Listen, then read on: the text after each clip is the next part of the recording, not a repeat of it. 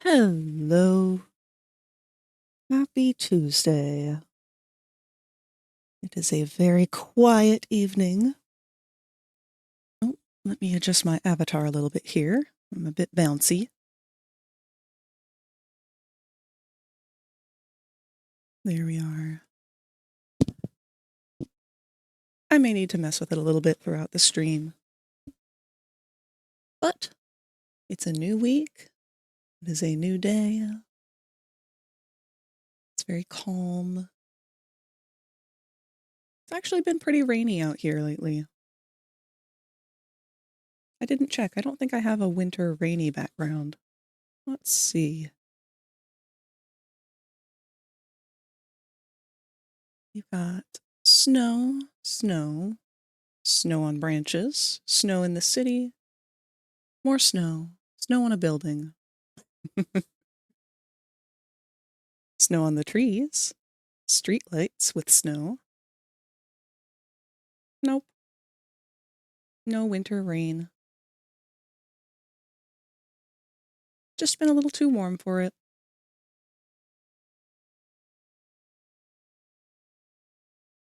I hope that everyone else has been able to keep nice and warm so far. It actually hasn't been as cold as I was expecting.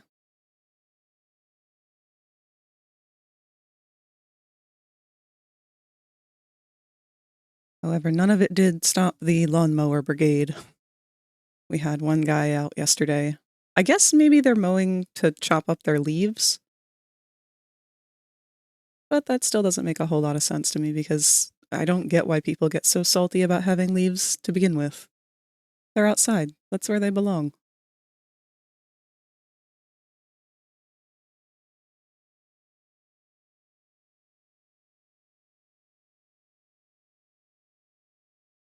I probably won't futz around on this screen for too long since we don't have a lot of people with us right now.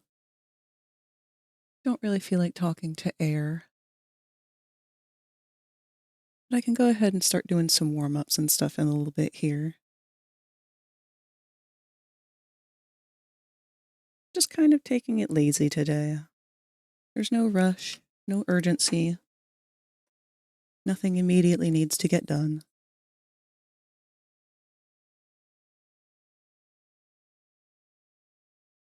That is the hard part with starting out drawing on the first stream of the week, though, because I go sometimes the entire weekend without doodling or picking up a pencil at all. And I certainly didn't have time to do that this weekend. This weekend I've done a lot of running around and trying to get things sorted for the holiday.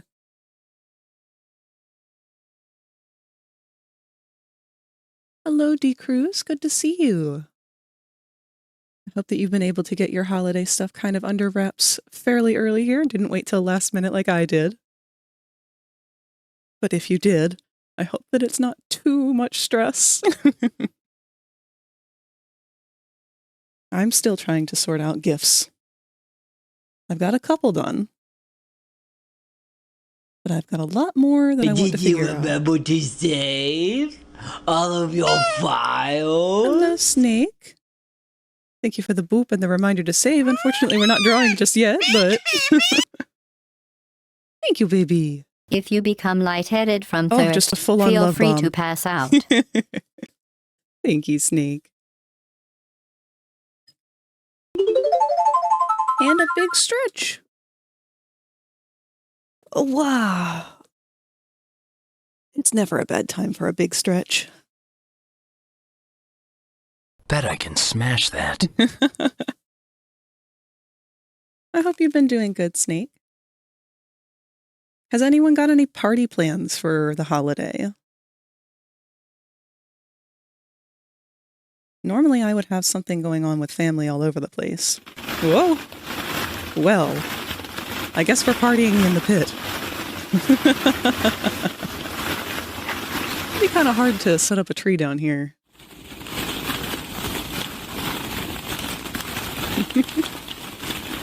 Hello, Cherry. Did you find that hand? No, but we did find the body it went to. We're gonna have to get the ball pit ball cleaner out soon. I have a feeling it was down there for a while. Don't worry about it. The pit's kind of its own eldritch entity at this point. Sometimes we find things in it that went in there a long time ago. Sometimes it just manifests things that we don't know when they got in there. Did we ever find the head? I don't think so. That might still be gone. Also, the left pinky toe. I'm not exactly sure where that one went.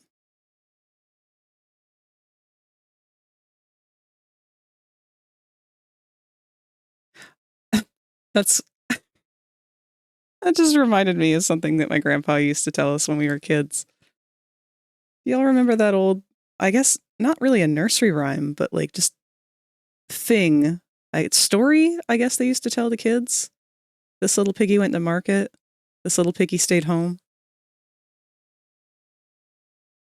I never really understood that. What was the origin of that? Wonder who it was. Probably not important. Well, once we find the head, I guess we can check the dental records, but the pit may have reclaimed that.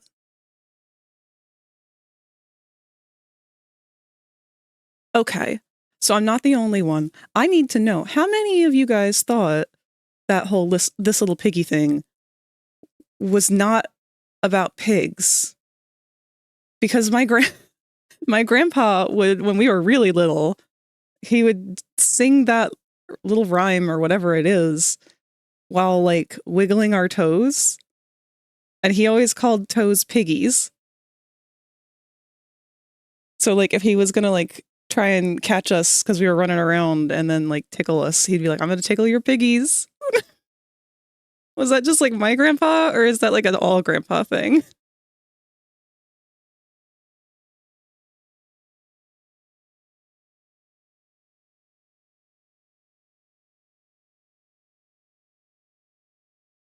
I also didn't understand once it was pointed out that they were pigs and not little piggy little like child toes or whatever we want to go with. My uncle, my dad, and my grandpa did that. Okay, good. So it's not as weird as it sounds. It's an awful little story, though. And they say that it's about pigs. This little piggy went to market. He's not going to the store. I mean, he technically is, but as a product. It still doesn't make sense as it goes on, though. This little piggy went to market. This little piggy stayed home. This little piggy had roast beef. And this little piggy went wee wee wee all the way home. What the fuck?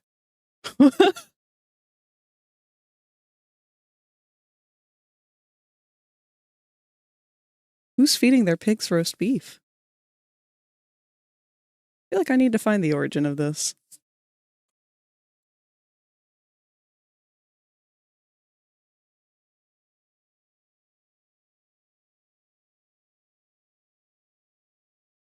This little piggy went to market is an English language nursery rhyme and finger play.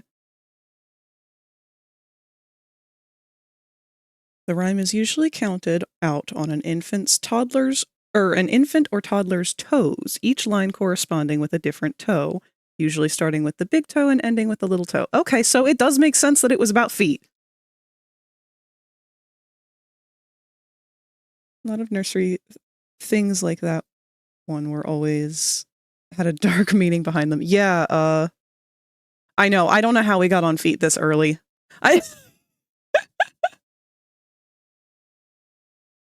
I know it wasn't even your fault this time, Snoopy. Oh, fuck.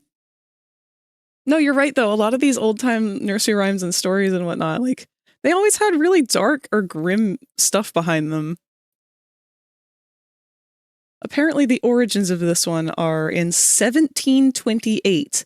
The first line of the rhyme appeared in a medley called The Nurse's Song. The first full-known version was recorded in the famous Tommy Thumb's Little Storybook, published in London at about 1760. In this book, the rhyme goes as follows. This pig went to market. This pig stayed home. This pig had roast meat. This pig had none. This pig went to the barn's door and cried, "Week, week," for more. The full rhyme continued to appear with slight variations in many late 18th and early 19th century collections. Until the mid-20th century, the lines referred to little pigs. It was the 8th most popular nursery rhyme in 2009 in a survey according to the United Kingdom.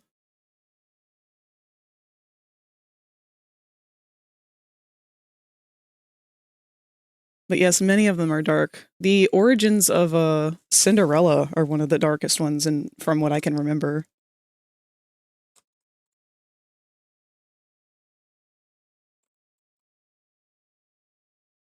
Let's see how the original story of Cinderella ended.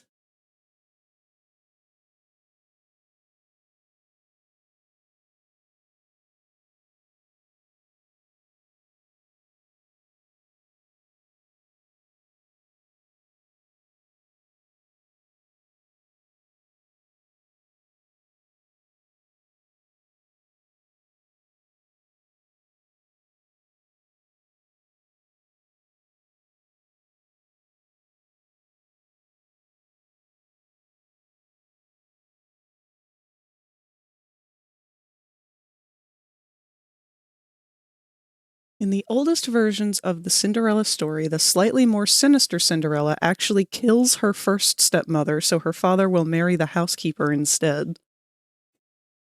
I didn't know that.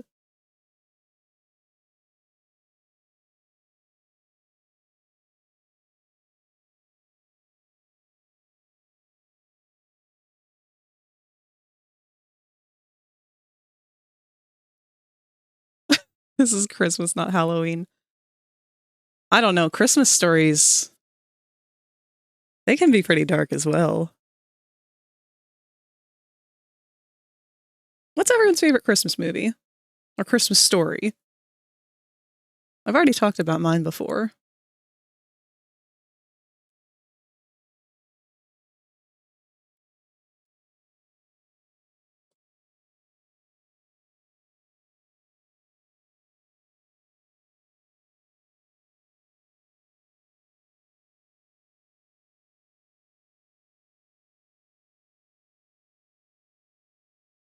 There's a lot of really goofy, like, horror Christmas movies out there. I remember Netflix used to be all about them.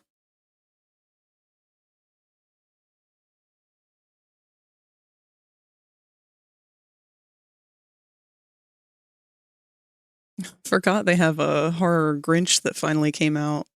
When was that? 2 years ago? Yeah.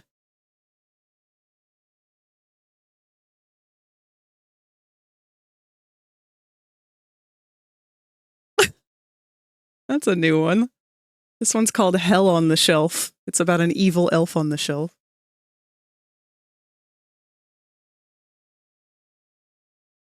Red Christmas. It's a Wonderful Knife. All of the creatures were stirring.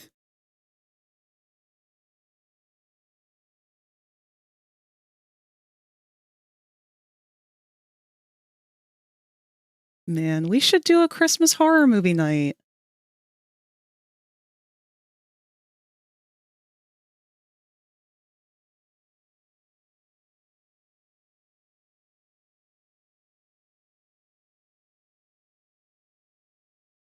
I know there were a couple really old ones called Santa's Sleigh, Ginger Dead Man.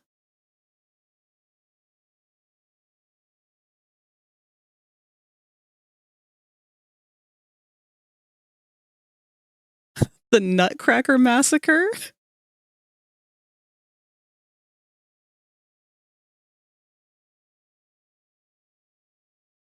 There's a lot of like Lady Krampus movies I was unaware of.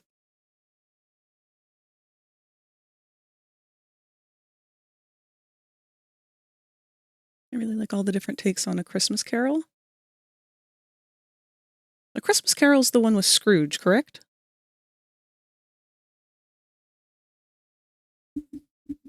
Actually, Netflix has one for that they came out with, I think, last year. That was beautiful.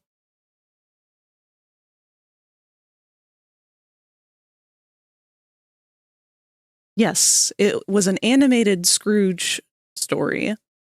And it was all done in CGI, but the animation itself was gorgeous. The character designs were beautiful.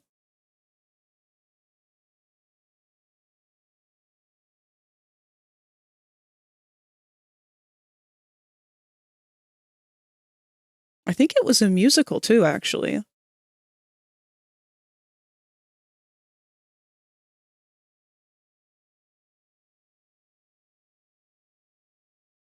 Oh yeah, that one's definitely one I would recommend to people. There's a really cool visual detail throughout that one, and I'm only just now remembering it because I forgot this movie existed. But I remember it blew my mind when I saw it the first time. So you know how the thing with Scrooge is he's afraid of what happens to Marley, his business partner who died and is now stuck in, like, purgatory and covered with all these chains. If you watch the movie, Scrooge has this, like, green silken robe on throughout the bulk of the movie, and there's a very faint pattern printed in the silk of chains. You can only see it when the light reflects on it at certain angles. But it's a very, very subtle detail, and I think at the end of the movie, once he does his whole, like, oh, little Timmy, go buy a goose for your family or whatever, I think the chains are gone at that point. Silent symbolism and whatnot.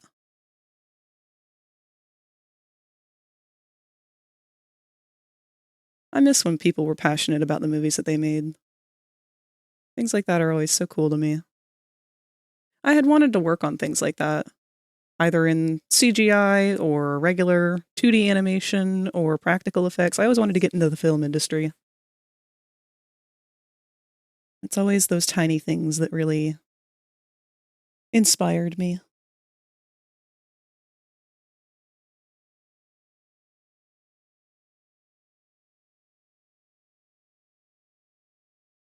Were any of you big on the claymation puppet Christmas movies? Like Rudolph and, I don't know, the Heat Miser and Snow Miser and all them?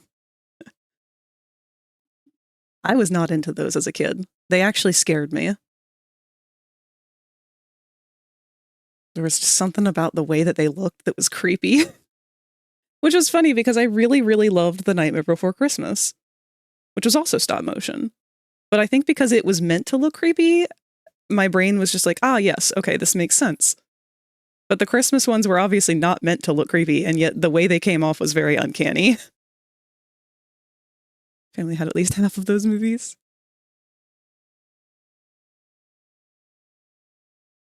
I remember getting really annoyed with that one too because of the little drummer boy. That's probably my least favorite Christmas story. Just because I hate the song.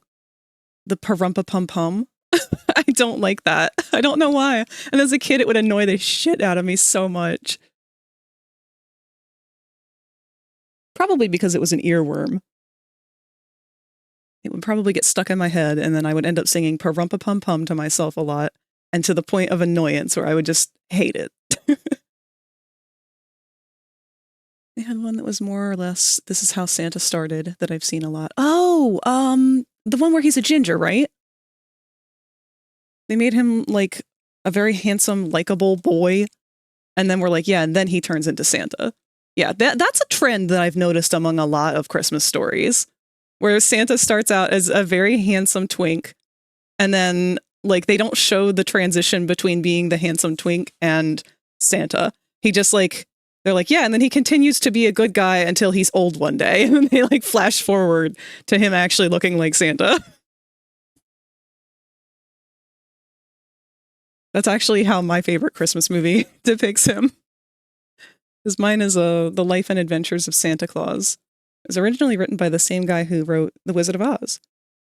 And there's, I think, only 2 different versions of it in film. One of them is a stop motion, and then the other one is an animated version. I've never seen the stop motion one, but I love the animated one. It depicted things a lot more like Lord of the Rings in terms of fantasy, like the elves. Elves were more of like a fae creature as opposed to the Christmas elves that we're used to seeing. Less Keebler cookie.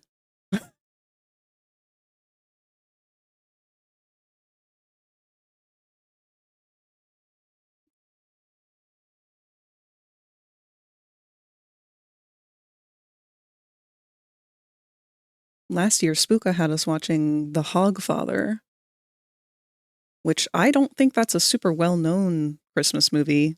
Maybe it is. I know it's got like a cult following, but I had never heard of it up until that point. I had only ever seen like memes from it. But if you've ever seen that one comic of the skeleton who gives the little girl a sword for Christmas, and then the old Victorian people are like, you shouldn't give her a sword, it could be dangerous. And then Skeleclaws just responds, it's a sword. It's supposed to be dangerous. And then they're like, well, what if she gets hurt? And he just calmly responds, then that'll be a very important lesson. That's from The Hogfather. It's a very good movie. It was very long, though. I want to say it was 2 parts. I was going to say, I'm glad that that tradition has kind of died off of having 2-part movies. And then I remember what's been going on lately with all of these 4 or 5 movie long franchises that then have to split their last movie up in half. That trend needs to die out.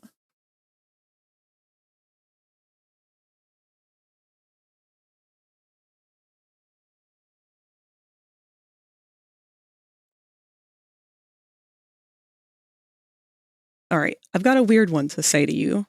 I want to know how many people have heard of this one, but I need to remember the exact name of it.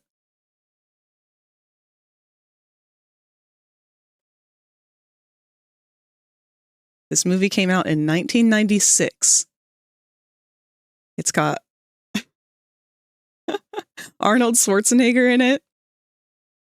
It's called Jingle All the Way. This was my sister's ex-husband's favorite Christmas movie ever. Oh shit, the alert didn't go off for that. Thank you, Snake. Thank you for the subscribe for 5 months. Holy crap. Merry Christmas to all of us. I wonder why that alert didn't go off. I will warn you guys, my OBS has been acting very weird today. I've had to kind of restart it a couple times now, and it's not really wanting to cooperate.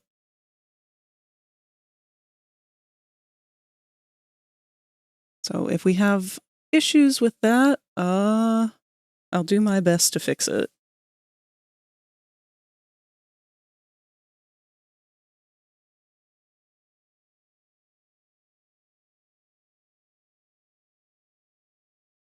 But yes, Jingle All the Way, that movie is absolutely fucking hilarious. It's about this guy whose son wants this special action figure called a Turbo Man. And of course, the Turbo Man toys have all sold out everywhere. He can't get his hands on one. And so he's going all around town doing all these crazy, goofy, cartoon-esque shenanigans trying to get his hands on a Turbo Man. And he's also in competition with his neighbor, who is also trying to get a Turbo Man, and following him around. It's goofy. It's fun. I think he ends up becoming part of a parade or something where Turbo Man was the main feature of the parade.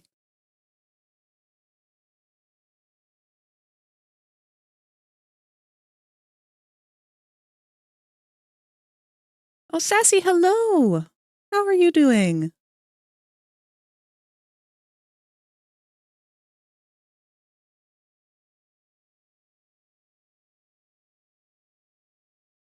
Glad I showed the bird all the love. Thank you for showing me all the love, and I wish I can return it all back to you. I will do my best throughout the stream.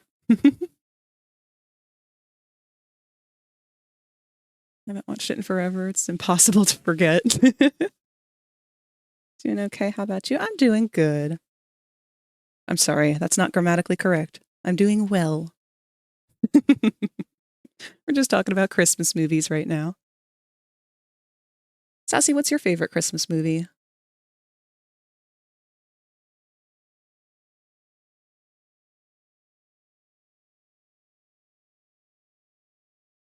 Also, I don't want to exclude anyone who may not be celebrating Christmas. Any other holidays I would love to hear about.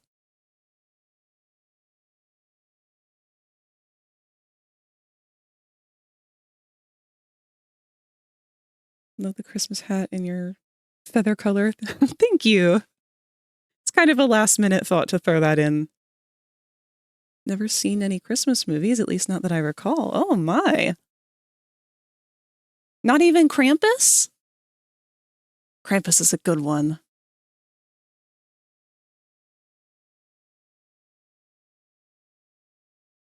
Sassy. Oh, we'll have to fix that. I know I want to try and do a movie night sometime throughout the month. I don't know when.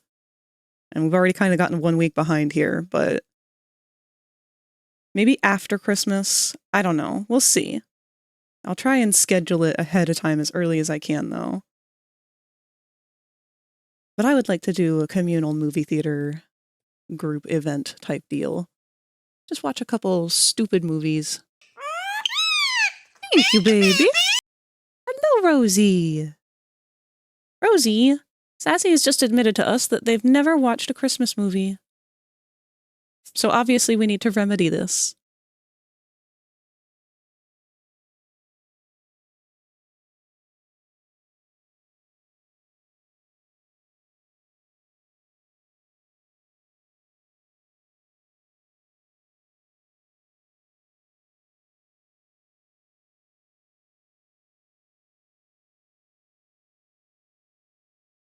Bed. I feel like I've been falling behind so bad on Christmas this year. I haven't watched anything. I've hardly decorated. I did finally get some of the ornaments up on my tree, though.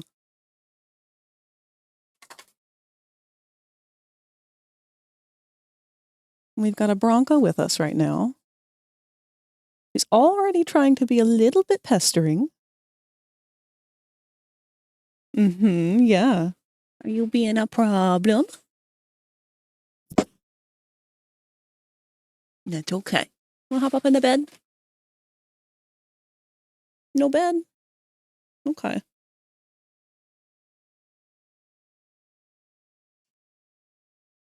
Love the Bronx so much. She loves you too. She loves everybody. Eventually I'll get around to setting up a pet cam. Oh, God. Okay. Alright. I'm not getting paid to look for this man's remaining corpse pieces, so, you know, he can just stay there. I'm sure the pit will regurgitate the rest of him eventually.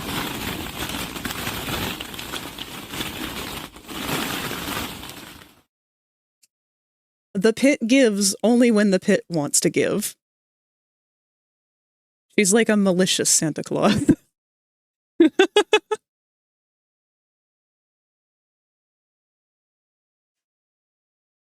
Alright.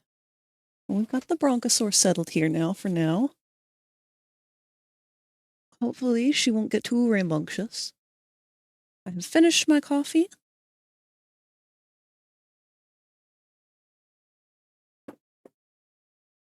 I say let's move over a little bit early and get some sketching going on, because I need to warm up these hands.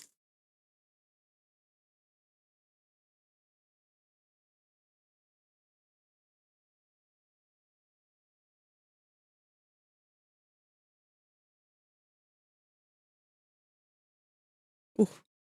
I do apologize, my avatar is kind of shifted out of place lately. That is a very common issue with PNG Tuber Plus. Let me make sure that the tablet can still line up with everything.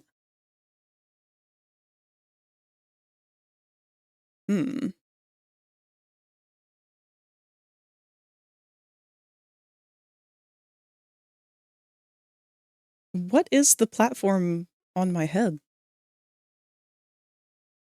I think I'm just going to go ahead and get rid of that.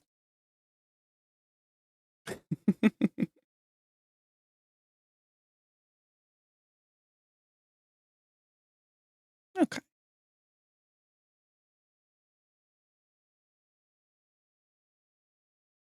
And of course, Snake, you are more than welcome to have your puppies.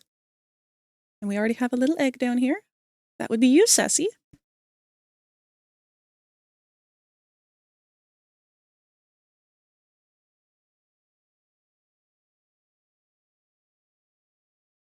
His hands are rated E for everyone.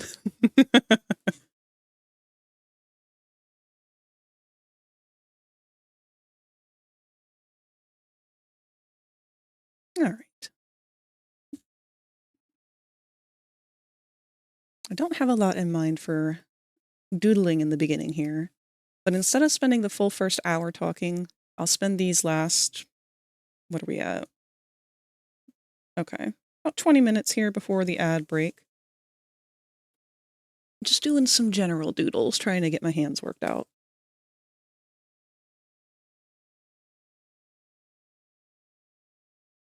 Also doing shapes, scribbles, and other warm-ups because icky hands. I can feel right away how stiff everything is.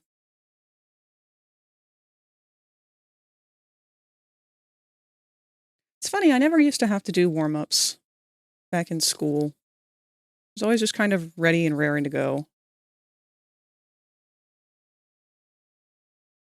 But I also don't draw nearly as much as I used to. I couldn't go outside. I couldn't leave the house without bringing my sketchbook with me. All throughout school, college, everything, I'd be drawing while listening to my lectures. So there was really never a need to do warm-ups.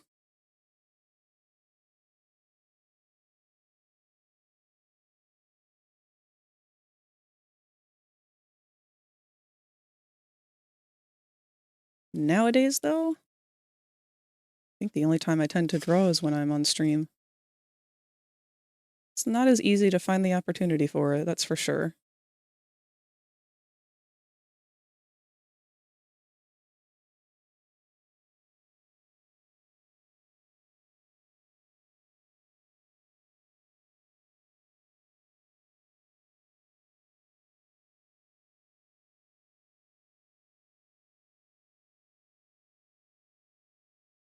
Ooh. Yeah, that's a stiff wrist. Let me go ahead and stretch that.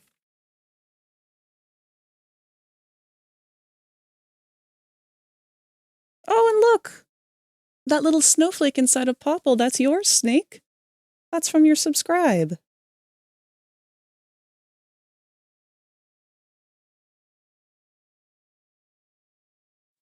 I had an entire design planned for Popple for Christmas, but unfortunately just didn't have the time to get around to customizing his tip jar for it.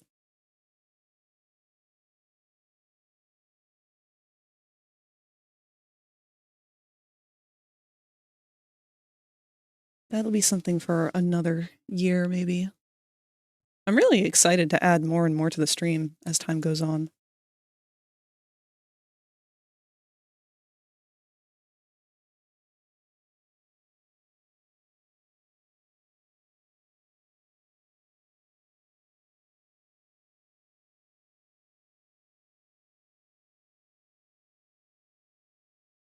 Loosen that pencil grip. Don't need to hold that in a vise.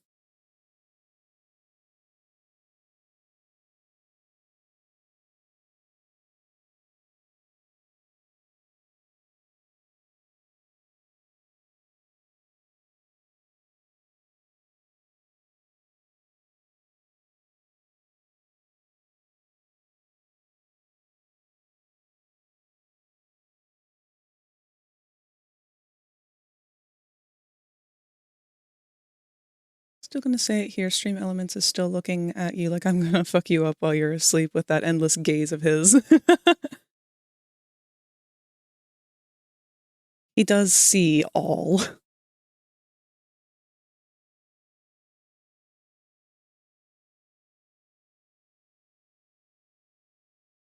I'm still working on a text-to-speech option for the future. I unfortunately haven't really had the time I'd like to focus on it. It's been put on a bit of a back burner for now. But there's a couple ways of going about it, and I'm still sort of just debating which one I'd like to go by. Because there's the regular option of just having bits, any kind of bits that are donated at a lower tier price to be turned into text-to-speech. But I want to be able to have something animated with it so that Popple can read off what you guys are saying, or maybe respond to what you guys are saying. He seems all he knows all, but most importantly, he smashes all.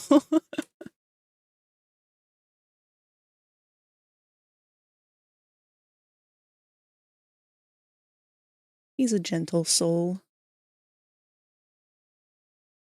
The only time he chooses violence is with Jax. Bet I can smash that.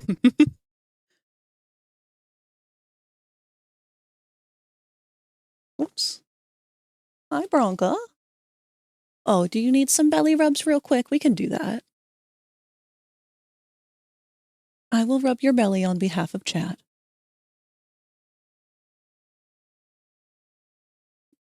One thing I'm not looking forward to is it's time to do her nails.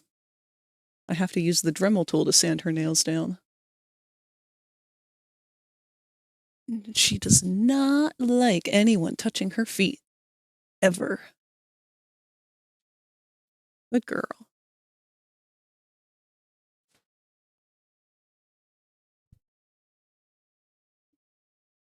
Oh, and I spy another little egg down there. Oh, Rosie's guarding it.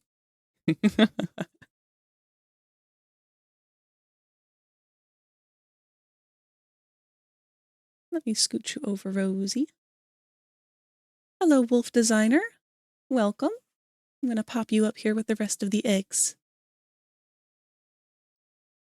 Right now I'm just doing some warm-ups, trying to get my hands loosened up so I can go in and do my inking for the day.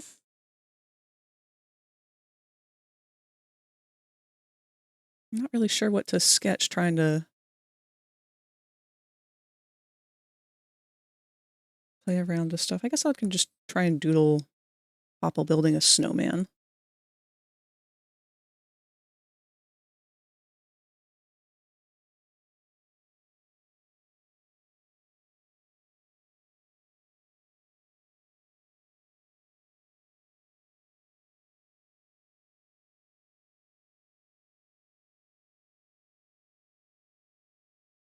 I'm going to switch to desktop. All right.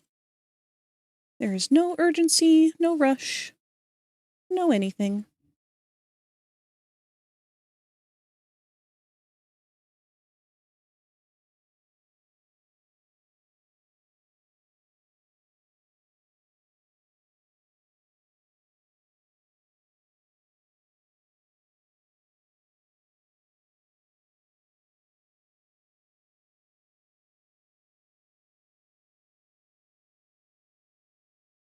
Oh God, Popple, your proportions with this snowman are going to be conflicting.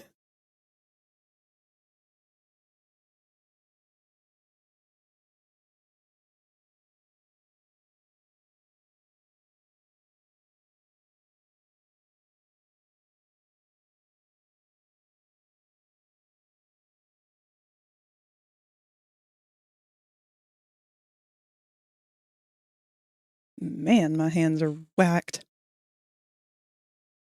I hope this isn't going to be a bad art day.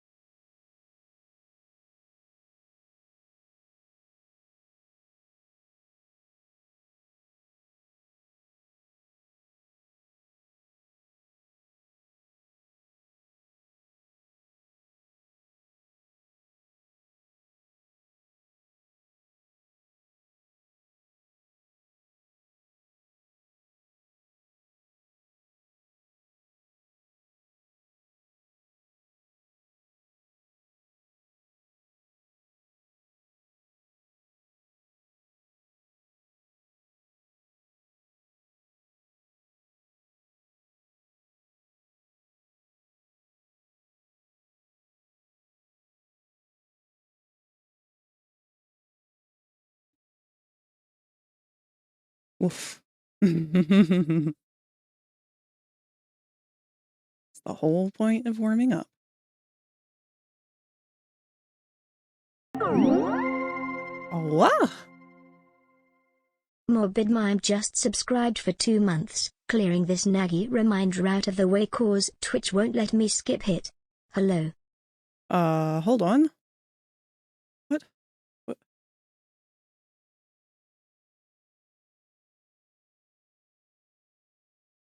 What is... Hello? Hold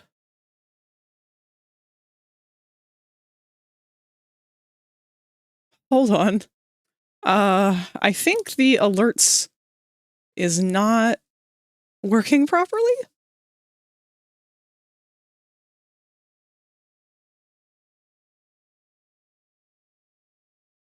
I subbed like weeks ago, but never used the reminder and Twitch wouldn't let it go. Okay. That's part of the confusion. The other part of the confusion is somehow we have lost Popple's alerts. I'm gonna replay. Yeah,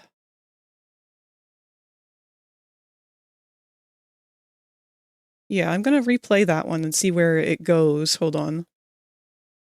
Why are you up there? Morbid Mime just How do subscribed I get for 2 you? months. Clearing this naggy reminder out of the way cause Twitch won't let me skip hit. Hello. Huh.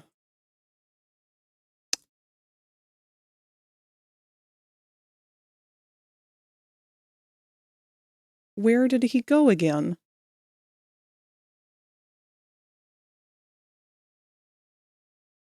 One more time. There you are. Morbid Mime just subscribed for 2 months. Clearing this naggy reminder out of the way cause Twitch won't let me skip hit. Hello. Okay. I don't know why he was up there.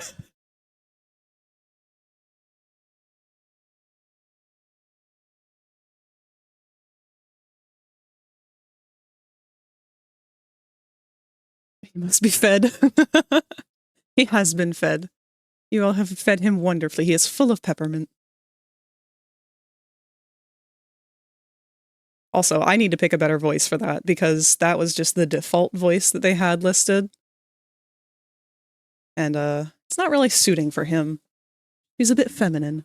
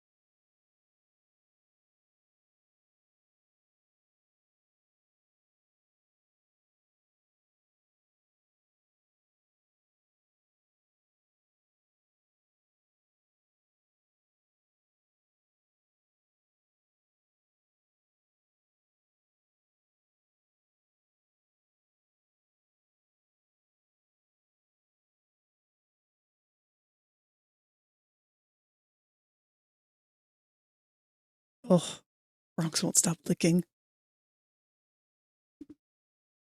Why you gotta make mouth sounds, huh? It's icky. Nobody wants to hear that, except for the people who are exclusively in the ASMR channel, which we are not in. You'll have to save your content for over there.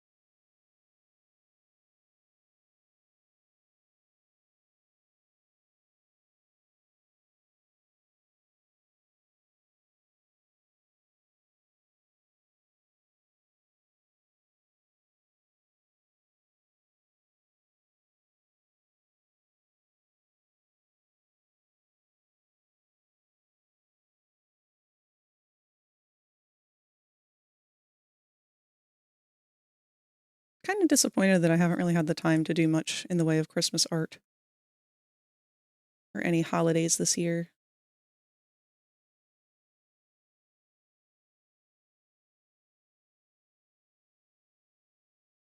Yeah, just because I know I'm going to be inking, I'm going to go ahead and take this sketch and try to go right into doing some line cleanup.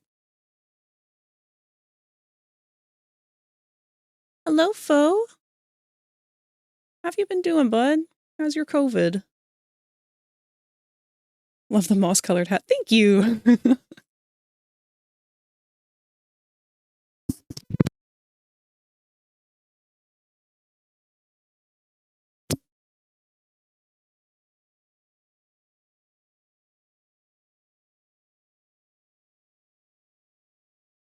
Good news, no more runny nose. Still got a sore throat, though, but it's slowly recovering. Good.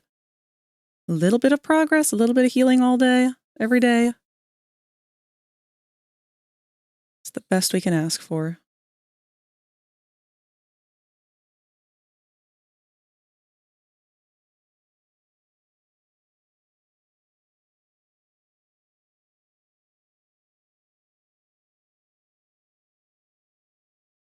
I have made my own worst enemy in having Popple be a ball.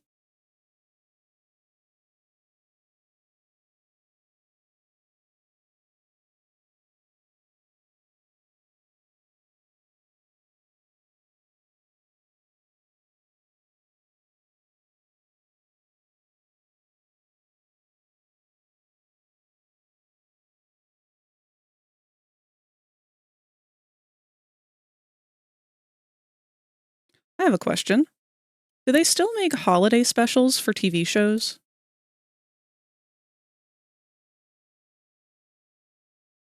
Like, is that still a thing, or has that died off? I'm pretty sure Solar Opposites had a Christmas special. But I haven't been watching that show anymore for like a year now. For no reason other than just having been busy, forgot about it. Oh my god, Popple, please.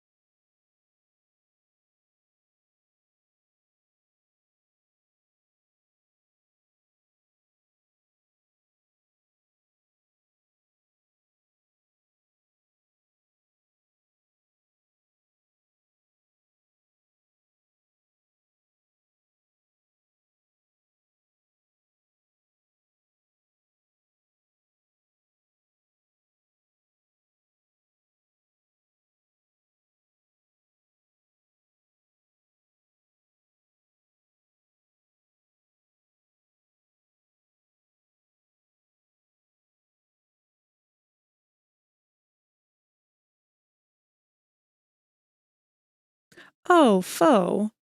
I actually wanted to talk to you because we've been playing a new game. We've only just started playing it, because we only kind of just discovered it.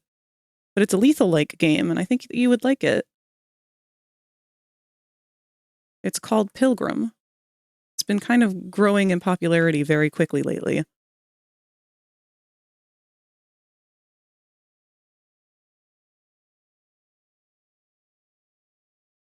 Yeah, I did some recording of it, but Spooka and Rosie were streaming it yesterday.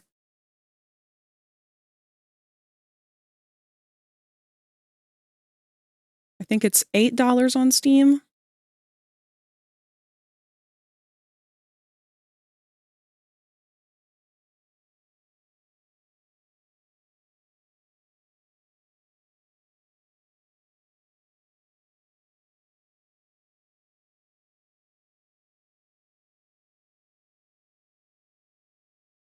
There's another one that I'll be trying, hopefully, maybe tomorrow even.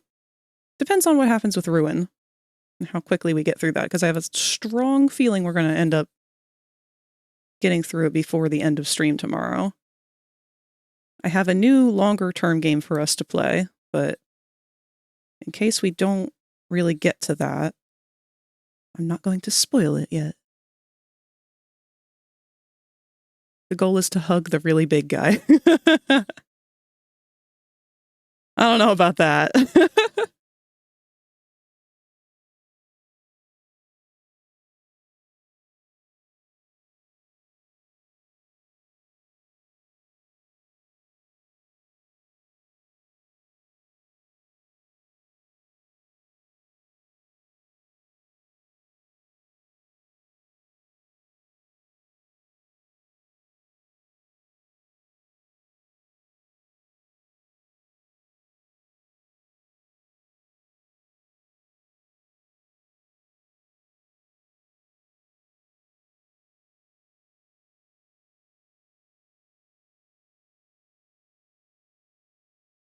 But yeah, it's the same kind of premise as Lethal Company, except medieval times, and you are pillaging villages and dungeons and graveyards and stuff. Whoops. Looks like our ads are going to start in just a minute.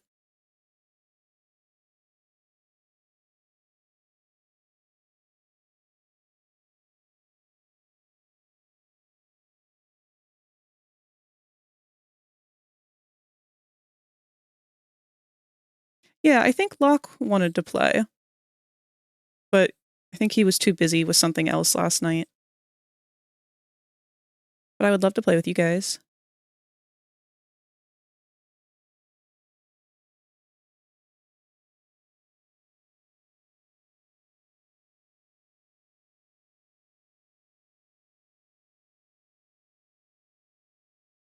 It feels like something that you're going to get very competitive with Locke on, to be honest.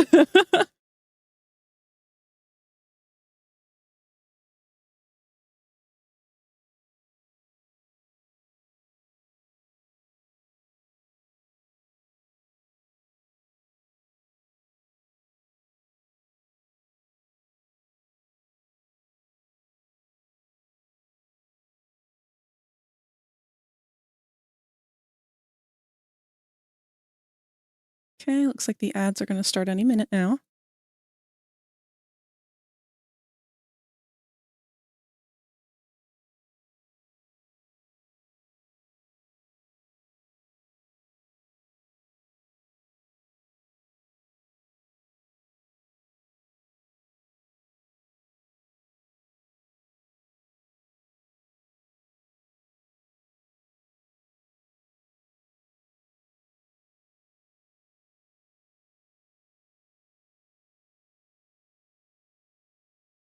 On the topic of busy, Google Fiber is doing something with the Wi-Fi all around the area.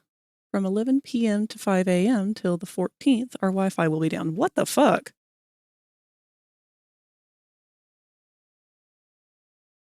That's kind of a long time.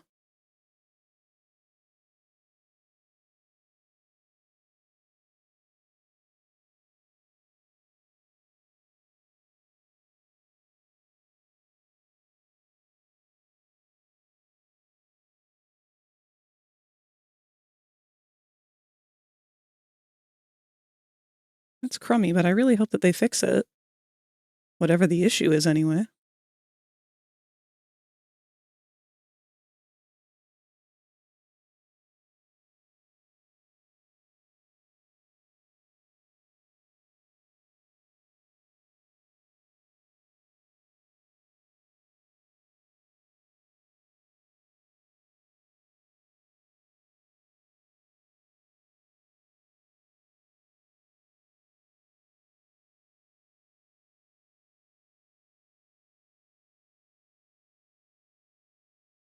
Oh, also, as usual, guys, if the music is too loud or too quiet, let me know, because I have no real way of gauging that myself.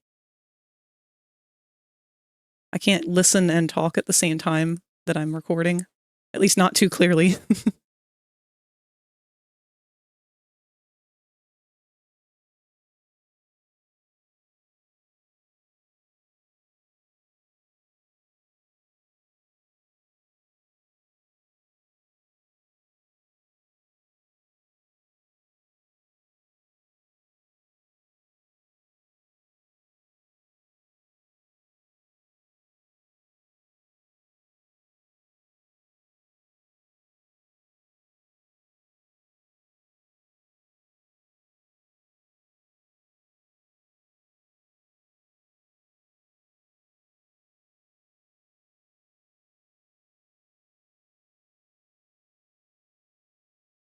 Wonder what kind of weird ads you guys are getting right now.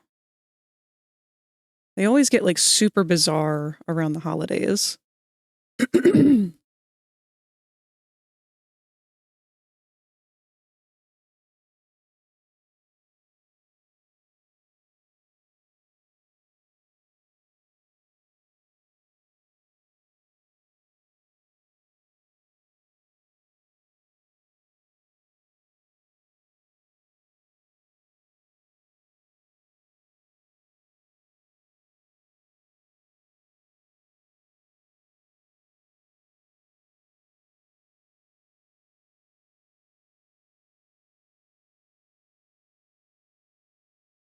Okay, I've got another question for you guys now that the ads are over.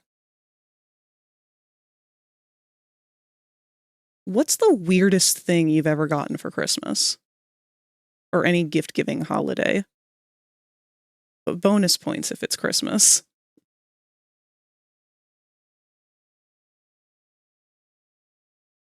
Or if you don't have a weird gift that you've been given, what's a weird gift or, I guess, toy that you maybe wanted when you were a kid or got for Christmas?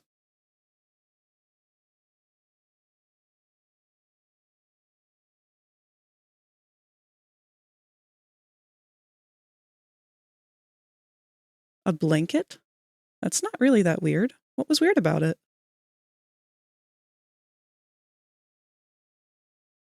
On Christmas Day?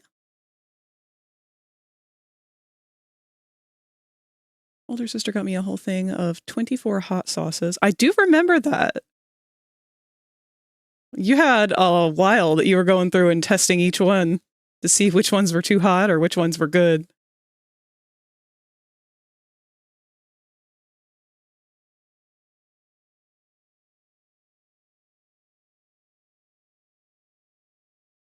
Hell, maybe that's what you need this year. That'll clear up those sinuses.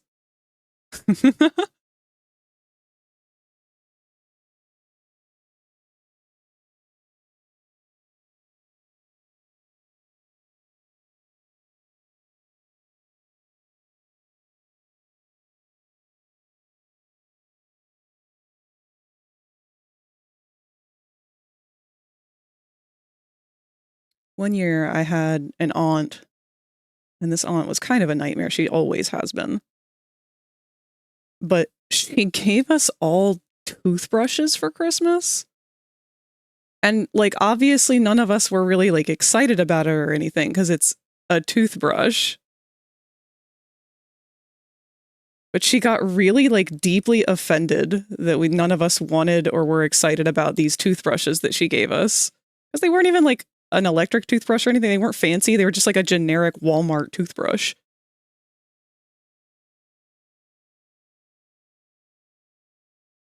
It's like, yeah, when you're comparing that to, like, toys, obviously one's gonna be more popular than the other.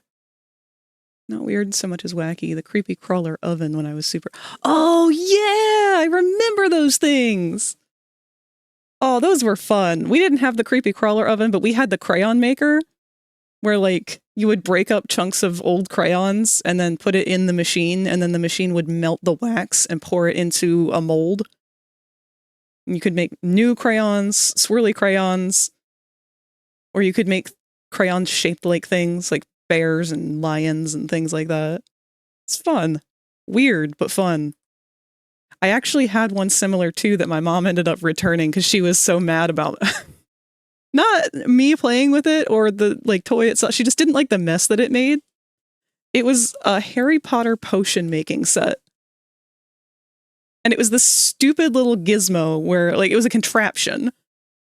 So I want to say it had these 3 parts to it, and you would, like, put your powder and your water in this part and it would do something, and then you would take the cup out of this one and then pour it into this thing, and then this would do something, and then you would take that and put it in this one, and then this, it was a cauldron.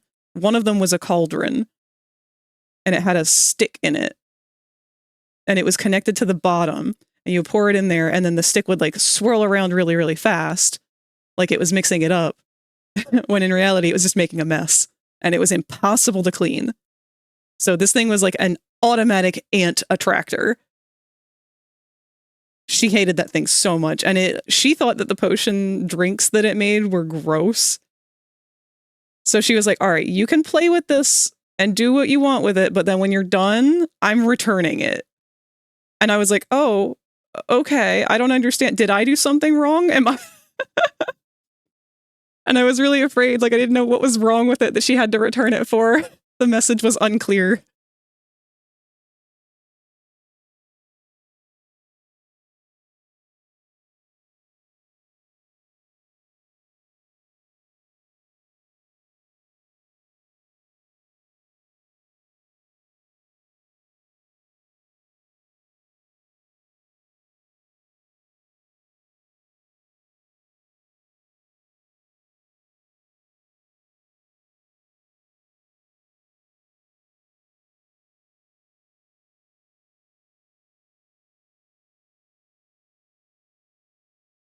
I also got like a little kitty style cotton candy maker once.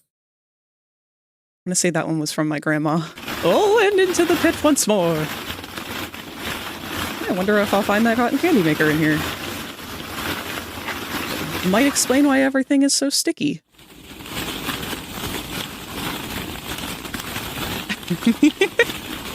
Hello, Rosie. Oh, wow. Coming in here with the noms.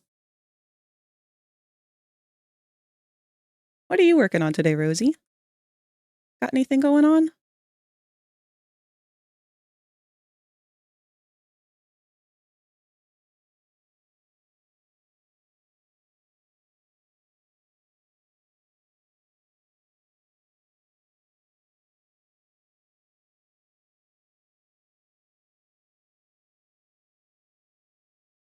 I just remembered the absolute messiest gift that I ever got.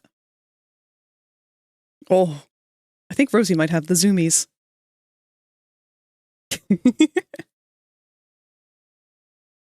I don't remember what the brand was or what it was advertised as. I want to say maybe it had something to do with Barbie. But it was this glamification glitter machine. And the whole point of the machine was that you would paint something with glitter and it had this like tube. It was like a big set thing like this, I think. It had this big hollow tube in the center, and in the bottom was a fan. And what you would do is you would open it up, and then you would put whatever thing in that you had painted with glue, the special glue that it came with. So you would put it in here with wherever your glue was all over this thing. And then you would close it, and then you would turn on the button, and there was like a spot that you had to fill underneath, or you would like pull the slot out like a drawer, and you would fill that with glitter, and you would push that back in, hit the button, and the fan would come on, and it would just fill the damn thing with glitter. And then once it ran its time frame and stopped, your object where all the glue was would then be covered with just little glitters all over. It was like an instant glitterification thing. And again, that was another one that my mom absolutely fucking hated. Because it got glitter everywhere. It's date day, but me and Vic are getting a birthday surprise. People are drinking. You could come. People will be drinking and singing karaoke. Hell fucking yeah, that sounds great.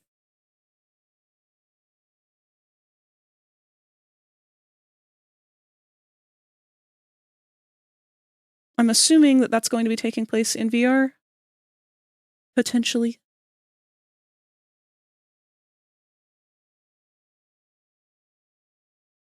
Yee. Okay. I will stop in and see how things are going after stream.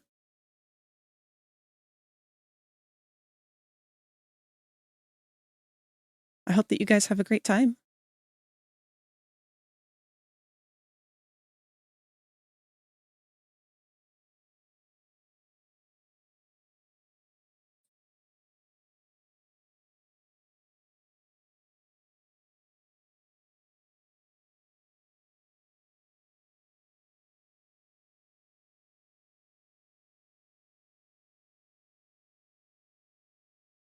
It's my friend Muffin's birthday. It starts around 10ish tonight. Okay. That shouldn't be too terribly far off from when I'm scheduled to end stream. I was running a tad bit late.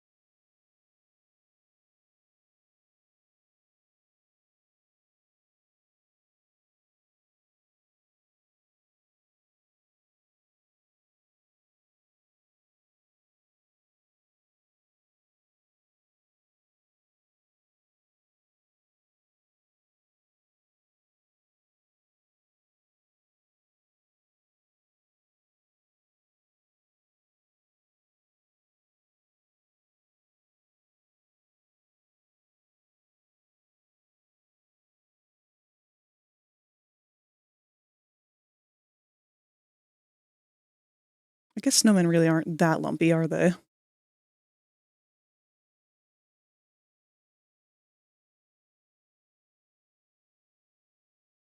I'm listening to Spook snore while trying to chill in VR watching you. Is Spook also in VR while asleep? Because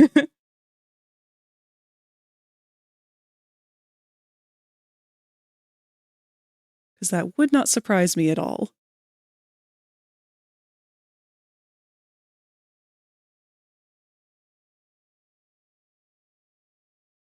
I don't know how people fall asleep in VR with that big old headset.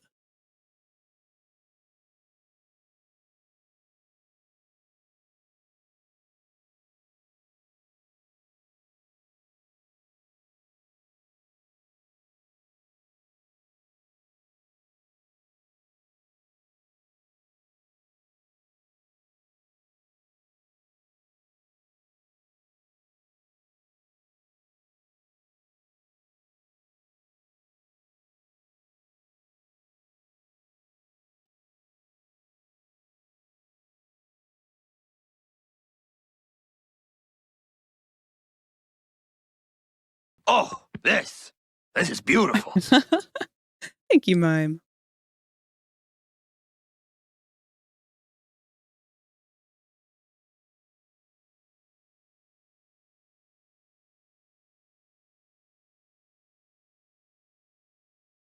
I'll probably try and remember to post this after stream.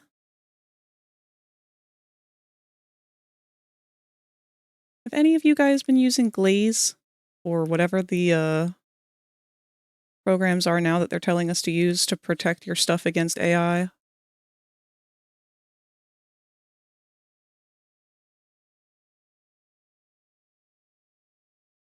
Did you remember to save all No, I of have your not. files? I don't think I started a save for this one at all, actually. Thank you.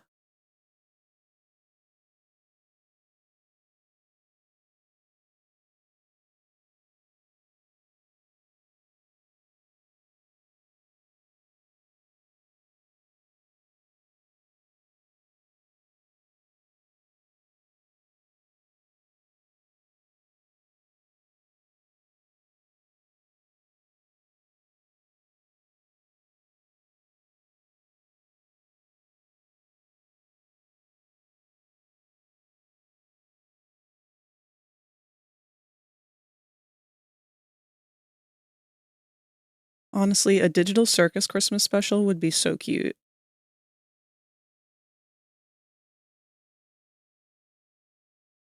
I'm kind of surprised they didn't do that. Hi, Q. How's it going? I was going to try and stop in to see Vic earlier, but I just ran out of time before stream, unfortunately.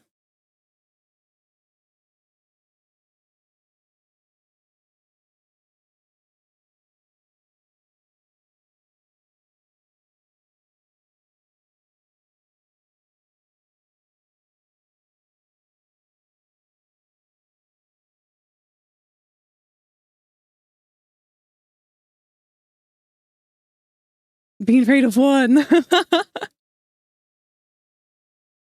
Does that mean that Vic's done?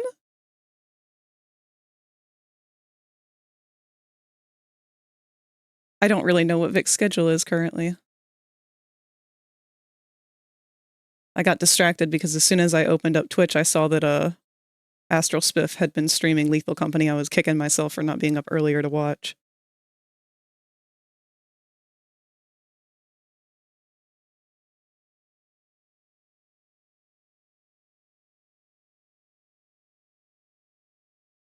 They ended early. Ah. Well, I hope it was a good stream.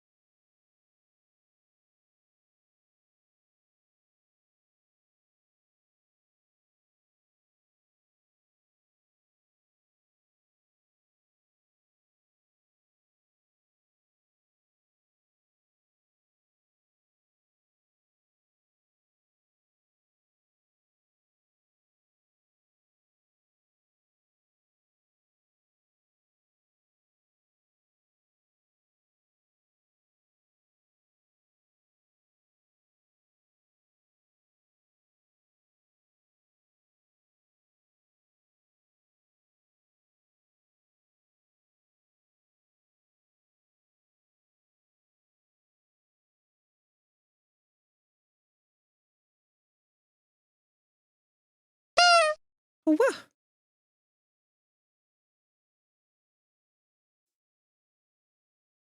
Oh, check the DMs. Okay. Let's see.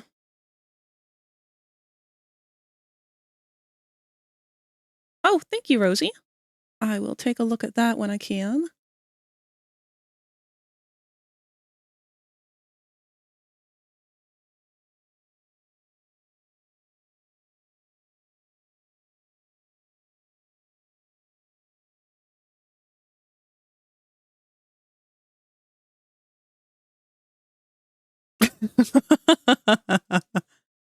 Oh, that's pretty good, Q.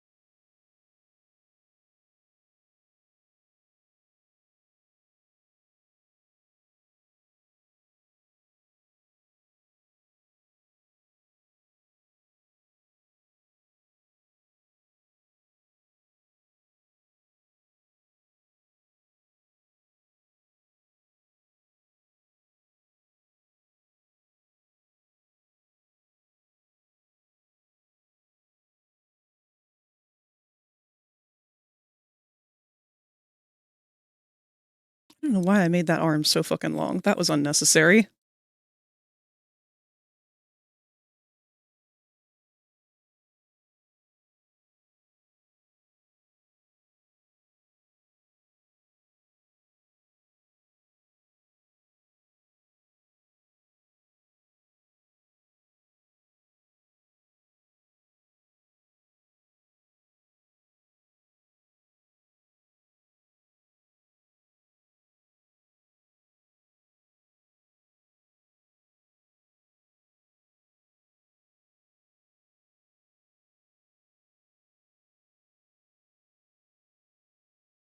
Steel Popple's gumballs.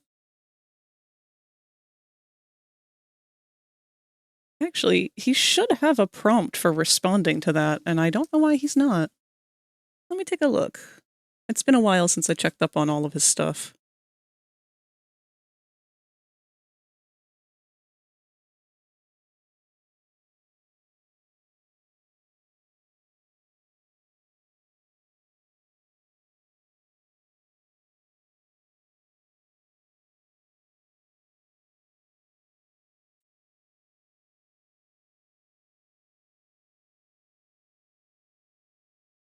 Hmm.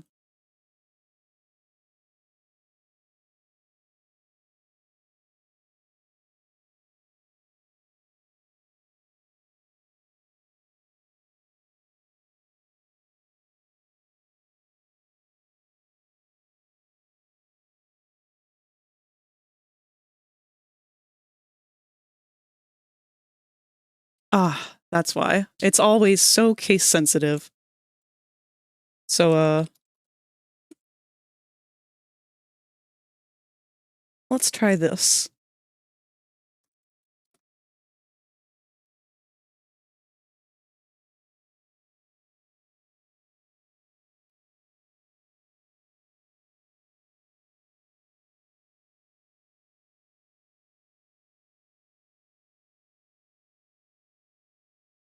Don't make Popple unleash the sweet southern rage.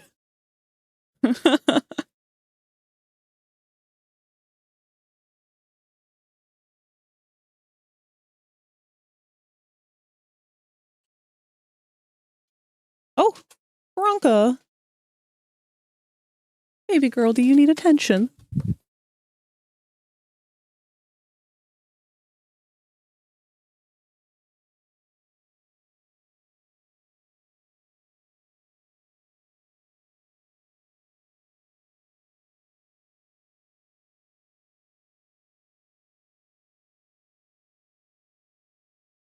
Don't make me bring out the big guns. What big guns, Popple?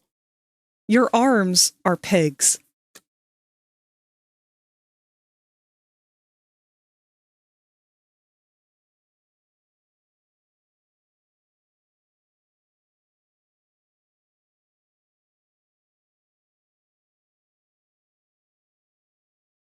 I do have a drawing that I had made forever ago of Popple getting ready to fight. That one's probably one of my earlier posts over on Blue Sky.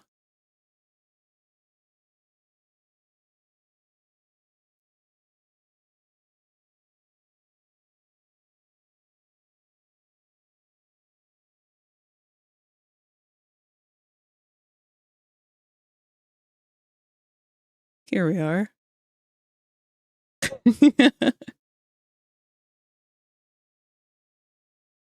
He pops extra hard when he's angry.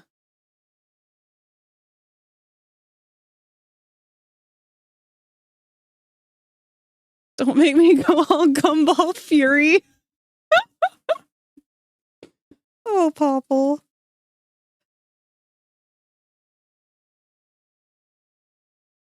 He ain't gonna do shit. Yeah, you're right.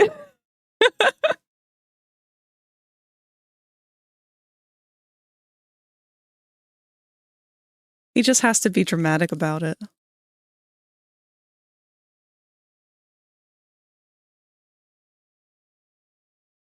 Don't make me get my sweet tea out? What does that even mean, bud?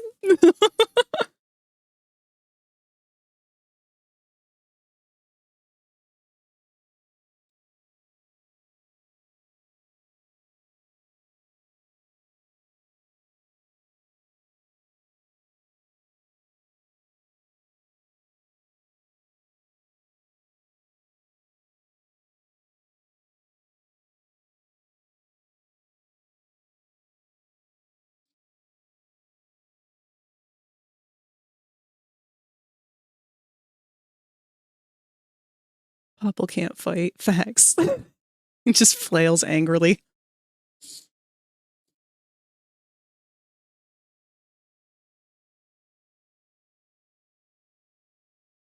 Angrily pops in your direction.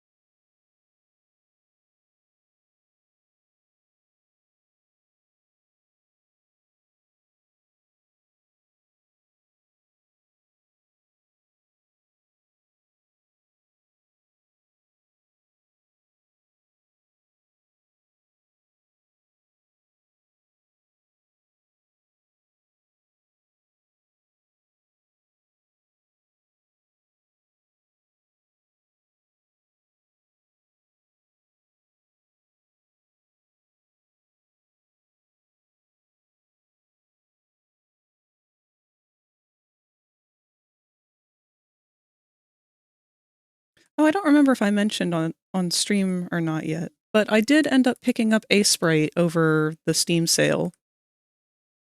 Sprite is a pixel making editing program. So I will have a much easier time trying to finish doing animations and whatnot for his little pixel avatar running around with you guys.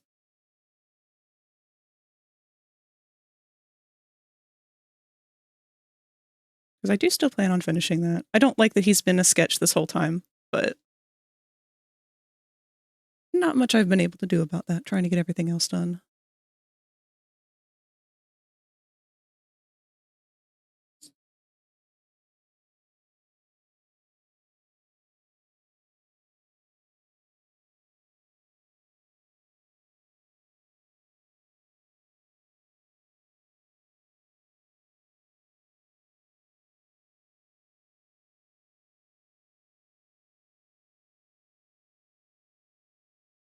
Bubble the snowman.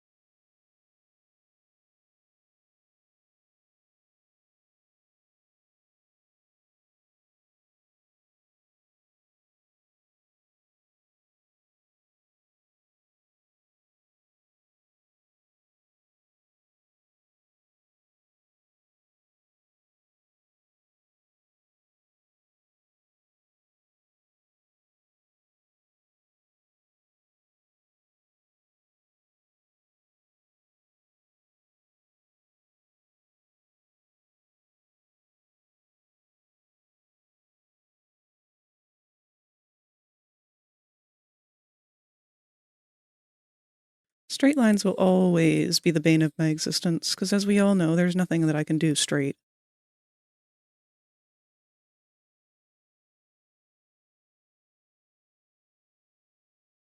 Let's bump that stabilizer up real high for this. And make a new layer.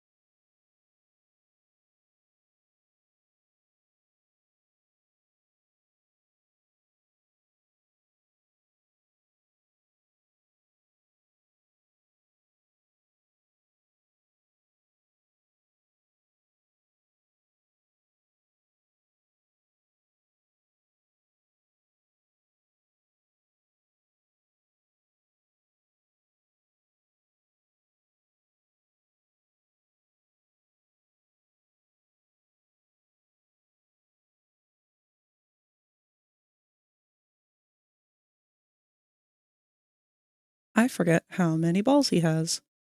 Should be 2 of every color, except for red, because his eyes are the red ones.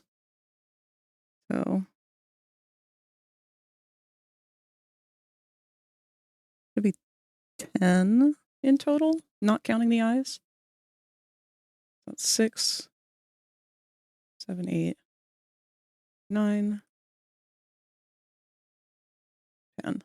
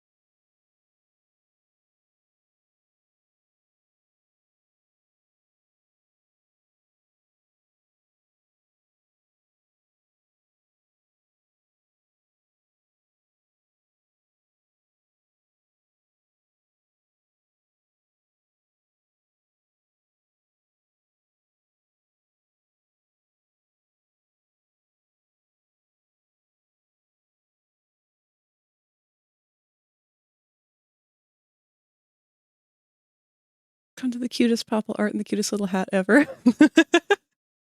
Hello, Mew. How are you doing today?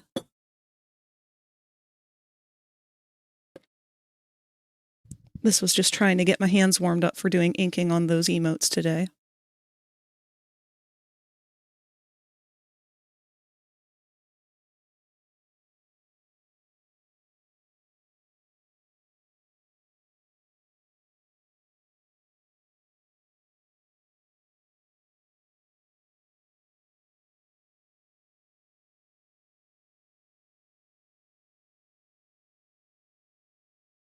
Sick! Oh no!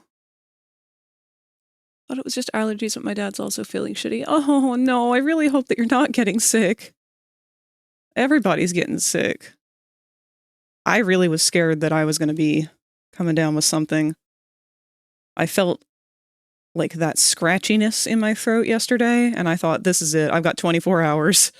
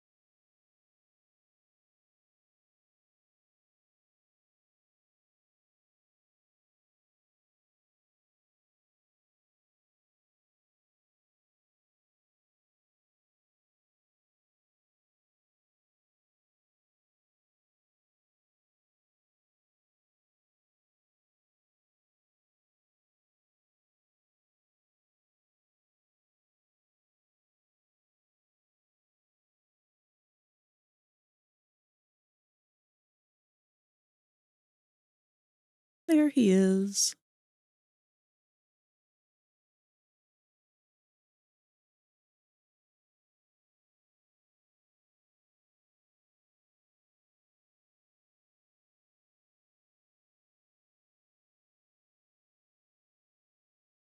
Still might be allergies because fuck allergies, but might be sick. I don't seem to have a fever though. Good. I hope that it stays just allergies because there's nothing worse than being sick.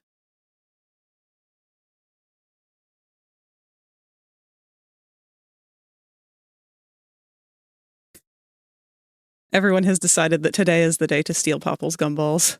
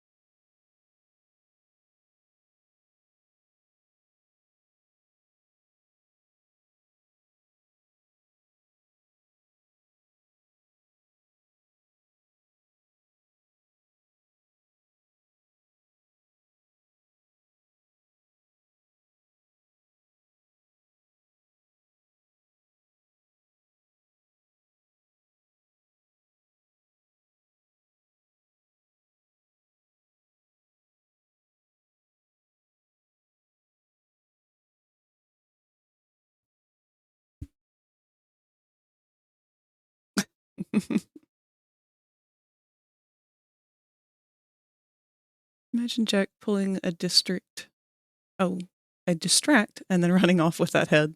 Oh no, just like Zooble.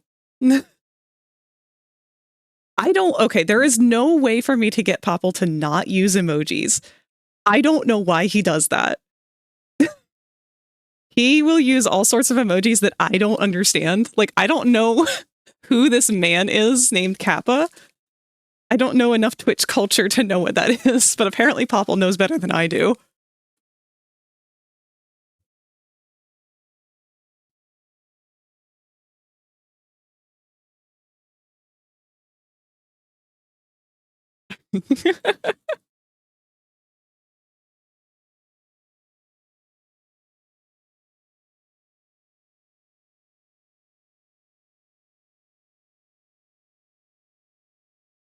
Alright.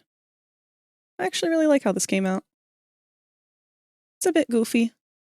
Not quite as refined as I would normally aim for, but I'm very out of practice of doing lines without having a clean sketch underneath. Well, hello, Katsu!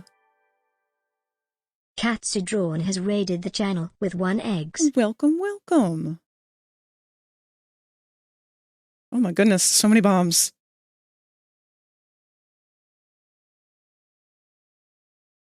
Whoa! There you are, Snake. Oh, and there's me!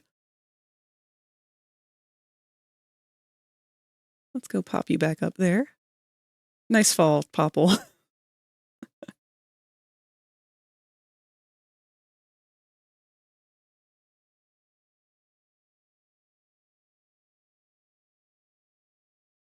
But yes, hello, Katsu. Let me go ahead and give you a shout out. For those who don't know, Katsu is also a streamer.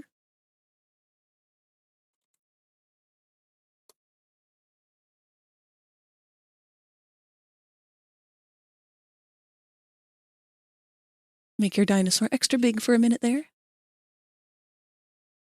You are playing Poke Rouge? Poke Rogue?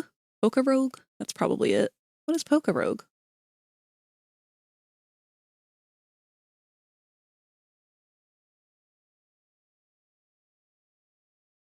Obviously some kind of Pokemon game. According to Recap, I rated you like 7 times this year. This makes 8. I haven't actually looked at my recap yet. It's a Pokemon roguelike. Oh, that makes sense. Actually, I'm kind of surprised that... is that an official thing? Because if it's not, I'm very surprised. Pokemon's like one of the perfect things to do a rogue with. Let's slap some color on this. I'll go ahead and grab one of his emotes so I know exactly what colors to sample.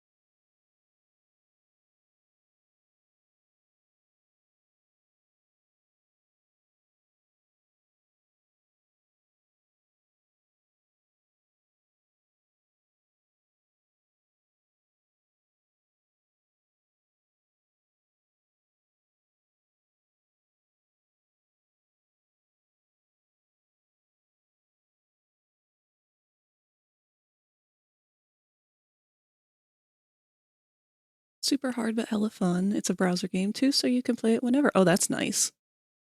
It's a fan game. It's not official, but it's not funded, so they can't get in trouble with them. And arguably more fun than normal Pokemon. What if you try Rogue next stream? I do have plans for next stream. So I have a feeling we're going to beat all of Ruin next stream, or tomorrow. Because I don't think we're very far from the end. So I have my final mascot horror for what I had planned out to start, but if we don't have enough time to get a good chunk in, then I have plans for us to play a little bit of Pilgrim. Pilgrim is a newer game that's come out. It's a Lethal Company-like game, if you haven't heard anything from it. It is still in early access, so unfortunately it is not as refined as one might prefer. But y'all know me. I like games that are broken and janky. They're some of my favorite.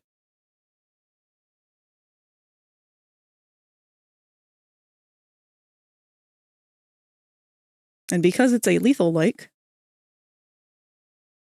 the premise of the game is medieval times. You are going around in a wagon, pillaging different areas that you come across. Sometimes it is a graveyard. Sometimes it's a, underground mausoleum. Sometimes it's a cave. Sometimes it's not city, but like a village.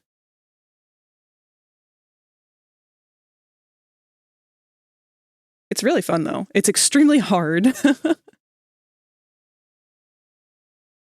Did you see the sneak peek for TADC episode 4? Yes! Gangle is such a mood for anyone who has ever had any retail work experience.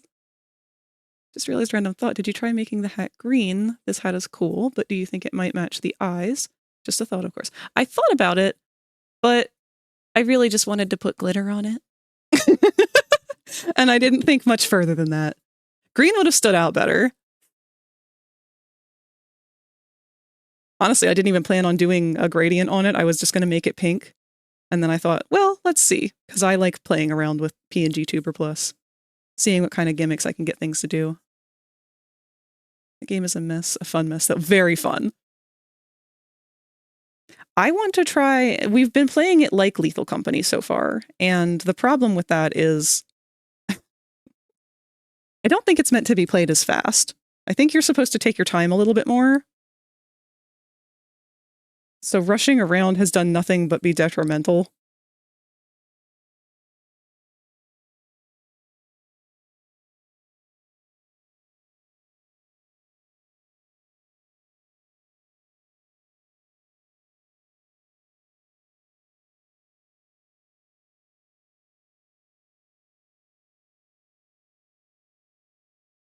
Let a wheel decide my mono runs until I got a fire-only run that was so good that I said, screw the challenge, never beat the final boss so fast either. Did you know that Suction Cup Man is going to fight a bird on the 14th? Huh? Who is Suction Cup Man?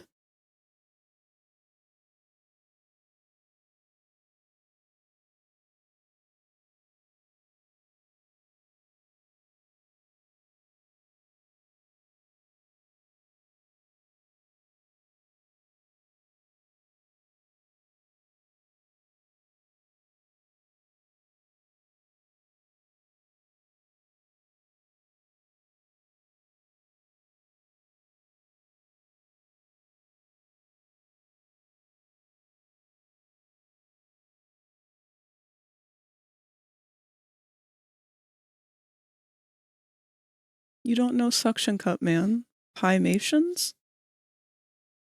No, I don't. I'm afraid I don't know what any of that is. Didn't even notice the hat. I thought that they were talking about Bobble's hat. Oh, the fact that you guys refuse to call him Popple is so funny to me. Like, I've seen every combination there is. I love it.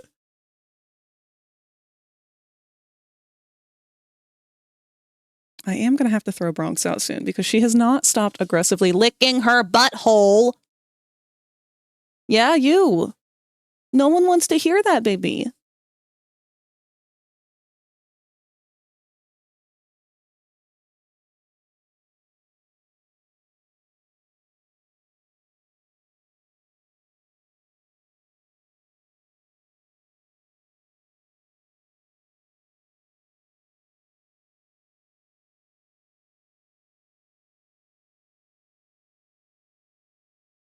I love Suction Cup Man, but I don't like him. He said that. FNAF animations are popular. I don't really watch a lot of FNAF animations, to be honest. Again, not for any lack of interest or, you know, aversion. Just not really been on my radar is all. Don't spend a lot of time thinking about them. But again, not for malicious reasons or anything.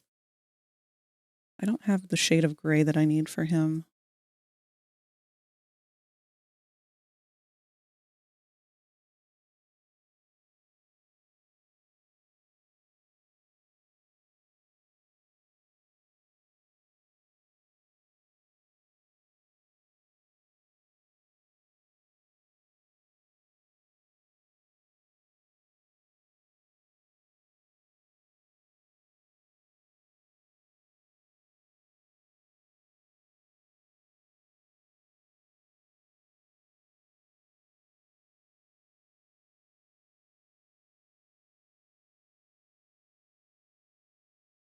Oh god, you clipped it!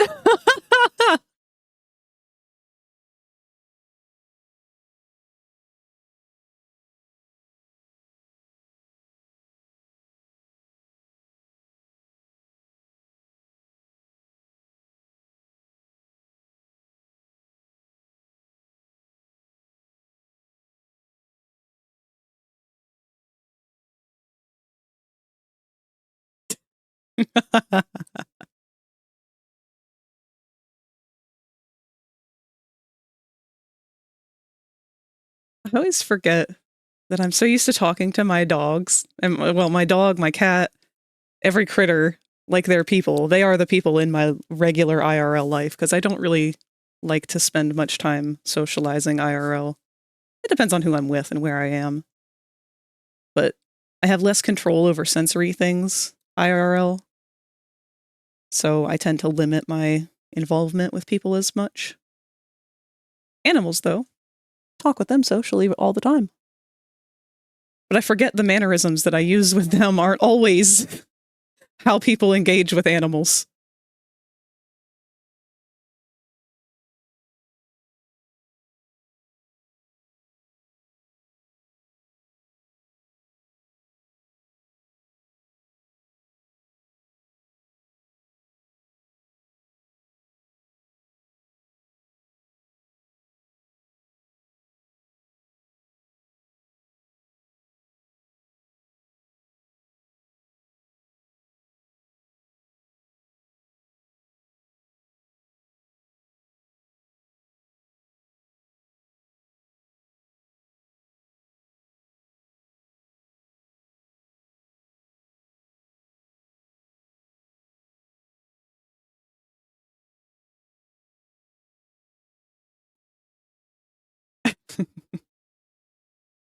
Real quick, want to know what did the most work for my fire mono run?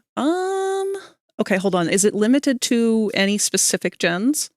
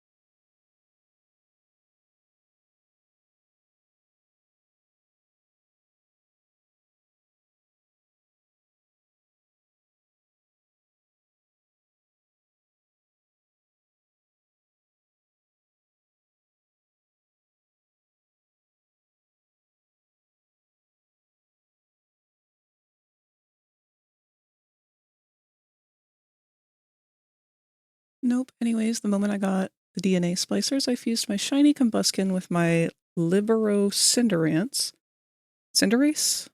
and it was over. The run was mine, especially when Blaziken part Mega evolved and Adamant, and it basically sweeping everything, especially one of the bigger threats to the whole game. That's really cool. I'm always amazed by people who are able to like figure out Pokemon stats and shit and how to stack them and how to like build these amazing teams and everything, because it was just something that I could never really keep up with. I wish Tot were here right now, because Tot is like, I swear to God, Tot would be capable of playing Pokemon competitively for money. I have never seen anybody who kind of goes as hard as Tot. Which I always feel is funny when I point out, because Tot does not feel that way personally about herself. But like, I've seen this bitch sit down and try to like breed for special IVs and natures and genders and stats and egg moves and all that fun stuff. Like, I've watched this one go through so many eggs trying to get the perfect Pokemon or whatever it was their goal was.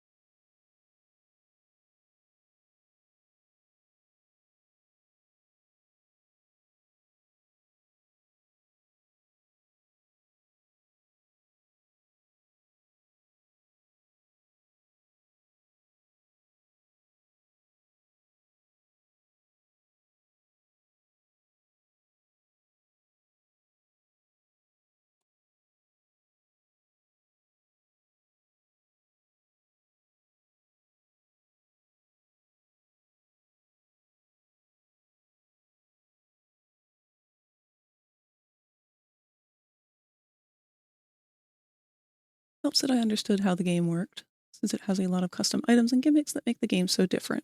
Yeah.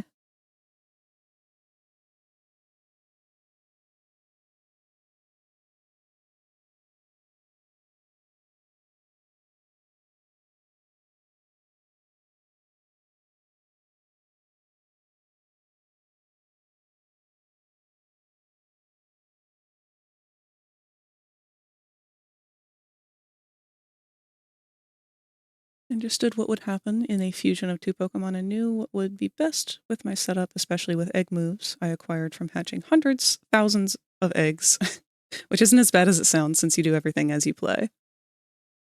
I don't know, man. The Poke grind is something that I was never... That was truly what would make me lose interest in a lot of Pokemon games. Because I would sit there and just be grinding for ages.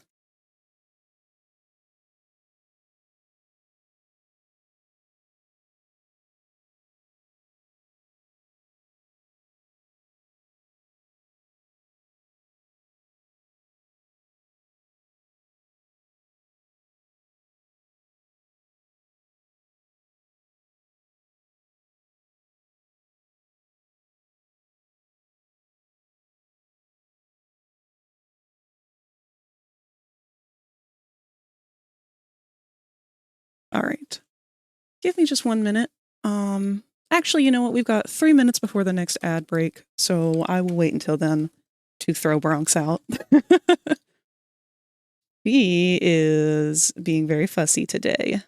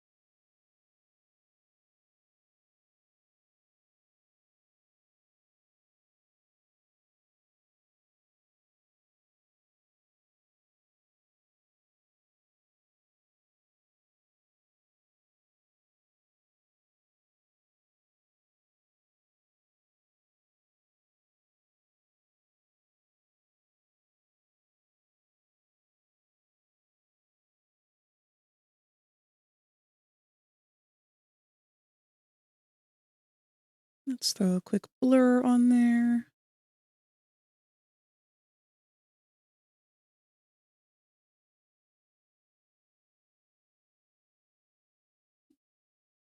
All right. Ads are starting in 1 minute.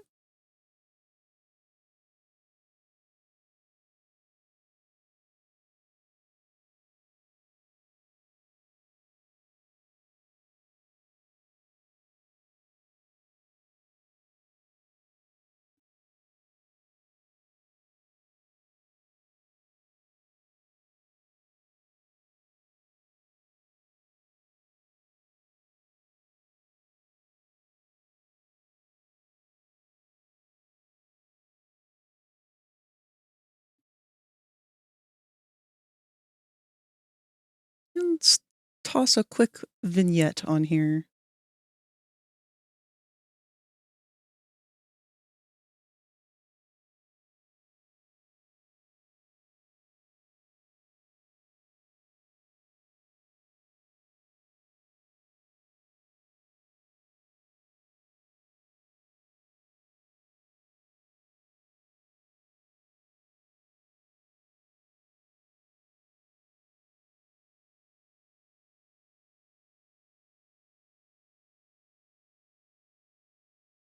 This looks This kind of is art.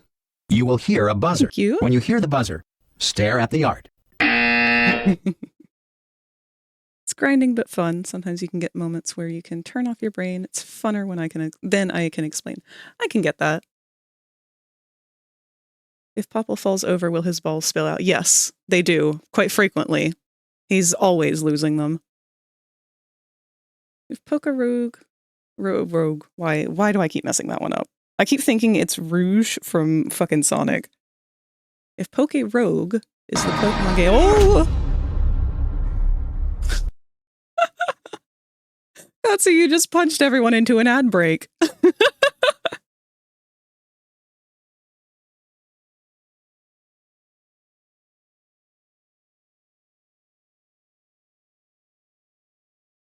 Basically beat as many Pokemon and Pokemon trainers as you possibly can. Okay. All right, real quick, I'm going to jump to the away screen for just a moment so I can go toss Bronx out of the room because she will not stop licking and she is driving me crazy. I'll be right back.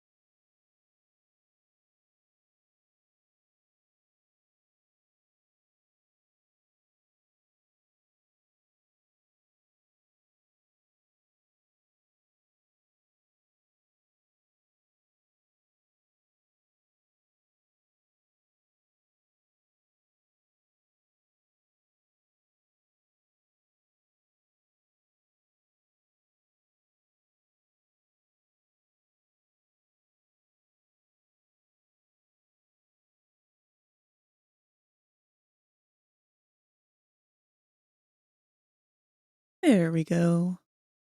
I am back, and in about 5 seconds, so will everyone else.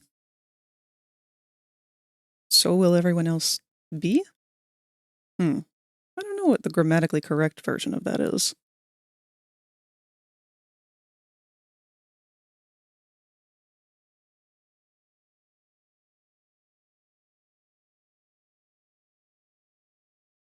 But yes, welcome back everyone from the ads.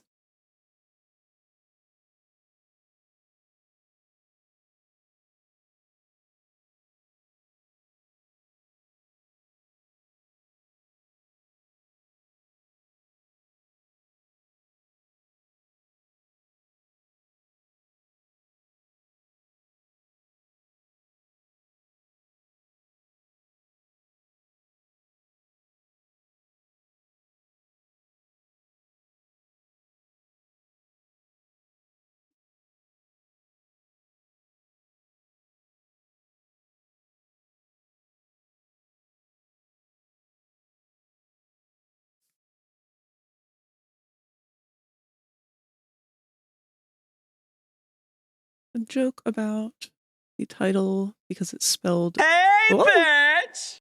Hey, bitch! Oh god, Tot, you're just in time. They're talking about Pokemon. It's spelled Pokerogu, So I occasionally joke that it's pronounced Pokerogu. Like the second half. Oh, it keeps auto-scrolling me down to the bottom. Like the second half of Roger's child's name from American Dad. If you've watched the newer seasons. I have not watched any American Dad, unfortunately. Or like the actual name of Baby Yoda, because it isn't Baby Yoda, it's Grogu or something like that. I did think that, but that doesn't that start with a G? It's basically that minus the G. Yeah, they're playing some Pokemon roguelike game. Rogue. Are you familiar with that, Tot?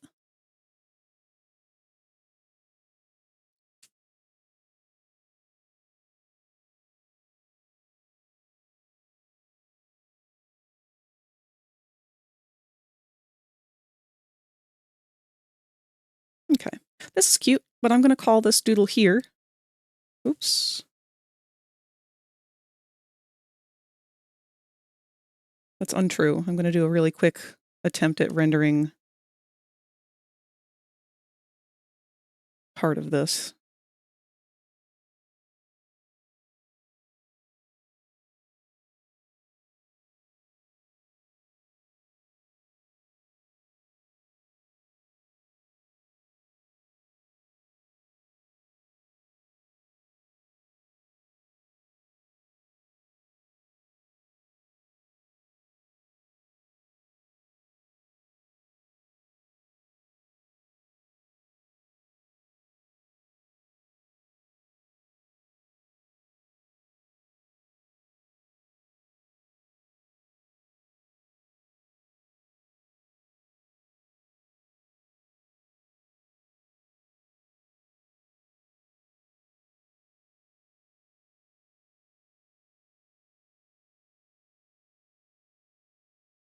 Why did it think my sample color was so dark? What the hell?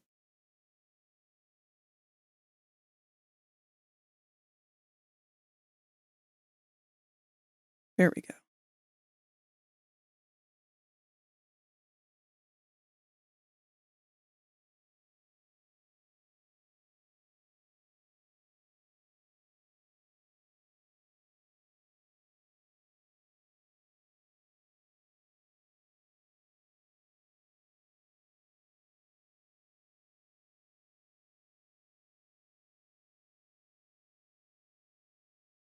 Billy Jacks purposely trips Popple at every opportunity now. Absolutely.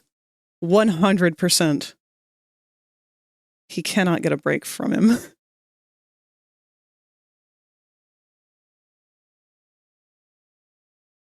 Okay, yellow may have been the wrong color. What would be a good highlight for purple? Pink, maybe?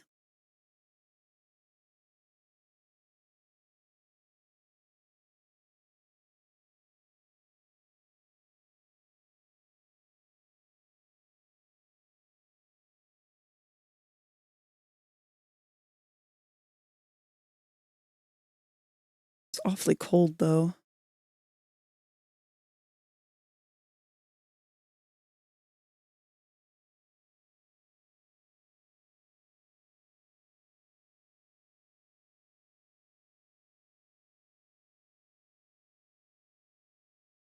If those are Popple's eyes on the snowman, Jax would come up and kick the snowman into tiny pieces so Popple's eyes would go flying. He would. Absolutely. He would kick it so that the head would roll down a hill and then the eyes would be stuck inside of the ball forever. I feel like seeing Popple's legs is forbidden knowledge.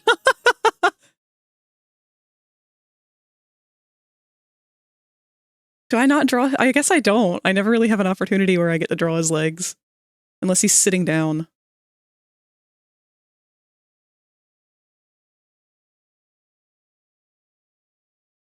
Thinking that the highlight should be maybe purple instead.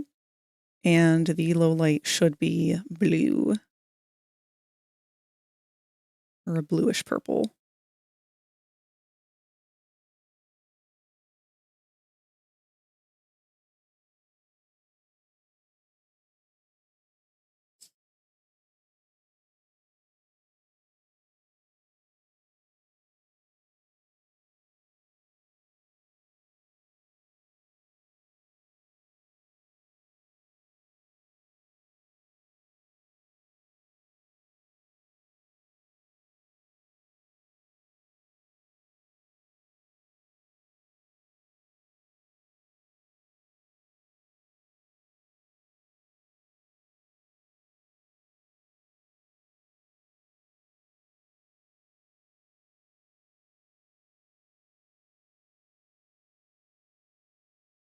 That's good.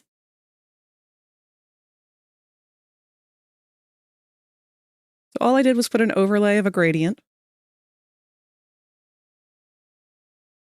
So that's what that looks like normally. And I set that with the percentage down to about 15. And then I set the mode to shade shine to overlay it on top of what I already had. I restricted it explicitly to the image itself, not the background. And that kind of softens everything up and blends it out a little bit better in the scene for some very quick cheat sheet rendering. You don't feel like doing shading and everything like that. Oh, I did want to shade or blur that background line.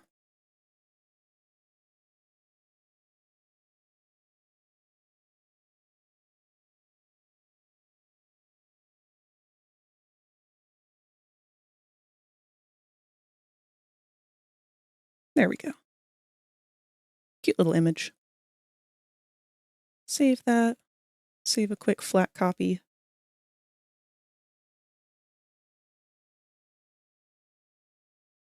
Tried to register for PokeRogue, and it keeps giving me an unknown error. Ooh. Oh, wait a minute, hold on. Where did the snowman come from in Popple's head? I didn't see that earlier.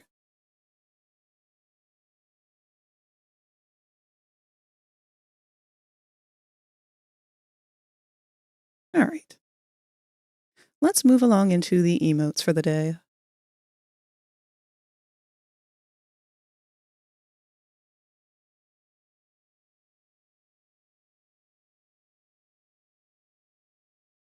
Now, I will say there was one left for Ragatha that I wanted to redraw. Let's take a look at that real quick. Yeah, I didn't like the first one there. Predominantly just because it didn't feel like there was enough of an emotion going on. Because it accidentally gave me too much power by taking the Xbox One. Uh-oh.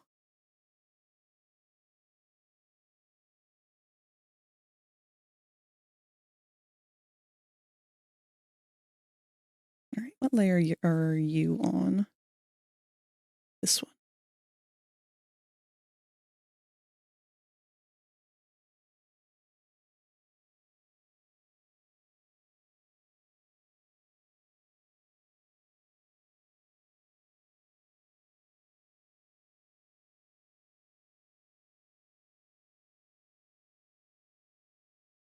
Maybe just like a cute little hello. Ragatha's the kind of person who likes to greet people.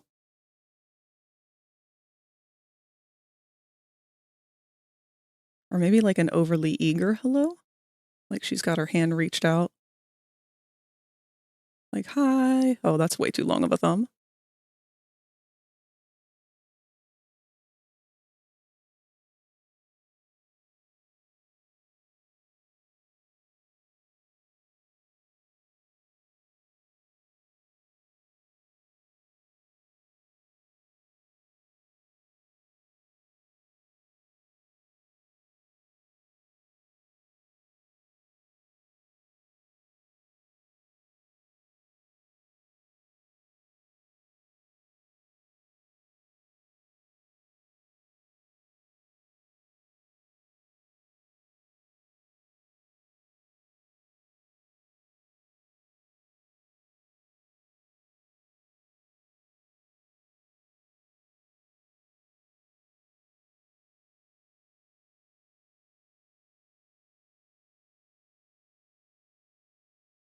Almost no one has my username, so it was very fun. I have to add numbers to make mine different.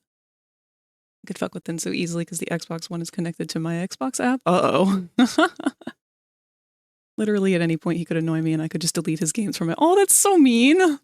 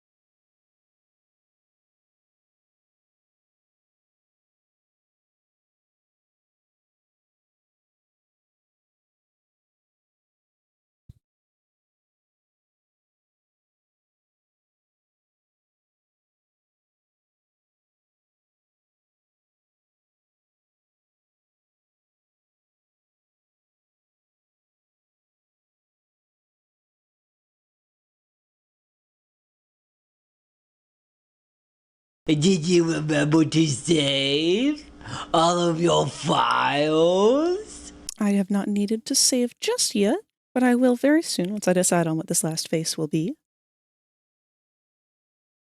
Ragatha is so me-coded, I think. I could see that. Absolutely. I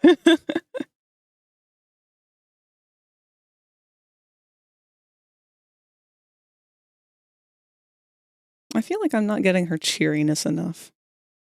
None of these are super cheery. I also don't really like the face on the bottom, like the cringy one. Just the mouth. The eyes are fine. The eyes and the body and everything, the mouth itself is what I want to change.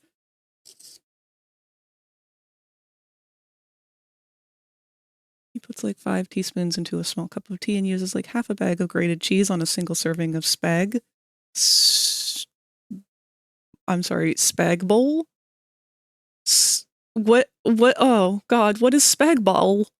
What is that? Spaghetti bolognese, okay. I've never seen that shortened before. Maybe an encouraging face. See, I kind of feel like we could do like I did for Popple, where we have like the double thumbs up, like, you got this, buddy! I believe in you!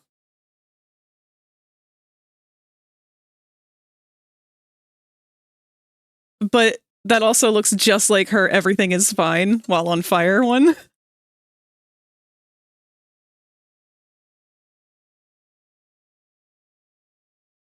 I need like a you can do it, champ kind of face.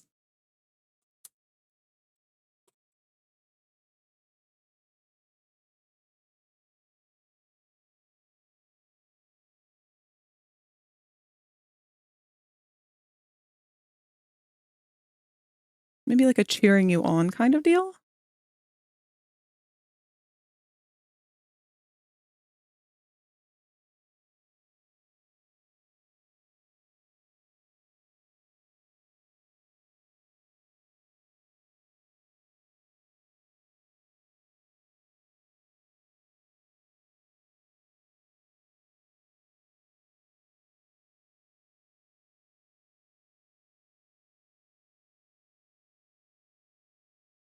Yeah, let's try that.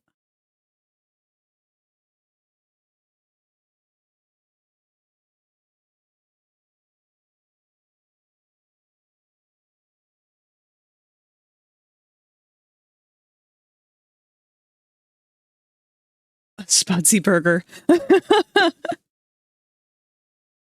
That is kind of the rough part of making these right now, is because I know we're going to get more episodes and they're going to make a bunch of like new jokes and references that I'm going to want to make more for.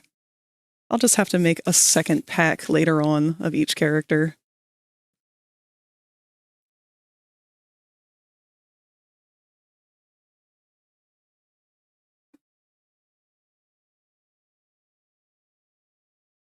All right, let's see if this cheering kind of pose will work out.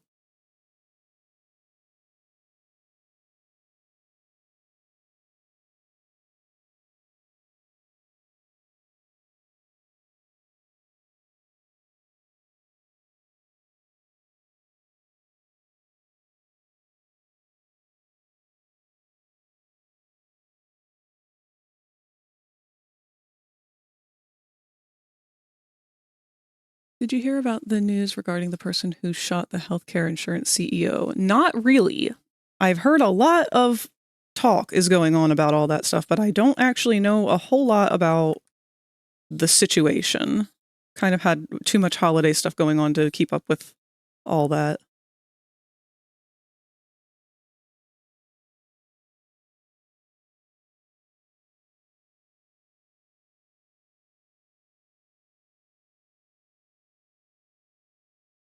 Apparently he was caught by a McDonald's employee. I sure hope that McDonald's employee realizes that their insurance is directly affected by this situation. Because I'm pretty sure McDonald's does not offer the best in healthcare.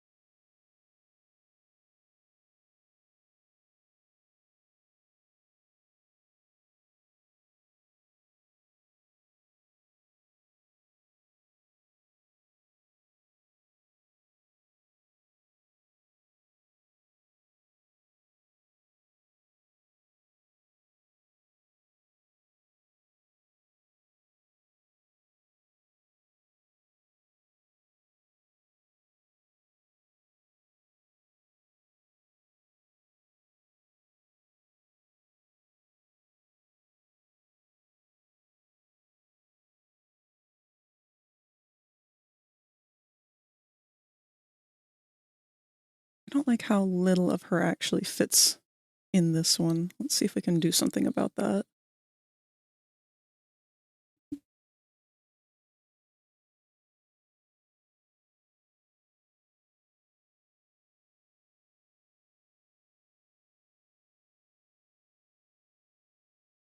From what I know, this dude shot a healthcare insurance CEO, biked away, and the only piece of evidence that was found was a bag containing a jacket and some Monopoly money. Then he was arrested after being caught by a McDonald's employee. That sucks.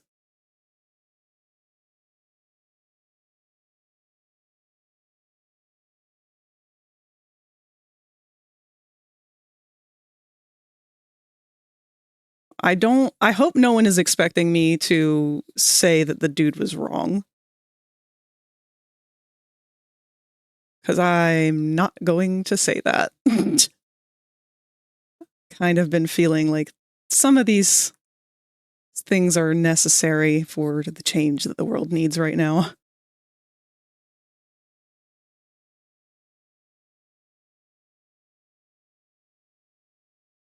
And I'm just going to be honest. I ain't sad about billionaires dying, especially if it's violently.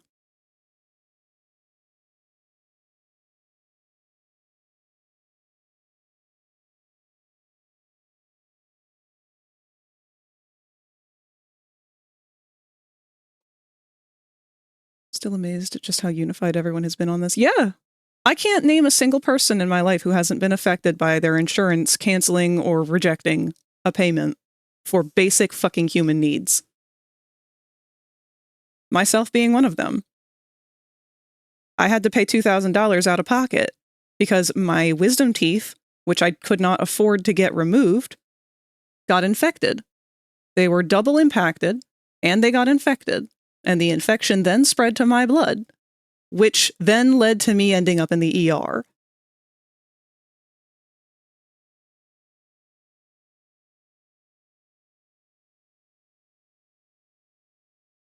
It still took me half a year to get them removed after that point. And it still cost me $2,000 out of pocket after the surgery, because they didn't tell me until after the surgery was done that it wasn't covered after all. I also didn't qualify for the, you know how people get really loopy when they get their wisdom teeth out? I didn't qualify for that anesthesia. I had to do it while I was awake. They gave me laughing gas and that was it. Did I mention it was also a 3-hour drive to get to the place that did it? Because the only place I could afford to go to was a dental school. I had to go to a dental school and get a discount surgery because my health insurance was not accepted anywhere. Despite the fact that the ER proved and said straight up, if I don't get this done, if I don't get this taken care of, I'm going to get killed by this infection because it's just going to keep coming back. It's going to rot my mouth. It's going to rot my teeth, my skull, my bones, everything. So I did not get it done by a professional dentist who was already certified. I had to get it done by a student dentist at a discount, and my insurance still did not cover the procedure. Why? Their reason for not covering it was because the teeth were impacted. You know, the reason why they needed surgery. They removed my top 2 wisdom teeth, and the insurance covered those because they weren't impacted. They removed those just because it was convenient to remove them while the other 2 were being removed. But the other 2, the bottom 2, were the ones that were infected and impacted, and the ones causing my blood to rot. So yeah, I'm pretty glad that fucking CEO got assassinated. I think he had it coming, and I'm sad that it hasn't happened to more CEOs of big companies. Go ahead and put that on record for me. I don't care. Once you've reduced the poor class to nothing, when we have nothing left to lose, that's when they should be afraid. Because that's how things like this happen. Human life should not be monetized. Sorry, not sorry.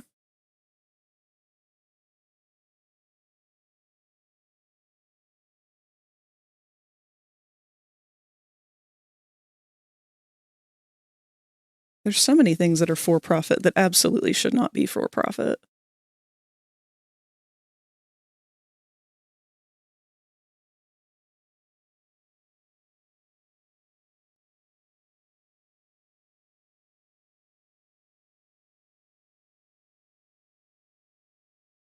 Sister had to be awake for her removal and wasn't able to be numbered and took her hours to remove them.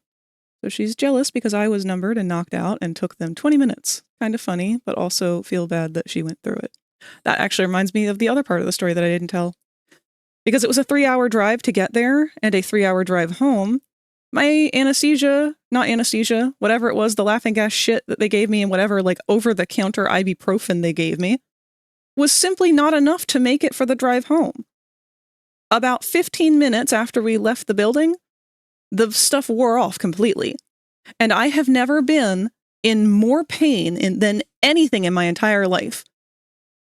Because they literally had just sent me home with 4 bones removed out of my skull. And some mild painkillers at best. For a bumpy, rocky 3-hour drive to get all the way home. Pure insanity. They were aware of that, by the way, because they knew the only reason I was coming there in the first place was because I couldn't afford the actual dentist. They know.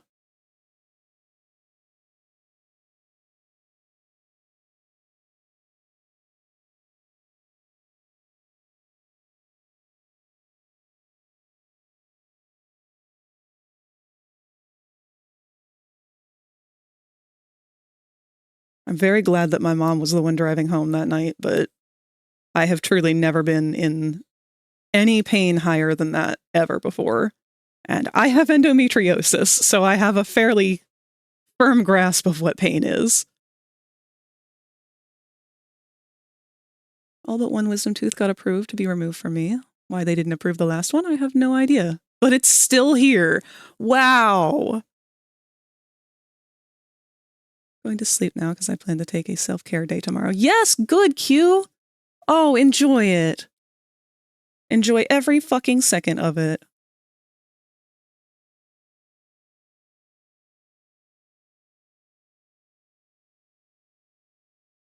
But yes, get some rest.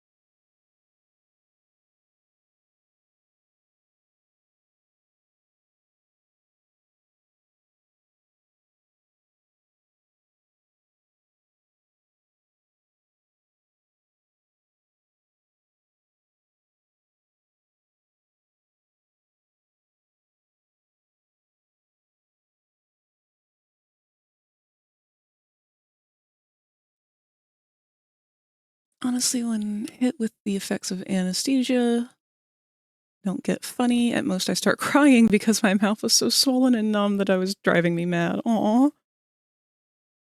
Hi, Frag. Hello, Satan. It's good to see you. I hope you had a good weekend. Going to have a shower, possibly do some organizing, and playing some games that won't cause me to jump out of my skin. Very good. You can jump out of your skin with the games that we'll be playing instead.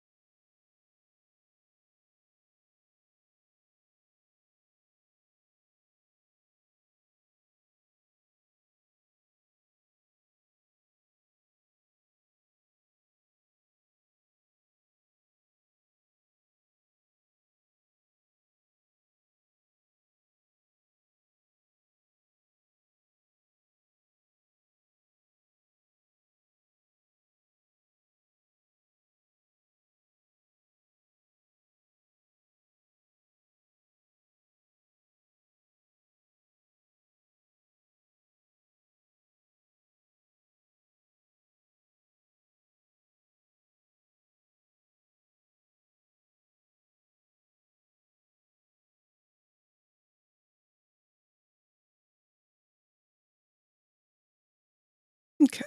What do we think about that emote?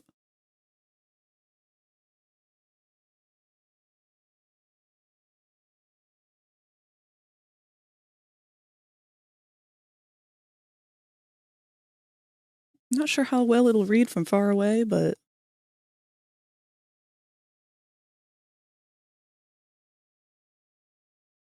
hopefully okay. Weekend, what's that? Because I couldn't speak. That's part of what drove me the most mad and frustrated, although it was funny watching me eat mashed potatoes. As messy as a baby when eating. I mean, Security Breach isn't scary unless you're playing alone. Oh no, I mean Pilgrim. Pilgrim has probably gotten some of the most genuine screams out of me while playing a game.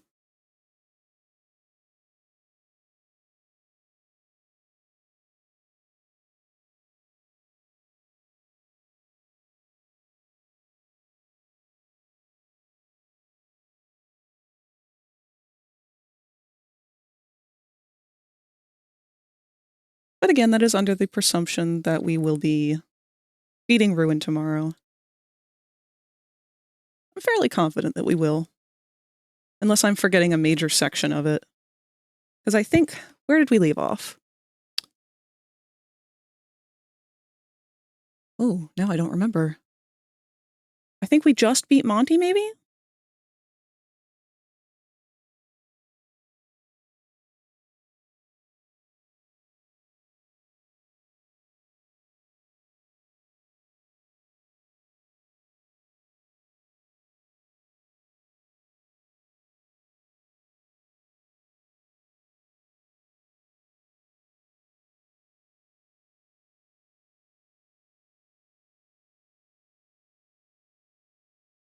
I do have one question with Ragatha here.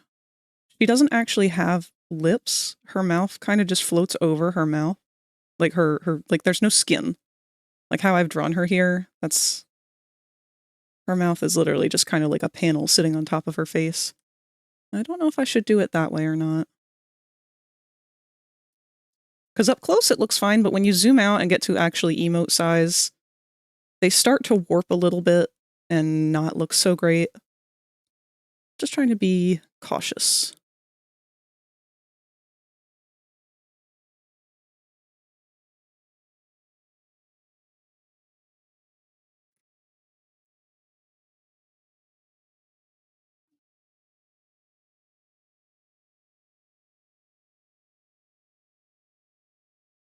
The, this is fine emote usually has a cup with it. Yay! Hi, Snake. I'm wondering if we should, instead of doing the double thumbs up, put a cup in her hands.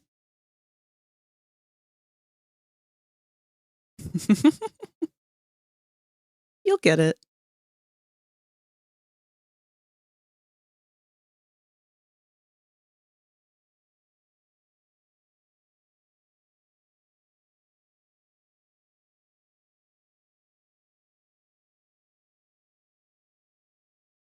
Also going to watch some horrible histories because that is prime British television.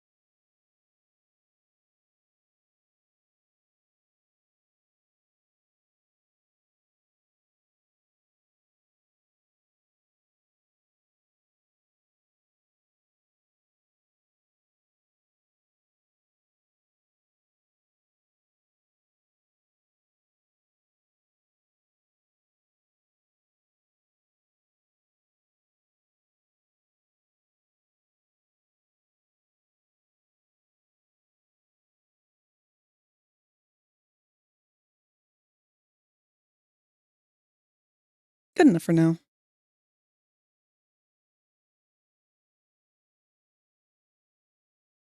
All right.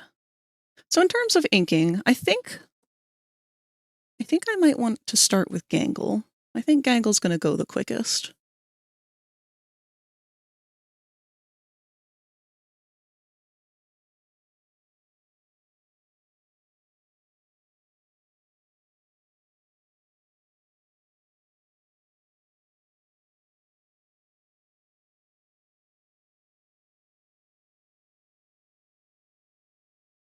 Although I did... I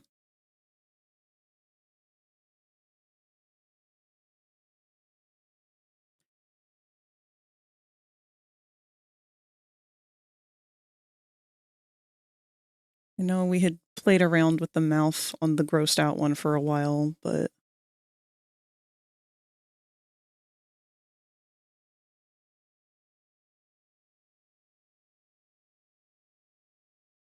It just kind of feels too similar to this one and this one.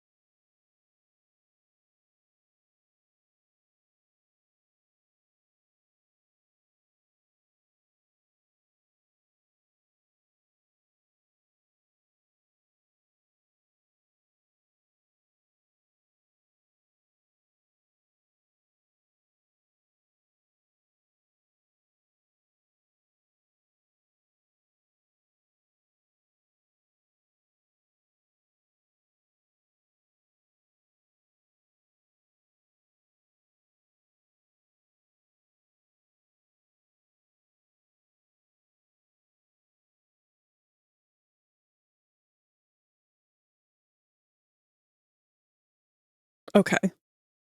I think I like that one better. It's just a slight level above what the other one was. I like that one. Okay. Now what I'm going to do is delete all these other layers because I have all the other characters still on here. And we do not need all of them anymore.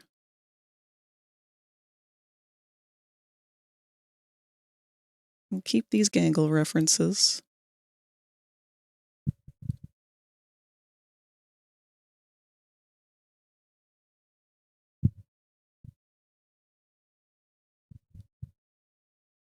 And I'm going to save this as a new file and move the entire thing over into my emoji folder.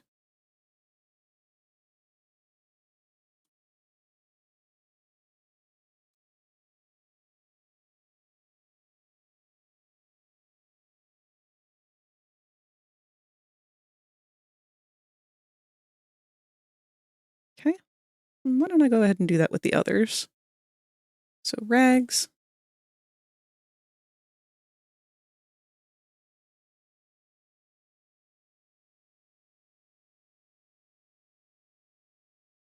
Save a new one of you.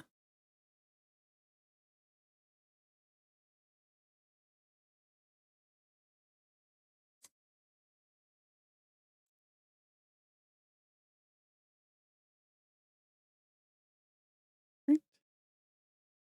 Let's go ahead and grab all the other guys. So Kane, Jax, Kinger, Pomni,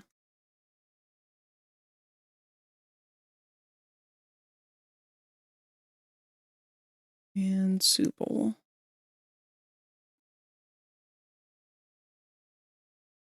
It's a piece of British television for children that's meant to teach them history, but they do so via skits. That's cool. I like that. That's fun.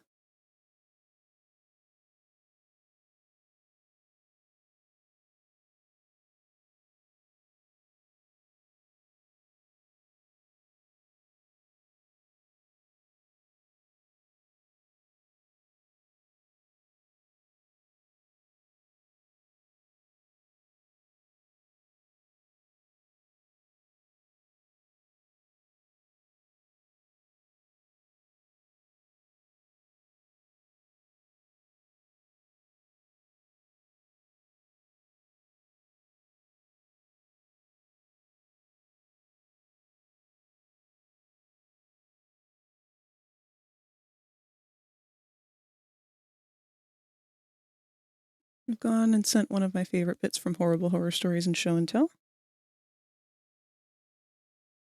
It's called Stupid Deaths, and it goes over some of the dumb ways people died throughout history.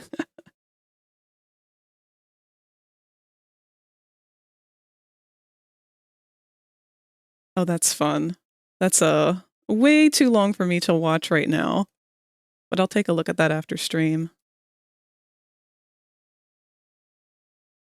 Thank you, Q, for sharing that.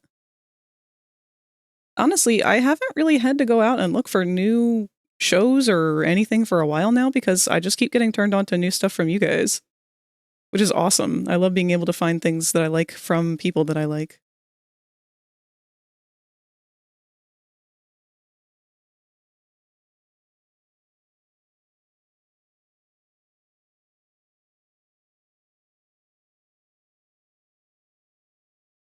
All right, these are Kingers. Pomni.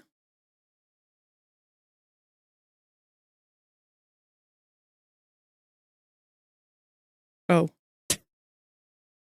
Well, it's a ref anyway. Let's keep that off to the side there for color sampling.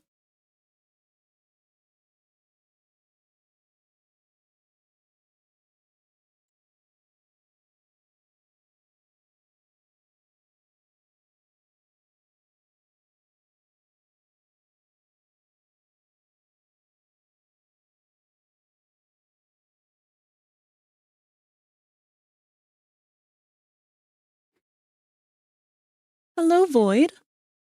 Thank you for stopping by. Your DVDs for horrible histories that you can buy? Oh, that's fun. I feel like I'm going to have to get back into buying DVDs or Blu-rays or whatever. I thought for a time that it was better not to because streaming was very convenient, but now with the erasure of physical media, I can't say that it's the best. Also, whose Eggy is this? Reno? Well, hello. Lulu the Crimson Fox can now hatch from their egg. Oh, heck.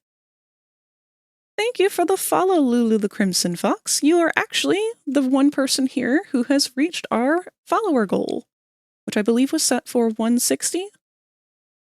God damn, really? Yeah, it was. Man, that time really flew by. Yay! Oh, finally an appropriate use of celebrate. But yes, welcome to the nest, Lulu. It's a pleasure to have you here. In fact, if you look at the screen, you can see that little green egg down there. That's you. And if you would like to hatch from Go, it... superstar! I knew you could do it. Thank you, Void. Are you familiar with stream apps, Lulu? Or stream apps, stream avatars. If you're not, I'm more than happy to walk you through it.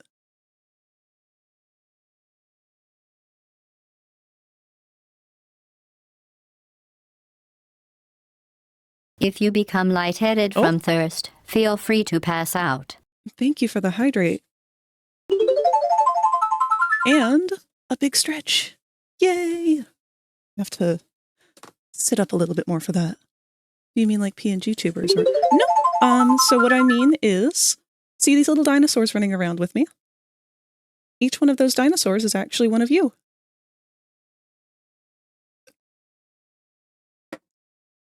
And since you have just joined us, and you have just followed, this little eggy down here that everyone is crowding around is you. There you are.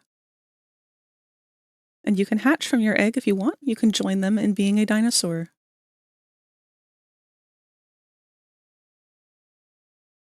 Yes, if you're on desktop, then you can float your mouse over the twinkle beside my head. It's a little bit covered up by the garland for Christmas here. But that's where you will find the Stream Avatars button on desktop. On mobile, it's going to be next to the Gift a Sub button in between the stream and the chat.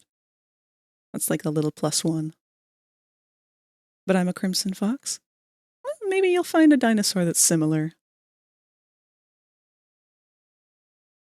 There are certainly a lot to choose from and a lot of colors on top of that.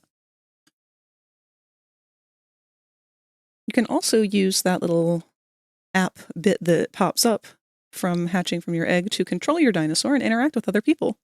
Or you can just type commands out in the chat.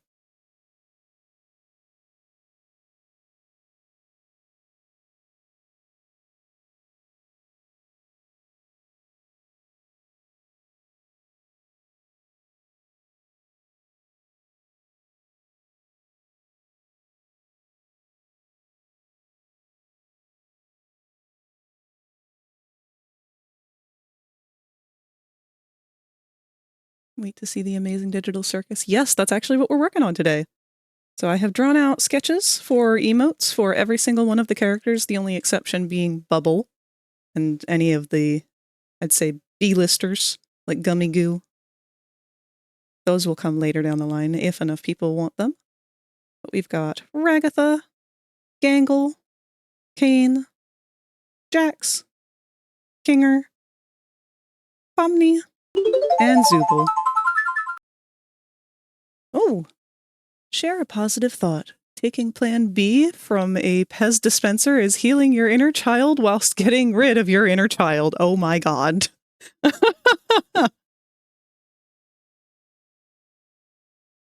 the new one was coming on the 13th of this month. I think you're right. I think the new episode is coming out on that day, which I am very excited for. I can't wait to see Well, you Gangle can't say absolutely that. lose it. Oh, wait a minute. I was not looking. Did Kane come up on the screen for you guys then? Because I've been having issues with some of those redeems.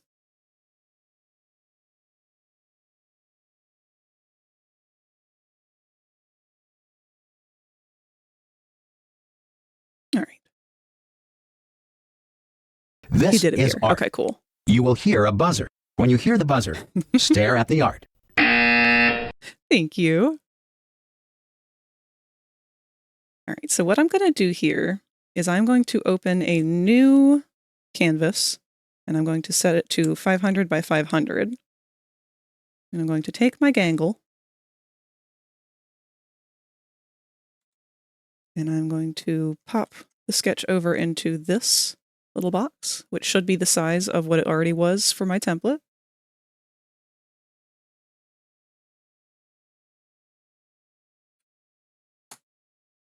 And this is where I'm going to make the emote itself. I'm also going to go ahead and open up one of Popple's emotes for comparison to make sure that I'm keeping all of my line widths the same consistently throughout all of the different emotes.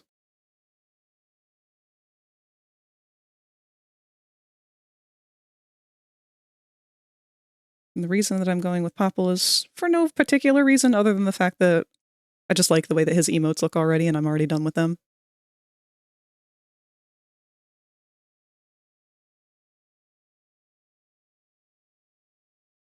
So let's go ahead and pull open that Sippy Sip Sassy one. We'll check my pencil to make sure that my width is about the same as the lines on this one. And it is.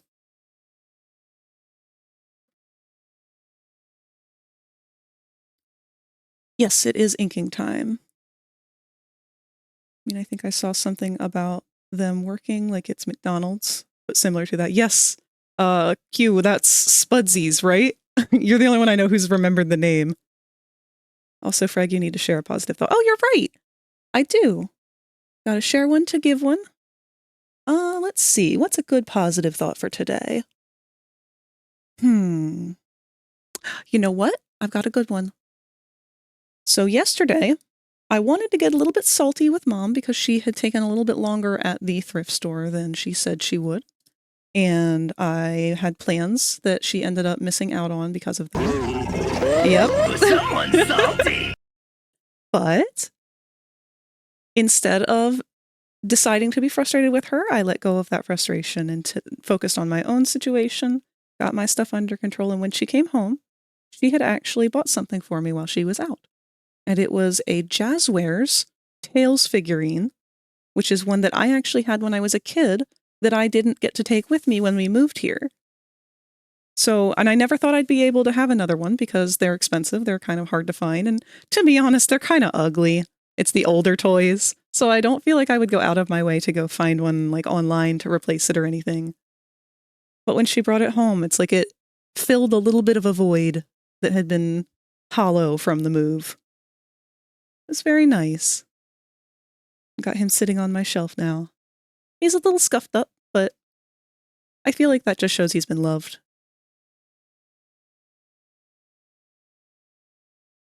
Place is called Spudsies. It's Toes Day, that's positive. No! That's a negative. There's a theme song for the restaurant? Oh shit.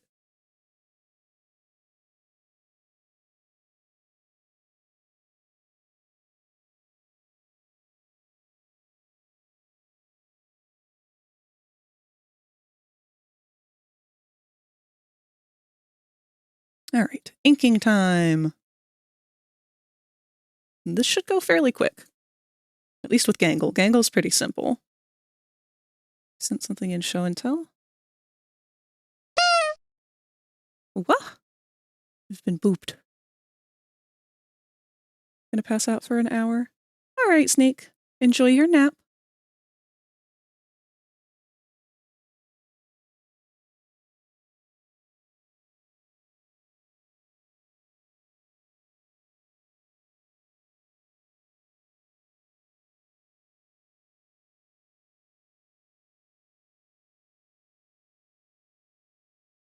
Wait, hold on. I'm just now realizing that my Discord mics are picking up on this, and I have them muted currently, but let's pause the Christmas for a second so you guys can all hear this. I'll just let it play.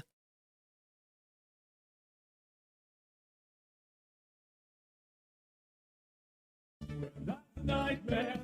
Don't you want to go where your incessant agonies replaced with sesame seeds and down the star feed where it's fun to trick or treat and down the star feed. Families in you go down the star feed where the West and all the rest. So put your stomach to the test. That's the thing.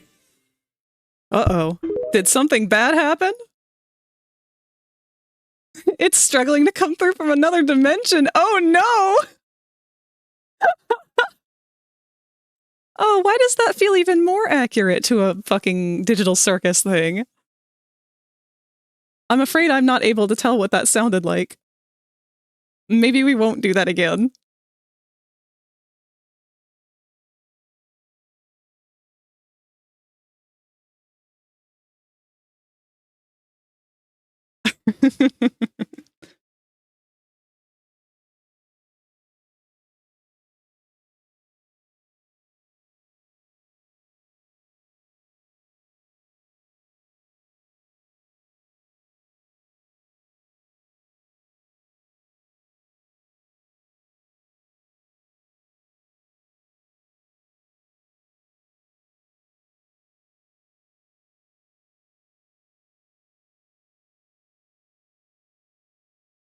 Is that... I think I'm going to bump it up one notch. Because I'm not using as much pressure today. I'm trying not to push as hard.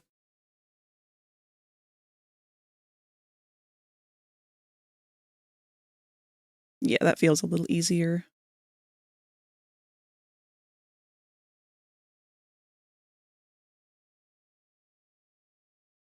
Cold void hours, grabbing a shawl or something. Alrighty. Isn't the void supposed to be cold, though?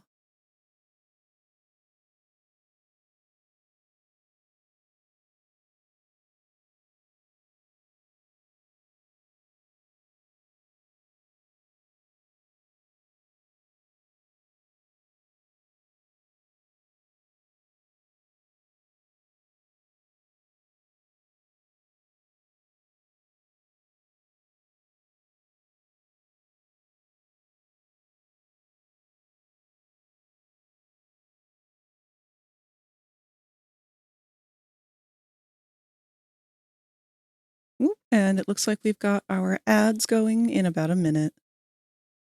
Tried to clip it, but it won't let me. Oh, that's all right. I can go back and clip up some of this stuff myself later.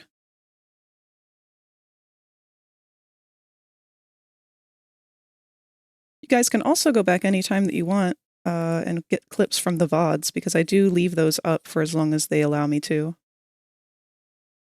The more that you guys do clips and share them over in the Discord, the more they tend to get seen. I try to save all of the funny moments that I know we enjoyed when I'm able to sit down and kind of do that, but I don't think it pushes as much to show people the ones that I've clipped either. Anyways, this is the moment I shall sleep. Yes, good. Go sleep, Q. Goodbye. Good night.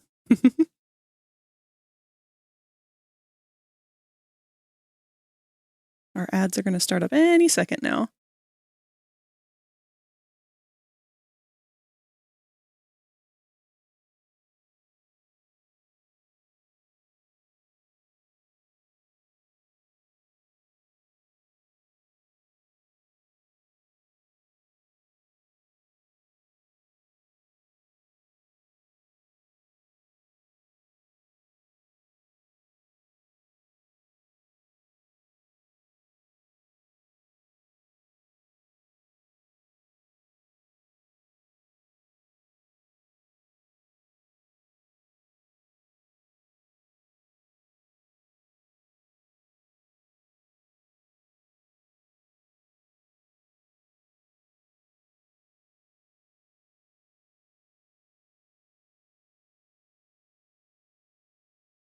There they go.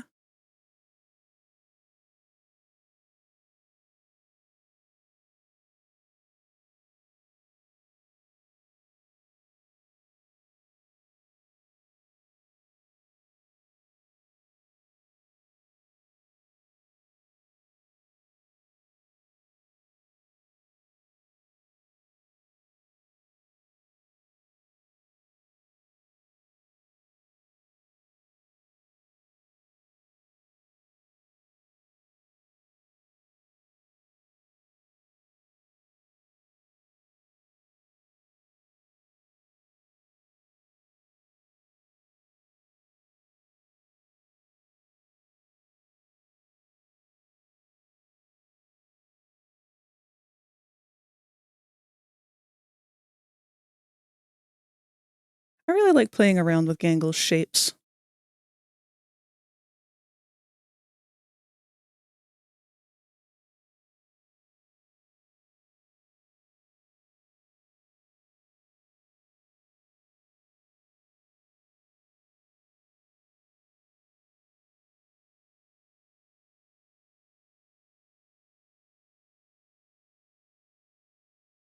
I'm not going to be surprised if every single thing that we saw in these trailers just doesn't end up happening at all.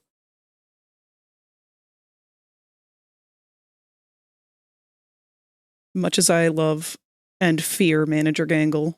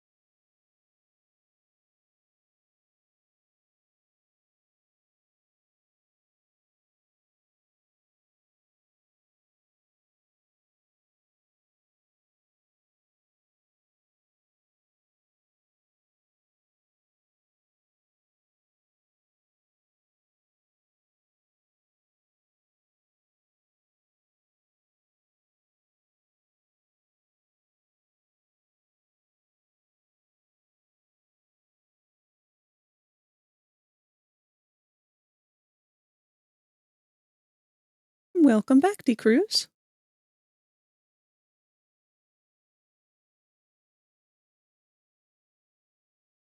We're just chilling, working on these emotes, doing the inks finally.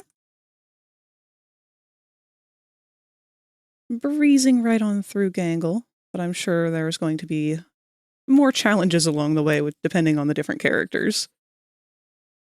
Some of them like to fight me more than others.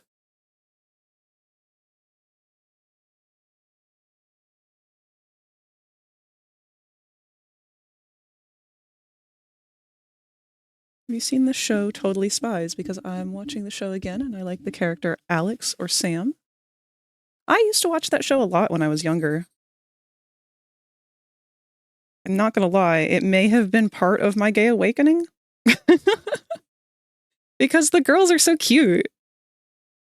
Like, all three of them are adorable.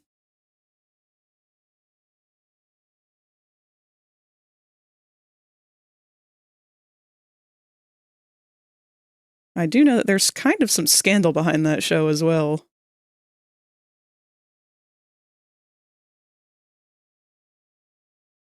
It wasn't just my gay awakening, it was many people's various kink awakenings, too. Because that show had a lot of, whether intended or not, I don't know.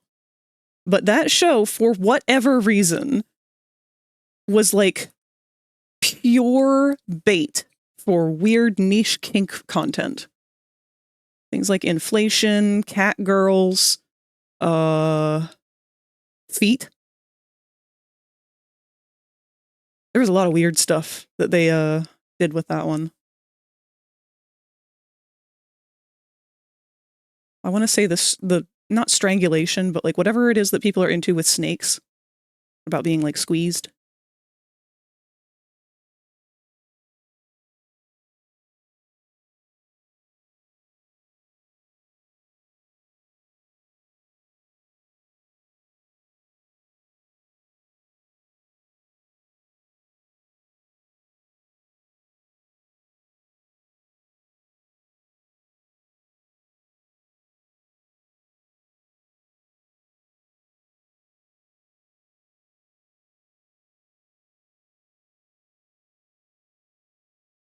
Totally Spies. Mime, I swear to God. But I like drawing cat girls. Cat girls are cute to draw. They are!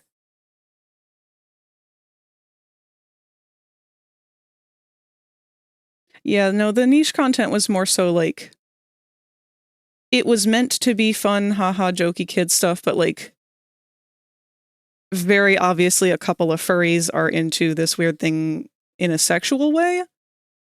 So it wouldn't have been approved today because of that.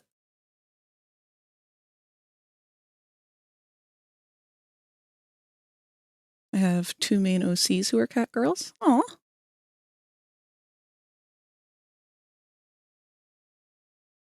Void is the guardian of the eggs.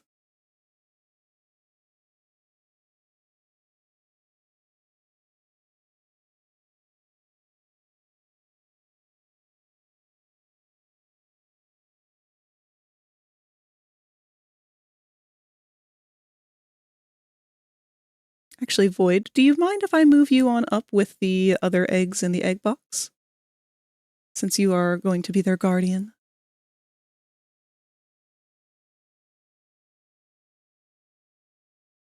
I am the egg guardian, guardian of the eggs. Transphobes quiver before me. Okay, cool. Just makes it easier for me to keep an eye out for when we have somebody new join.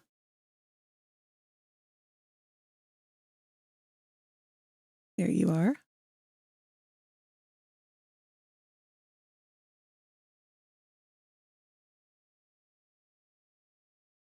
Now you can all remain snuggled up there.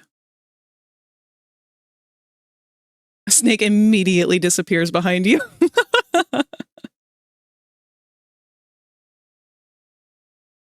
Big old dino cuddle puddle.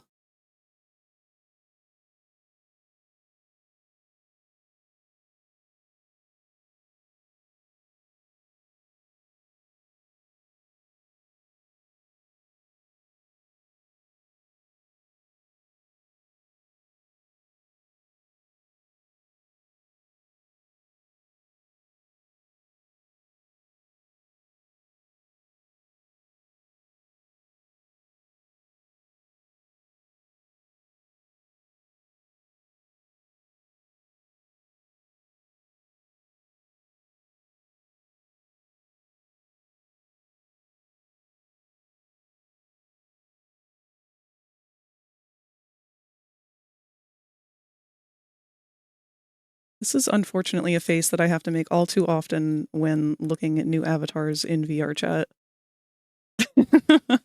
Or joining a public world in VR chat.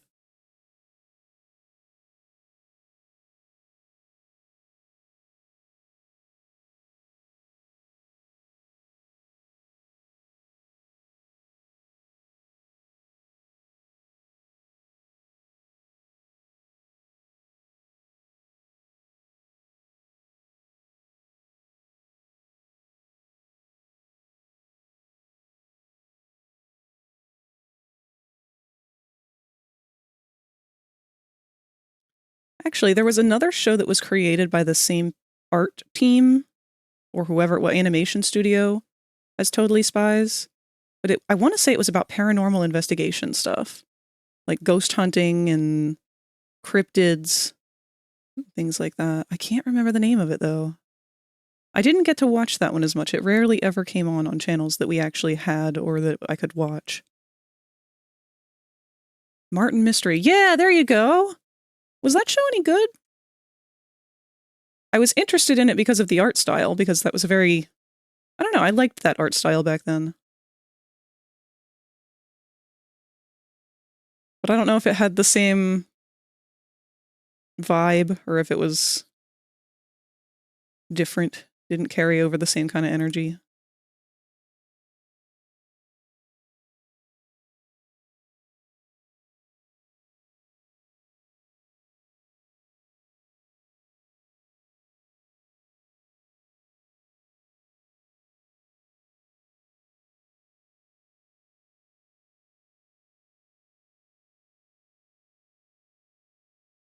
Apparently that one's based on a comic series. Ooh. Equally awesome in my opinion, but I really like paranormal stuff, so bias. The characters were fun. I'm assuming the main character was Martin. I liked his design a lot.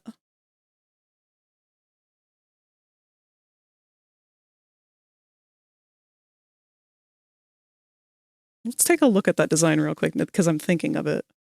Wasn't there a female character that was like his partner, sidekick kind of thing?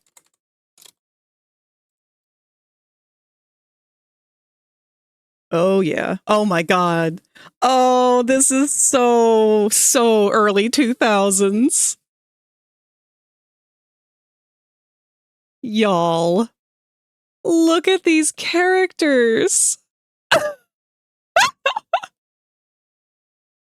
my God. They look like they were drawn by Chris Hart.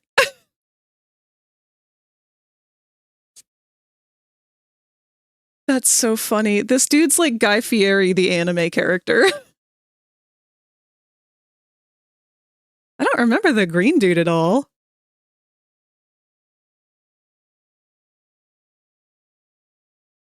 What an era. Some of the weirdest and yet best cartoons came out during the 2000s.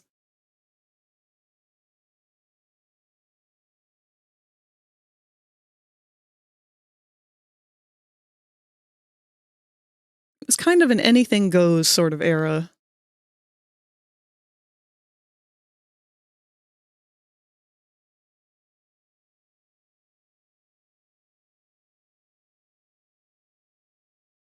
Oh my gods, I remember watching that show now. Totally forgot about him. I think the little green guy gave them their missions and was in control of the interdimension door thing.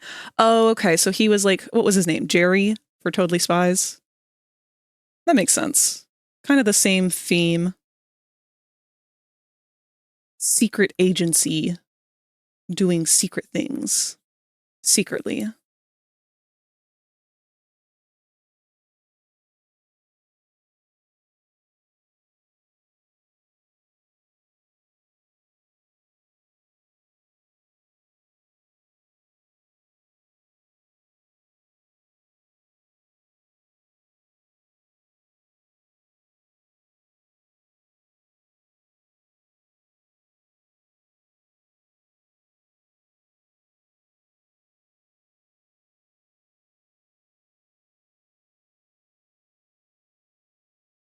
I wonder why kids were so into spies in the 2000s. Because I remember spies were like everything. We had teen spies, totally spies, spy kids, all of the spy gear toys. Oh man, I hate straight lines. Especially when my hands are a little shaky. I know I could just use the vector tool and manually correct it, but I will always fight the vector tool for no reason other than my own stubbornness. It is a valid, perfectly good tool, and I fight it for literally no goddamn reason. It would make my life incredibly better. It would make all of this easier, and I just keep fighting it because I do not have an excuse. I'm just like this. Jerry for the spies, Wade from Kim Possible. Oh yeah, Kim Possible.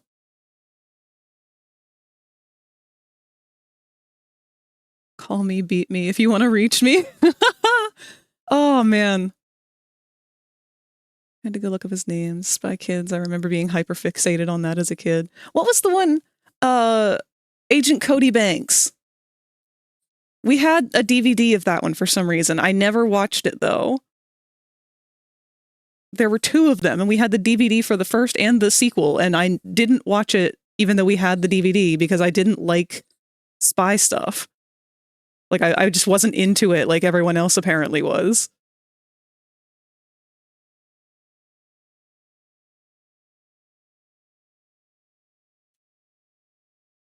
Maybe people who enjoyed stuff like James Bond had kids.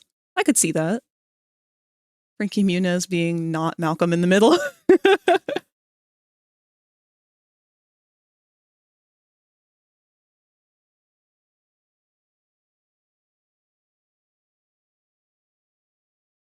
All right. Well, there's one gangle. Let's go ahead and save this in her folder. This is the gangle 2, maybe, or gangle cringe.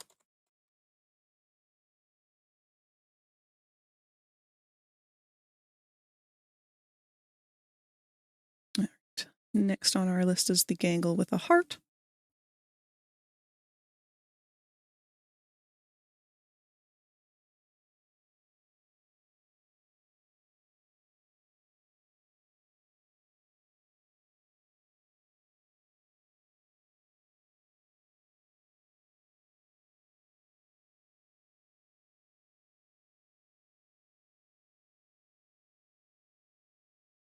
Funny thing is, like, it wasn't even realistic spies. It was like the almost fantasy version of them with cool gadgets and stuff. Yeah. Especially the ones aimed at kids. There was like no realism to it whatsoever. Also had stuff like cats and dogs with the animal agencies. True! Oh man, I forgot about them! The gadgets were the draw. That's true. It was an era of new tech. Everything about the 2000s was innovation. We had so many hopes and dreams that never came true. Stop digging up these movies I used to have a hyperfixation on. What about Shark Girl versus Lava Boy or something like that? I didn't watch that one. I didn't get into that one at all. I don't think I've ever seen it before. But they like rebooted it fairly recently, I thought.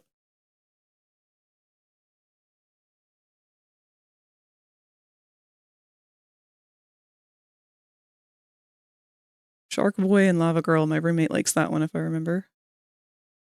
I loved the Cats and Dogs, Cats versus Dogs. That show, or that movie, almost convinced me that I wanted a beagle as a kid. Ironically, my sister has adopted a beagle in the last few years here. I would not be surprised if it were somewhat influenced from that movie when we were kids. My mom was hardcore against a beagle.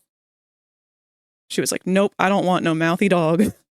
And there is no dog mouthier than a beagle, than probably a hound dog or a husky. I've had beagles, not worth it. They're good dogs, but my God. Yeah, they are. They're good dogs. They're just, oh, so much talking. So much Back sass.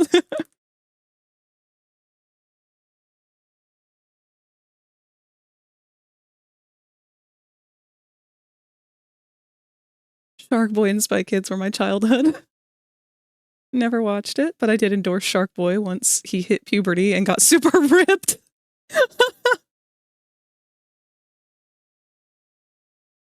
I think a lot of those movies were very like heavily CGI based, which I think was still kind of a new, exciting thing at the time. We had shows like Beast Wars and Reboot and all of those. But it was becoming more readily available, more mainstream, more common.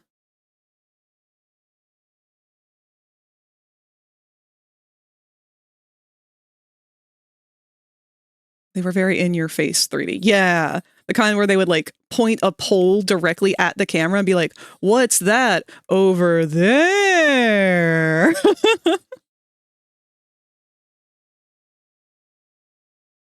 Spy Kids 3D was like real bad about that.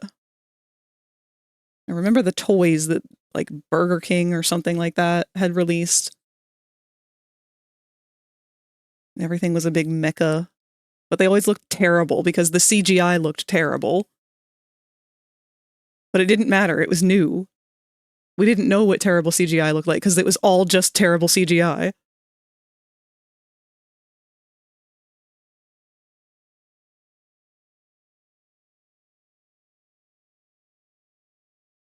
Bridge to Terabithia and the Golden Compass came out that year too. Whoa, really? Holy crap, those are, ooh. I want to say those came later, but I genuinely don't know. I wasn't into either of them. There was an era of film where like, for some reason, it made me uncomfortable.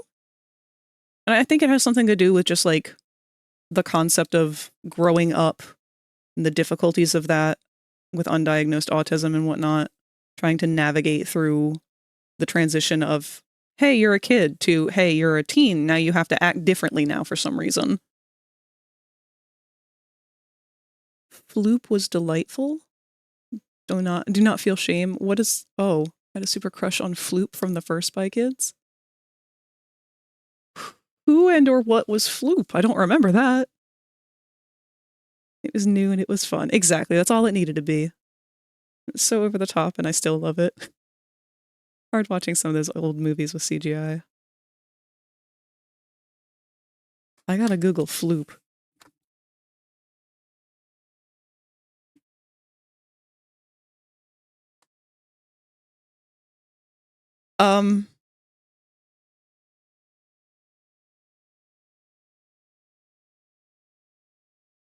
Hey, Mime.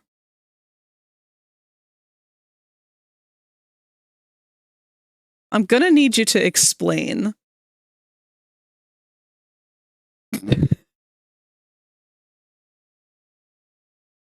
That's not Floop? Okay, thank fuck.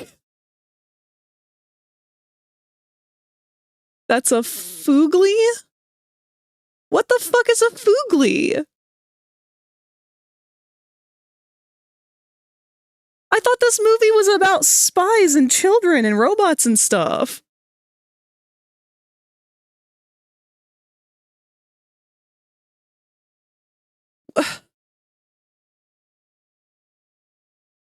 Can someone help? What the fuck am I looking at? What is that?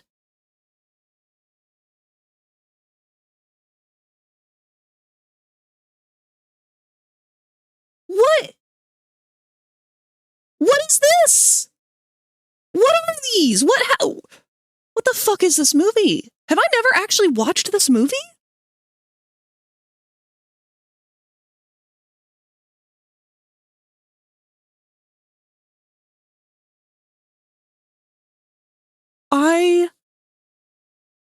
I'm scared.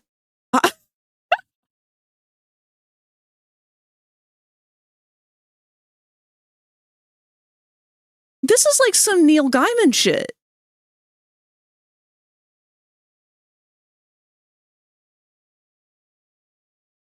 We have to watch this movie now. Fall in love with me? Oh my god. Okay, yeah, we have to do a movie night with this.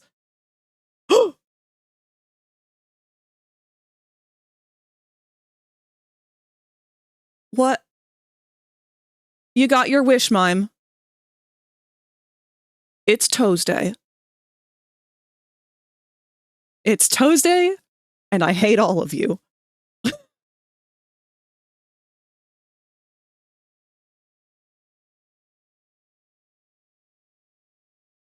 They're thumbs, actually. Oh, I'm so sorry.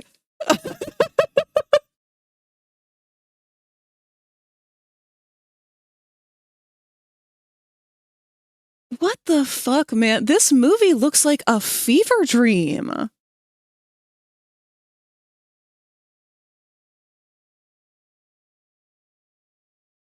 Yeah, we're definitely watching this now, because where are my memories coming from for this movie? Nothing that I'm looking at here is what I remember from this movie. I remember this. I remember the glasses flipping down, because that was a cool gizmo. And they had, like, mech suits at one point? Didn't they?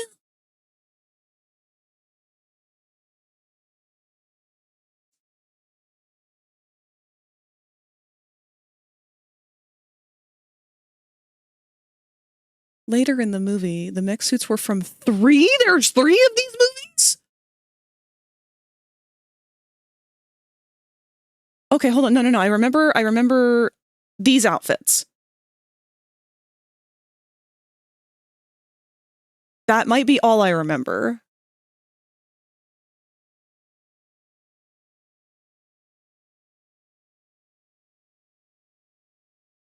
"3D game over." There's 3 of them. There's 4? This is the 3D one? Oh, maybe I've only ever seen the 3D one. I'm learning about myself.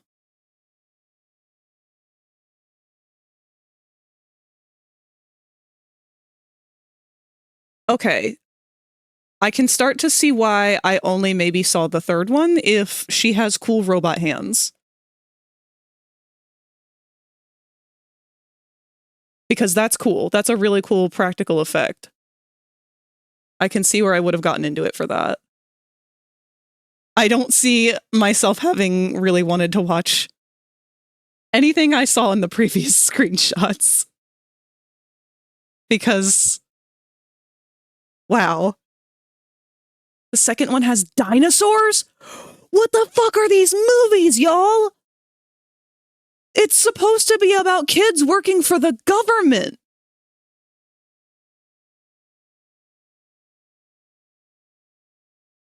Movie marathon this weekend? I'm about to. I don't remember the second. I remember 1 and 3. I think you're going to love 2. Gotta tell me when you do a watch party for this. I have got to see a live reaction of someone who's never seen the series.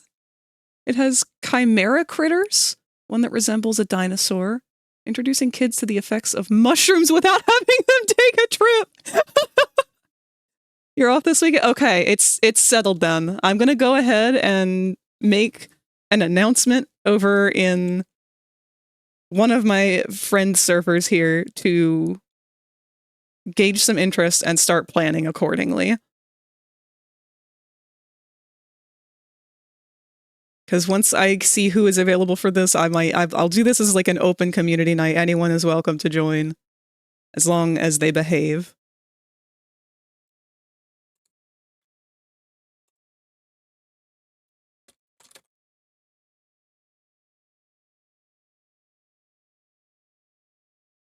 There we go. We're actually supposed to watch Shrek tonight. Yeah, there were chimeras. I'm just remembering the dinosaur ones. This is going to unlock some hella nostalgia for me. I'm out of work at 6:30 Eastern. Please don't start without me. Don't worry, we don't do these until super late usually. Because a lot of my friends are over on the West Coast or Central, so we kind of try to find a balance that's late for Eastern, but not, you know, too early for Western. This is crazy, y'all. But yes, aiming for this weekend, as long as nothing comes up, I will keep you guys informed if anything does, but I'm excited for... God damn.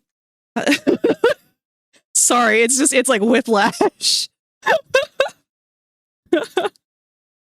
This will be fun.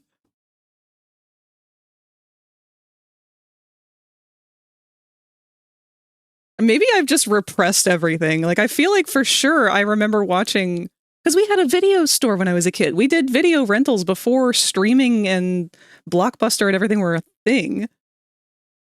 I feel like I had to have watched them.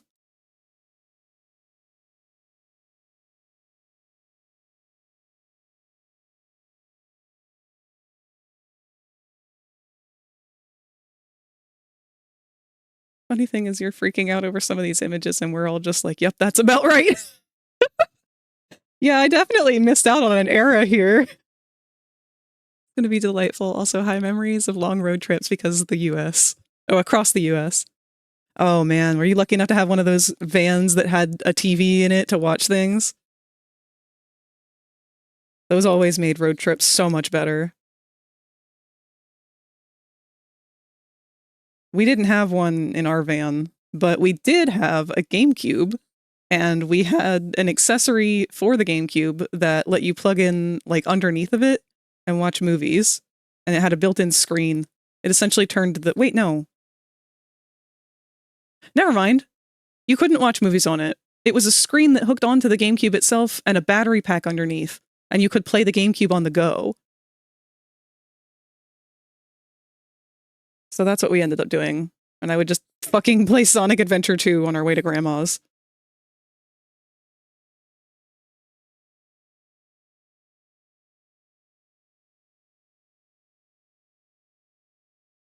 I feel like we never watched like good movies on road trips with TVs, because I did have friends who would do road trips and stuff that other kids would be invited along on, myself being one of them.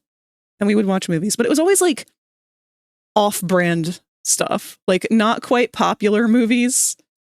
Movies like that The Rock was in, or like the one about the guy who was like a spy who ended up having to babysit. What was that one called?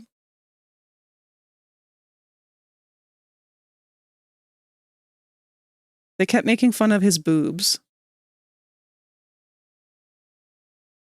The Pacifier, yeah! With Vin Diesel! That's right! Do I want to know what the battery life was? I don't remember. I want to say it was pretty long, though. I mean, it was like a 3-hour drive to Grandma's or some shit like that.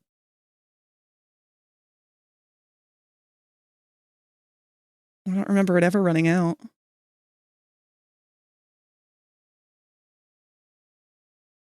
But I also don't know how aggressively we played it. Heard of that one. I don't remember much of it. I don't either. I also remember watching The Tooth Fairy on those road trips, like a lot for some reason. That was like one of the movies that we ended up having to watch on multiple different road trips. But not the regular Tooth Fairy, I don't think. It was whatever one it was had Steve Merchant in it. Who, if you don't know, that is the voice actor of Wheatley from Portal.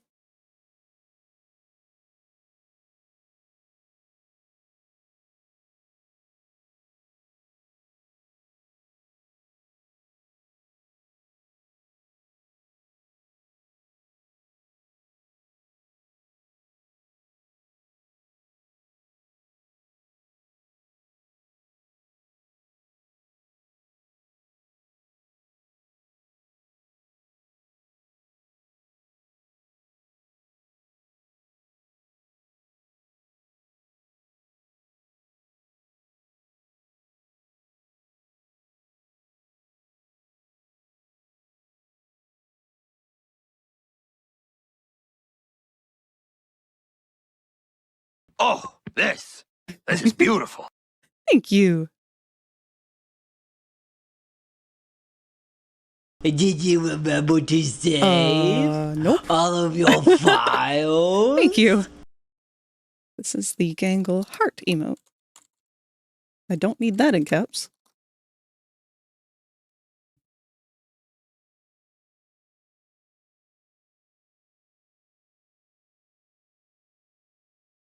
I hope that her hands read as like doing the heart emote.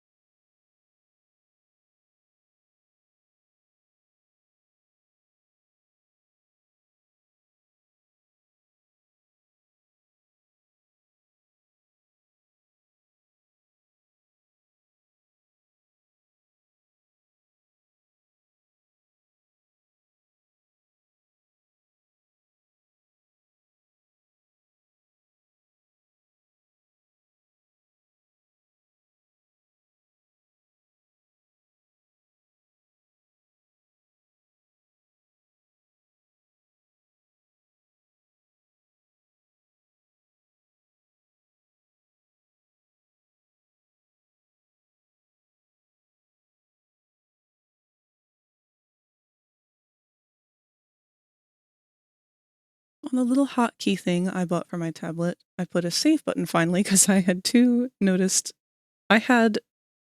because I too had a notorious habit of never saving. See, my problem's usually I'll just get too caught up with what I'm doing that saving is not something I even think of because I'm so, like, in the zone of do lines. Did you remember to save all of your files? Now you guys are double tapping me. Over here like, Frag, it's not worth it. Don't risk it.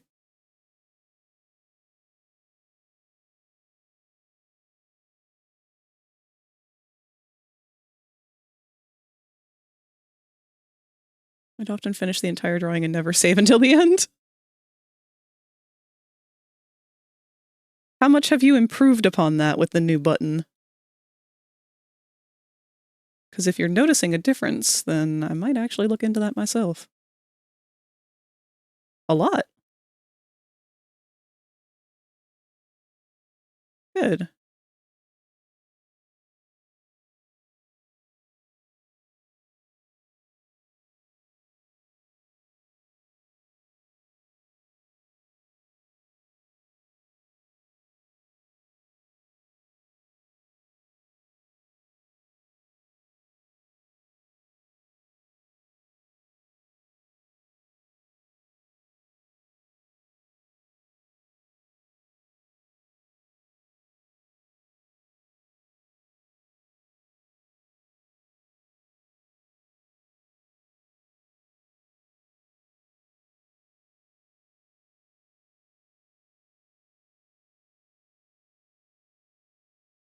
I don't know if I should close that into a complete heart or not.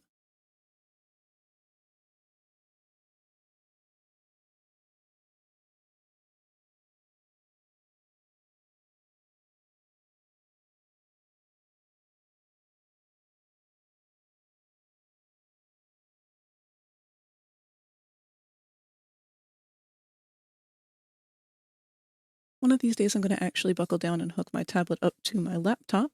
Also, I think the music thing might be frozen. This is the Little Drummer Boy, Not White Snow. Yes, that will happen anytime that I don't have the window directly open. So I keep forgetting to reopen it whenever I check different tabs. Thank you, Void.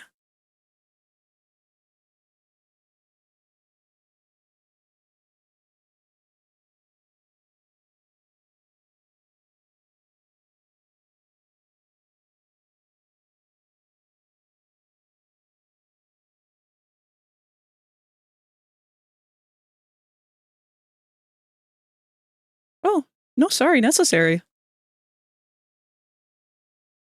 No, I just genuinely don't notice sometimes, so I do need that correction. I appreciate it.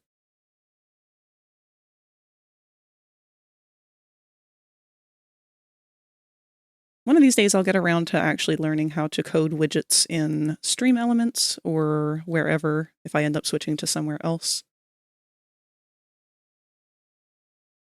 But I'm planning eventually, when I'm able to actually focus on it, to try and set Popple up on his own actual system. Right now, the one that he's on is very limited and a little jankier than I would prefer.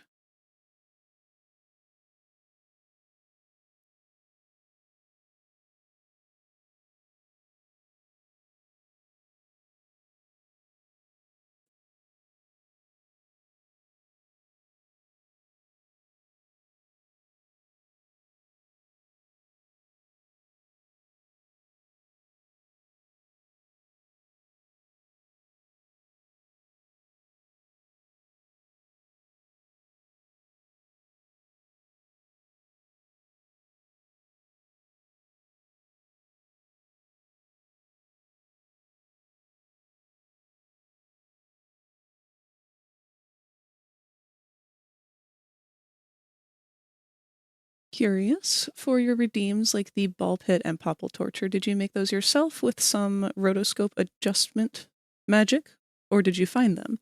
So, the Popple torture one is one that I found. That one was a free green screen available on YouTube that someone had edited out of the music video for I'm not sure which song it is because I always listen to it on Spotify in the background when I'm distracted, so I don't actually pay attention to the titles.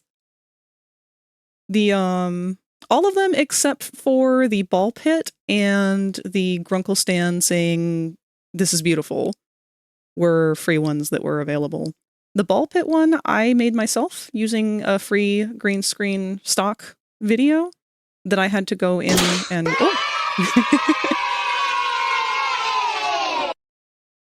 But I went into that one and edited it myself because I couldn't find one that did exactly what I wanted.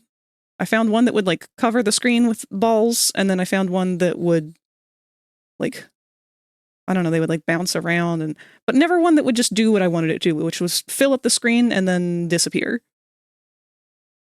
So I finally broke down and learned how to use an editing software, which in my case, let me find the name. I want to say it was, what is this program called?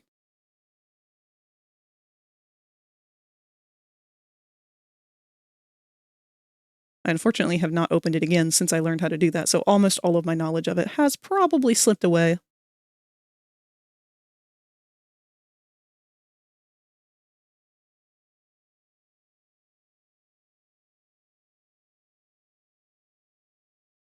Hitfilm.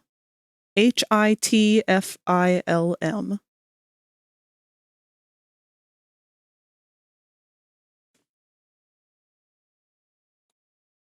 It's a free editing software that you can download that's actually very good. I don't know a whole lot about editing software. I'm still learning to do a lot of that myself. It's something I wanted to do ever since I was a kid, but just didn't have a computer that could run a lot of it, so I'm still learning a lot from the ground up. But there's a lot of good tutorials for it, and I learned how to do green screens, masking, all sorts of things like that.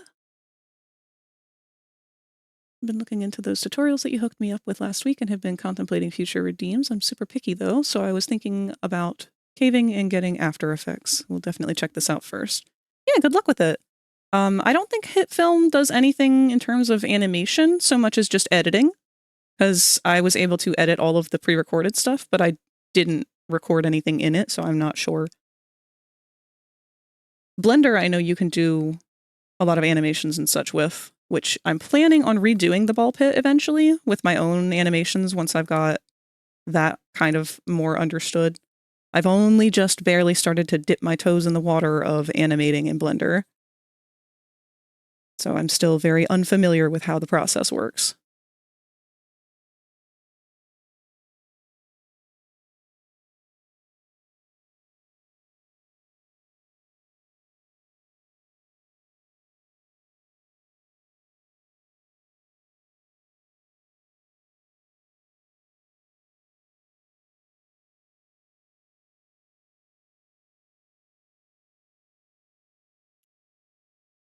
Just wanted to edit pre-existing clips for now, so that should work.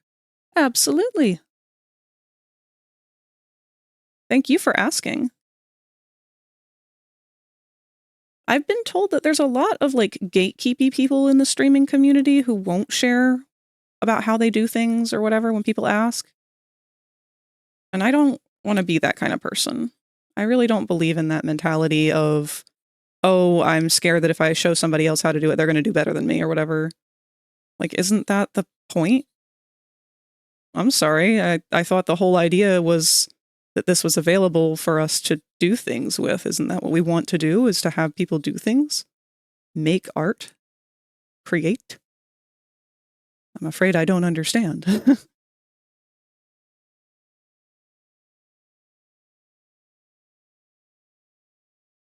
I'm not threatened by somebody else learning the same program as me because my skill is not dependent on the program. My skill is dependent on what I'm capable of.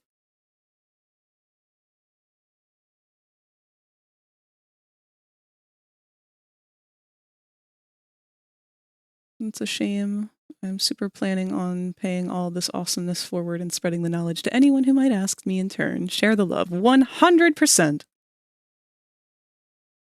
I live by the philosophy of it's us against the problem, not against each other.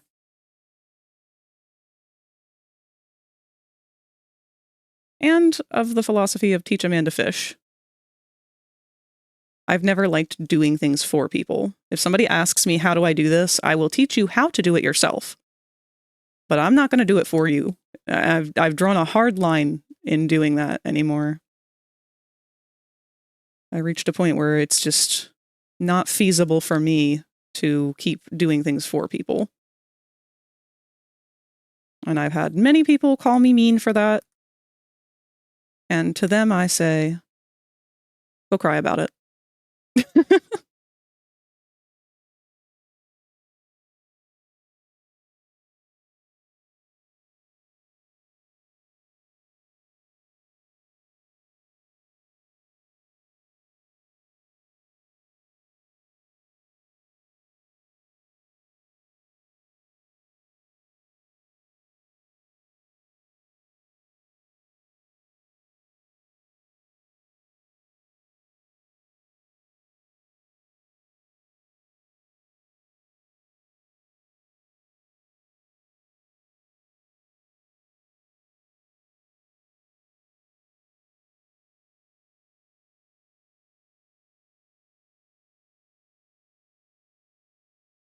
I really don't like the way that one hand's just kind of coming up out of nowhere, especially when you can see that her ribbon obviously doesn't connect to it.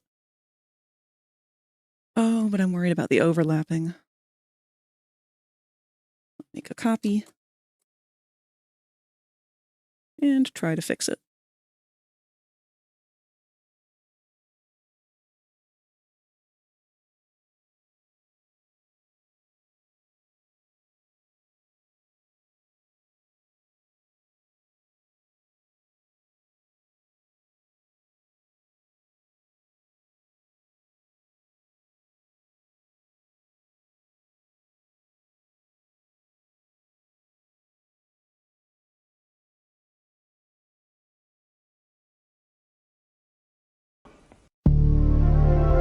Hey, what's up? Hi, Ink Bleeder. How you doing today?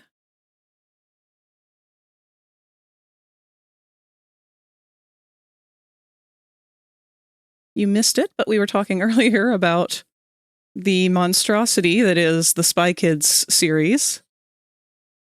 So if you are interested in joining us for another movie night, we are maybe going to try and plan one for this weekend where I get to watch those movies for the very first time. Because apparently I haven't seen them before.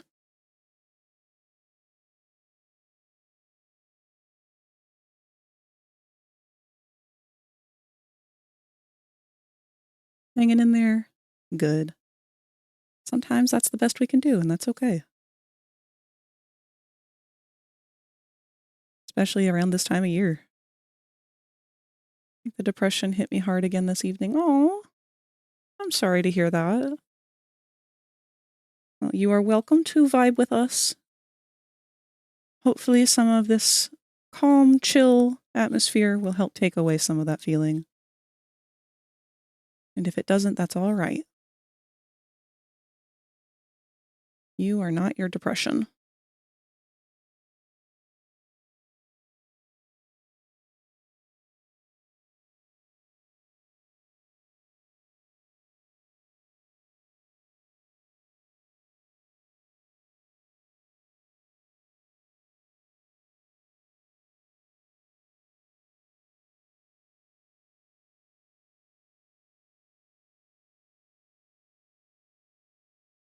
Barely remember the third movie. That was when they tried to bring 3D movies, as in OG red and blue glasses, back. Yeah, we were talking about that. Apparently the third one was Spy Kids 3D, which is maybe the only one that I might have seen.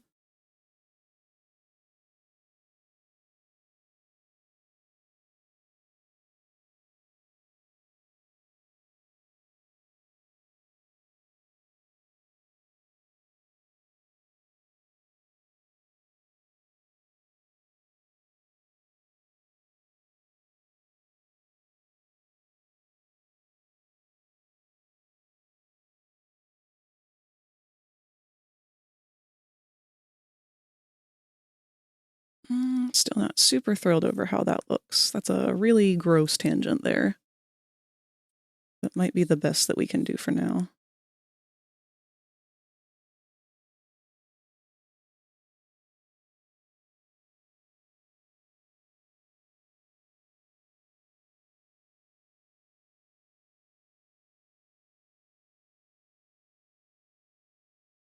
The first and second were great, though. Yeah, according to what I've seen on Google Images, the first and second were, like, Drugs the movie. I was under the impression that these movies were just kids working for the government, doing typical spy shit. No manager Gangle? Not yet. I'm afraid I don't know enough about her to know what to do with the emotes for her. But don't worry, after the episode comes out, I'm sure I'm going to want to make several to add to it.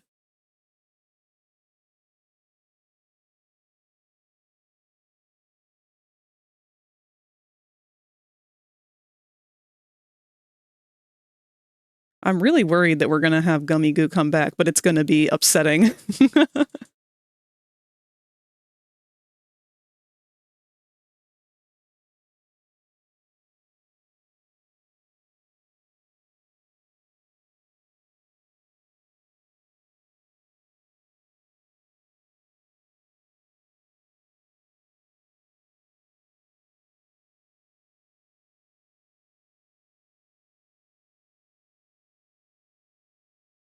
There's nothing typical about the spy shit that happens in Spy Kids. Fun fact, now that I find myself humming the tunes, the female Spy Kid has a pretty good set of pipes on her and played the lead on the goth rock musical Repo the Genetic Opera. Wait! Who did she play? Was she Shiloh?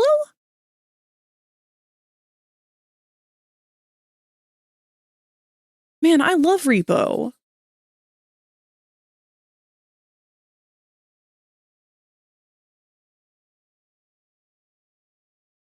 Yeah, bitch! Of course I know Repo! Oh, wow, she did a fantastic job! I had no idea that was the same person.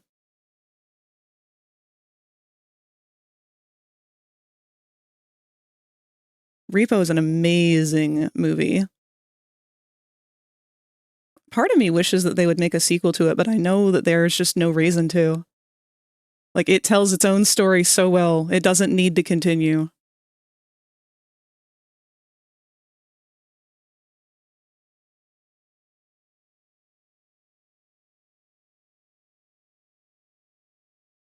The other one that they did, The Devil's Carnival.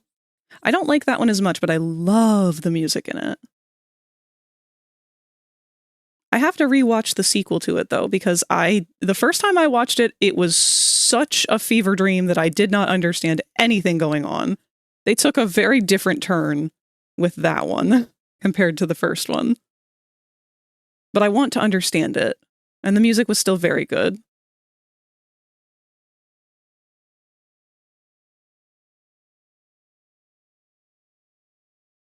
Was supposed to be a trilogy, and that was the middle one, but they couldn't get the funding for the prequel and the final act. Okay, that makes sense then. That makes a lot more sense. Also, sorry I had to leave when you were watching the US Death Note. That's okay. No, I had, like, major connection issues that night for whatever reason. Meta, like, did this weird update to my Quest. And it updated 3 different times and then kept crashing each time. And each time it updated, it was adding a new, like, change to the UI of the base Quest. And their app itself was crashing really hard. The only other person who was also using the Meta app to connect their Quest also was having that issue. And I have not tried it again since. So I have a feeling that this is just Meta doing their typical, hey, you know how we've discontinued all support and stuff for the Quest 2 and or are trying to in favor of the Quest 3 to force everybody to have to upgrade to a new device? Yeah, we're just going to keep doubling down. 'Tis the season to brick your electronics.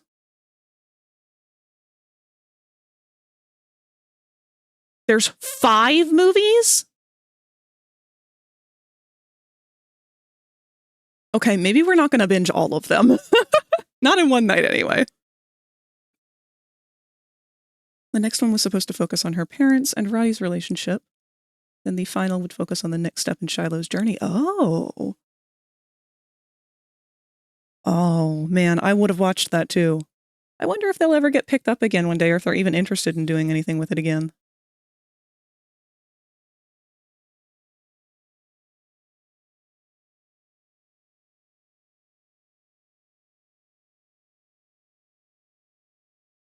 First, they are good for a binge. I don't know about the other two. I'm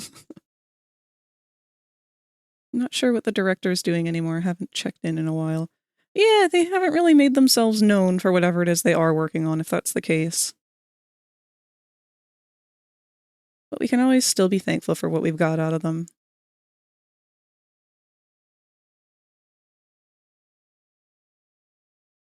I'm honestly shocked that there's not any kind of, like, Broadway play or anything for Repo. I'm shocked that it's not more popular than it is. They also released a new clip from the Sonic 3 movie. Ooh, I have not seen that yet.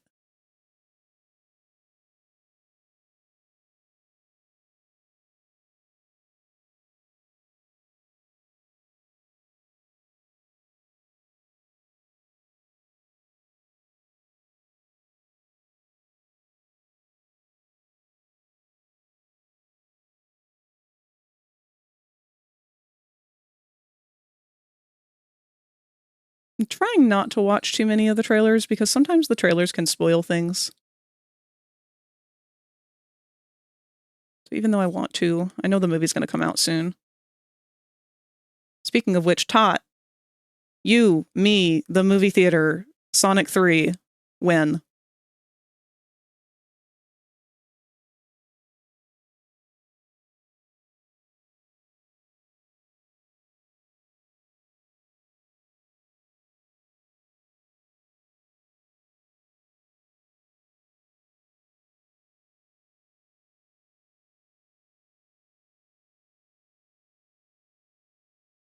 Hydrate comes in a little glass vial, and the little glass vial goes somewhere against your anatomy.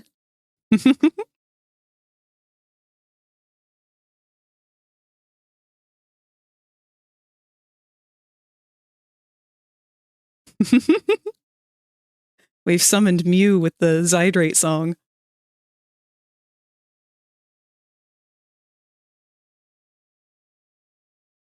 It's so FNAF coded, sorta. It is, though.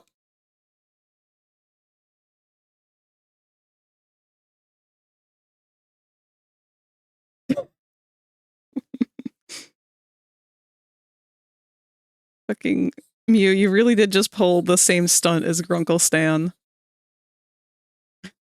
It's just like my life. In a way.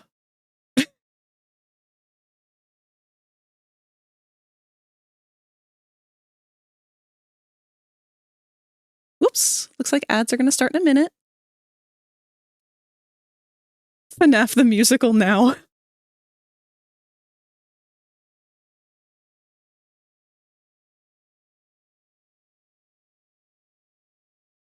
I would love to watch Gravity Falls with you. I started rewatching it a little while ago back when the Book of Bill came out, and then I got closer to the end and stopped watching because feels. But I'd be down to watch it again.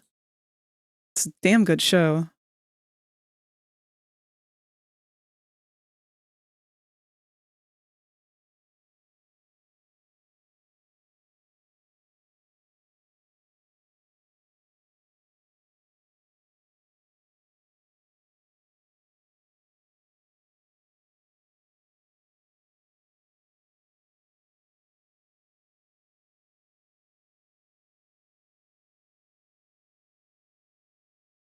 Ads are going to start any second now.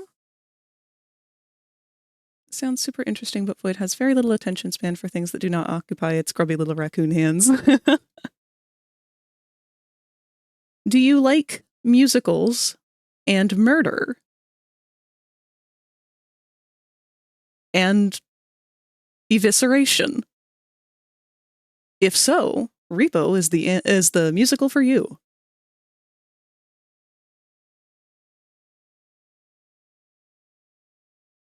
Let's watch it and ship Tragic Yowie together. Yes! I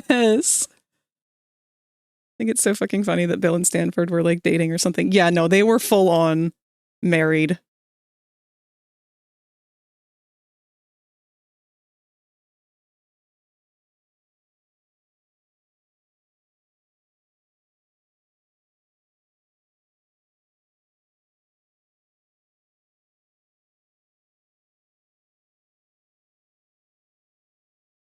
love musicals. I just have trouble bending my attention to them these days. Mood. Very valid.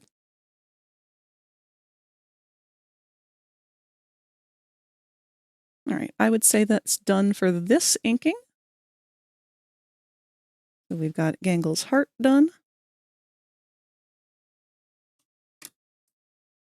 Actually, I want to clean up that one spot there. I don't like the way that's smudged.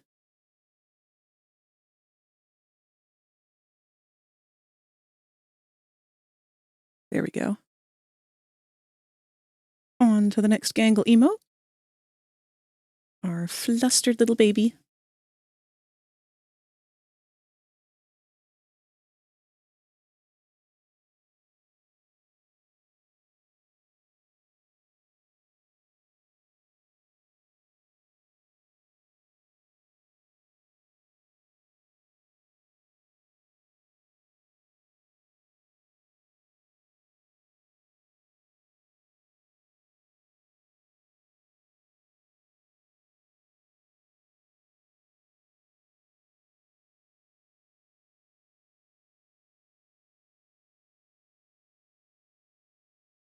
Drives my roommate insane because TV shows are not exempt from this, and they desperately want to watch Arcane with me and date me.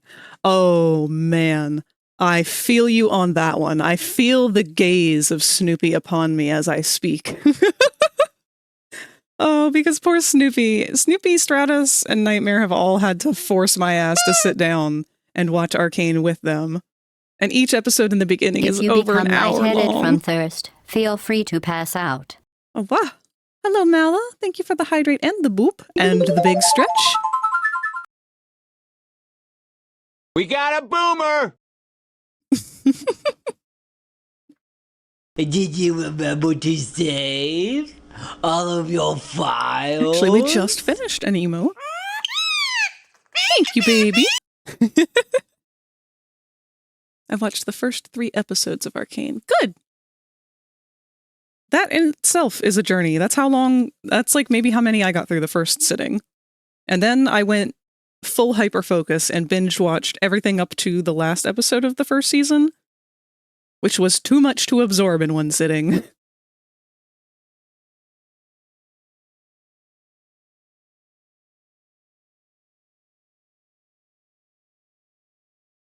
It took me 2 sittings. Yeah. It's just so long when each one of them is an hour. Yeah, we're talking about Arcane and how hard it is to sit down and watch it if you don't have a strong attention span. Even though it's really, really good.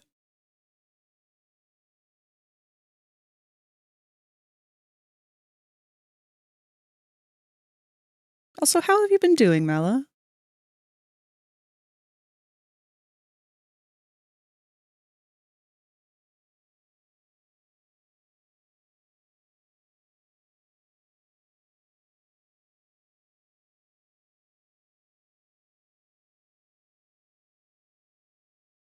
I totally didn't watch all 2 seasons in one sitting. Oh my god.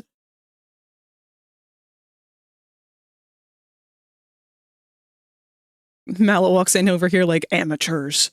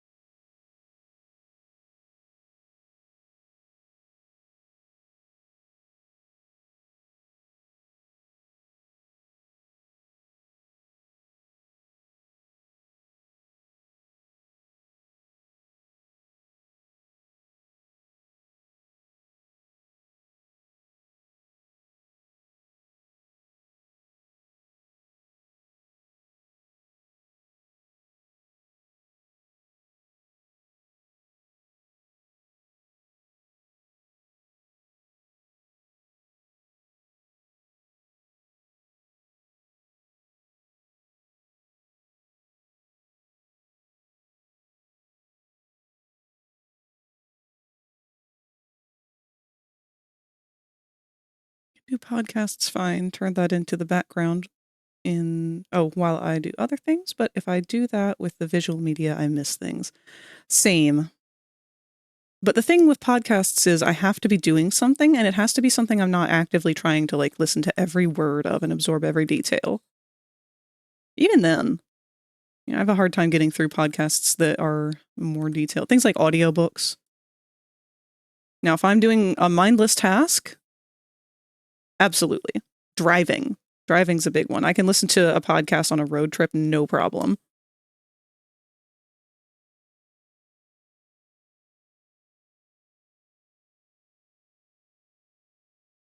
But when I'm sitting around the house or whatever, I have too much of an anxiety about not doing something.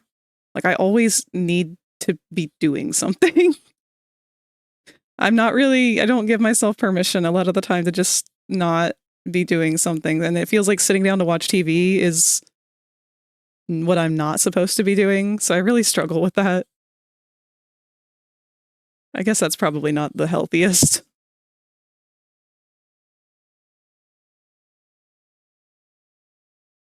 I say that because I do want to point out if there are ever things that I do that aren't healthy, because I don't want to unintentionally encourage it in other people.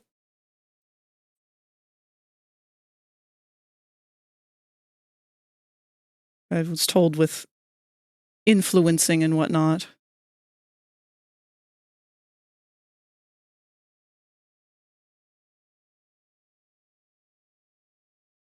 100%. It's good for stuff like Minecraft, though. Yeah! Oh, I didn't even think about that. Honestly, I've had to tell my friends that sometimes it's okay if they do nothing for a day. Oh, yeah. It just feels like unless I'm productive, I'm not doing what I'm supposed to be doing. Which, again, not healthy.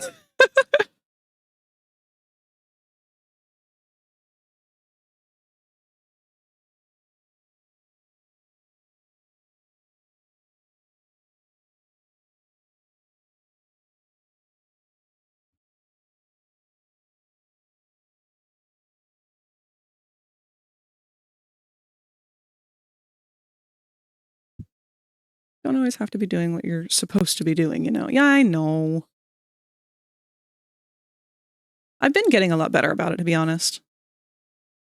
I've been trying to give myself permission a lot more in the end of the year here to kind of just look at how I'm doing things, evaluate what's good, what's bad, what I can do differently, what I might want to do differently, blah, blah, blah.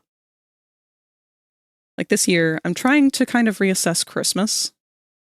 I'm trying to take a look at where I haven't been happy with things that I've been doing and how to go about maybe doing new traditions and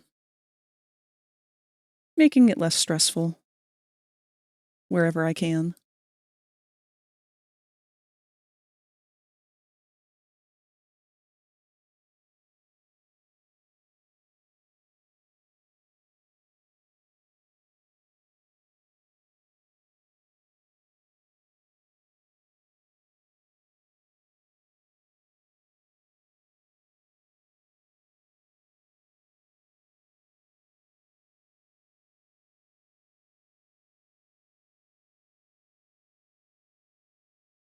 Think of it this way, sometimes you're supposed to be taking care of yourself instead of working, you know?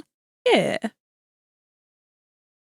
Honestly, the biggest change that I've made in that regard is once I was diagnosed officially, or at least as officially as it could have been because of legalities, with autism. And I say that because if you're familiar with the way that the mental health system works, this is a whole rabbit hole in its own, so I'll try and kind of just gloss over it. But currently, at least in my state, you are not allowed to be diagnosed with both autism and ADHD, according to very outdated guidelines and textbooks that they are required by law to use. We are not allowed to diagnose both at the same time because, according to those outdated textbooks, it's impossible for both to exist in the same person at the same time, which is why I say outdated. These textbooks are still using data that was gathered from a very long time ago, using inaccurate and inappropriate sources. They were not testing AFAB people. They were not testing people of color. They were just testing white boys, essentially. And both ADHD and autism show differently in AFAB people than they do in just white boys. I know it's coming, Mew.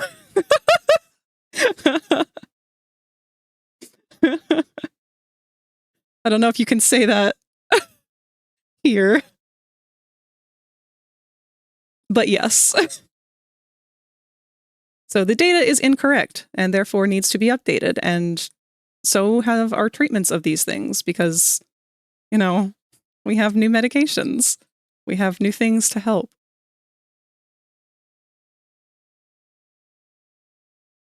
Someone remind me why I was talking about this. I got distracted with the rabbit hole I said I was trying to avoid. Oh, right. Making changes for the betterment. Sleep. Sleep is something that I have struggled with so bad my whole life. And I didn't know that so much of it was tied in with the autism and burnout. Because I've always had insomnia. That's something I've been diagnosed for since I was a child. And no medications have really made any difference. Nothing's really done anything to help it. It's just kind of something I live with. Actually, the weed is probably the most predominantly effective thing that I have experienced that has helped. And even then, it's still kind of a wild card depending on the strain. But I digress. Giving myself permission to not try to keep to this 9-to-5 kind of lifestyle has been such a game changer for my mental health. I used to really, really beat myself up with it. And it didn't help that I had friends who were not very considerate of my mental health, and they would kind of ream me for not having the same kind of lifestyle that they did. Thankfully, I no longer have people like that in my life. At least as far as I'm aware, I'm not regularly around them anymore. Because I don't need that negativity. I don't need judgment from people who don't want to understand me.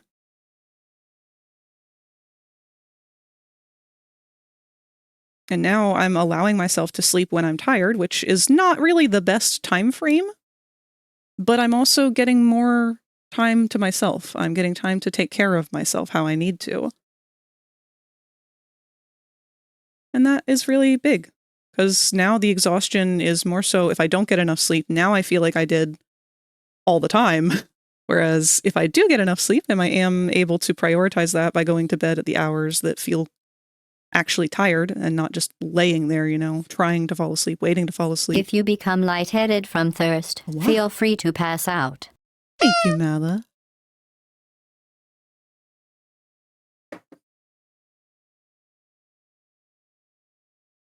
But yeah, you get it. Oh, posture check. That's a good one. I'm leaning off to the side. I've got to find a better way to sit in this chair and This draw. is art. You will hear a buzzer. When you hear the buzzer, stare at the art. Thank you.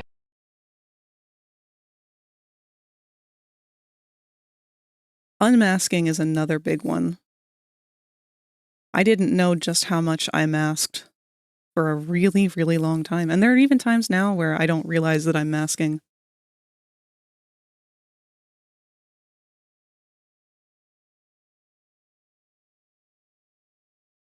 For so long, it's kind of just been a survival technique.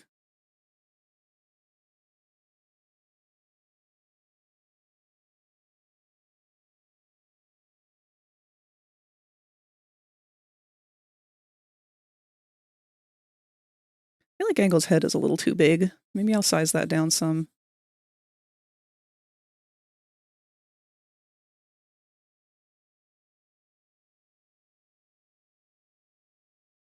I think I'm such an opposite person when it comes to masking. I was a person who didn't mask and thought everyone else was weird. No, I admire that about you, though, Mew. Admire the fact that you are genuinely yourself.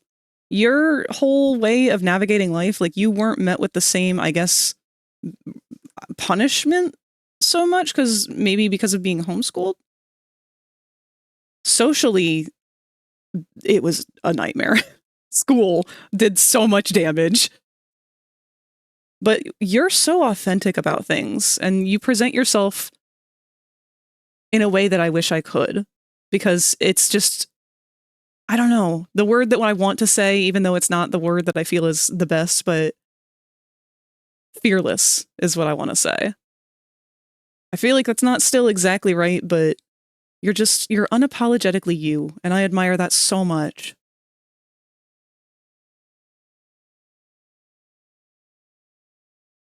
You're not afraid to be yourself.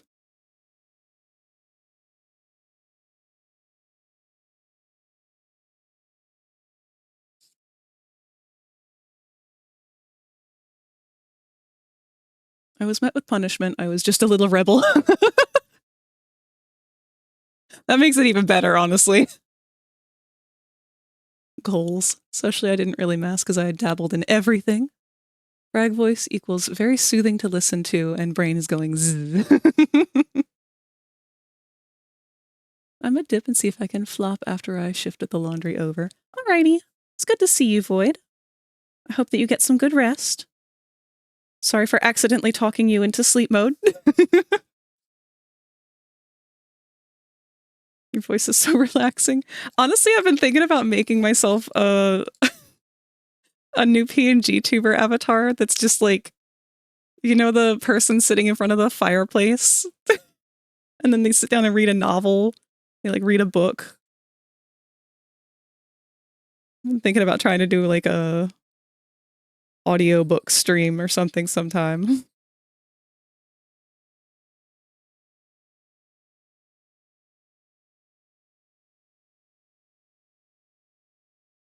You're good. I've been crashing for a bit. Energy drinks have a weird effect on me. Oh. See, I don't drink energy drinks. I'm kind of scared of them. I had it yesterday. The crash is only just now hitting me. Oh, yeah, that is a little weird.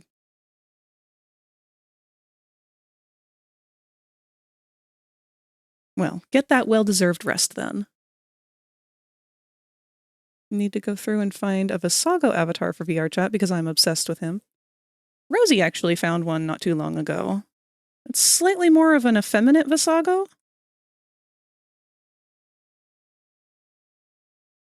I have it saved myself, so if I happen to bump into you again next time I'm around on VR, I'm more than happy to throw it your way. I don't know who made it. I was a little bit zooted at the time that I was given it.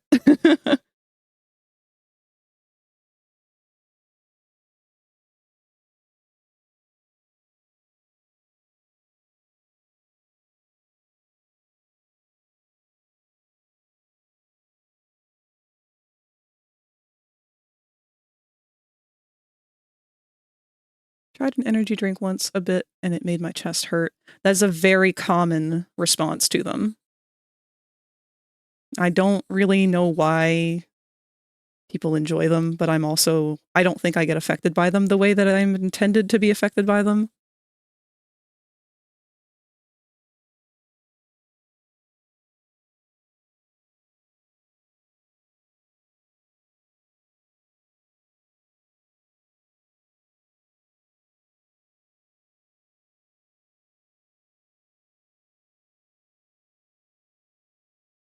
Good night, Void. As a Spanish person, I'm proud of him. Good, you should be. I'm glad you're able to get that representation. I loved Visago. I really wish that he had a little bit more screen time. I kind of feel like we got to see all of his parts in the trailer. I was hoping that we would have a little bit more. But maybe he'll come back. I'm really hoping he'll come back for Sinsmas.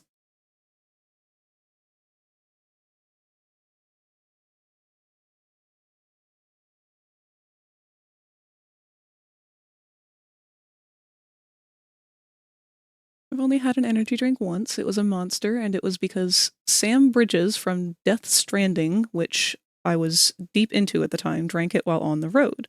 I had one while traveling back from the holidays, and it hurt my guts.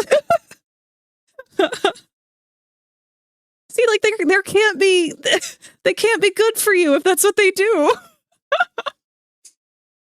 There's a specific brand called Gemmersups that I genuinely enjoy. It's technically an energy drink, but with natural sugar and caffeine.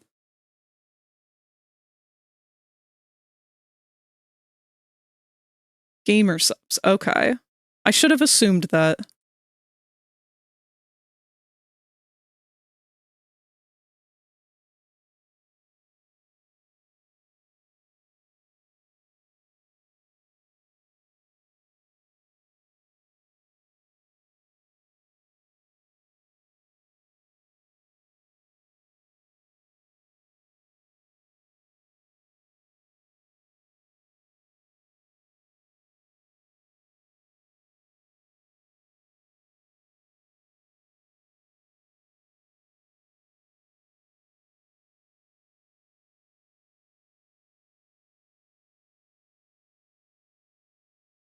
This song is not a Christmas song. I don't know how it keeps ending up in these playlists.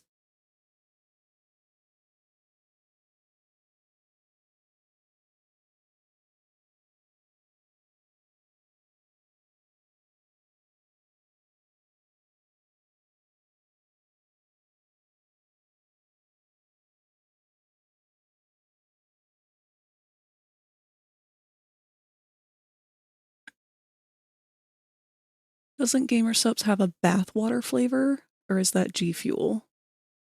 G Fuel.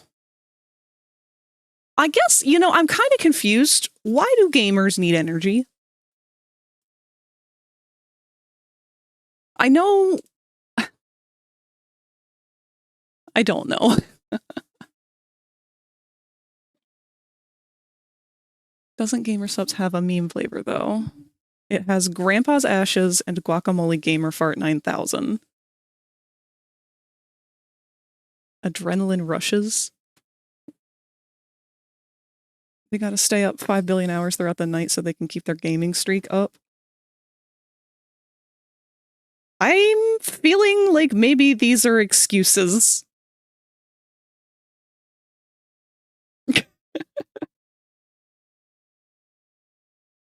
I'm not trying to go all middle school teacher, but like, what do you possibly need this energy boost for that you can't do already just sitting in your chair? Like, you're not exerting any physical energy. I think you're fine in the long run here.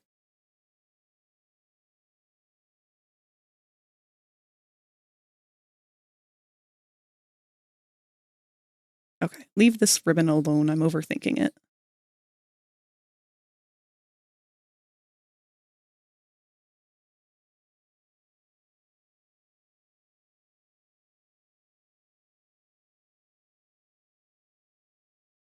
Marketing. Gamersups doesn't have a crash, though, and its serving sizes are really small. Okay. But...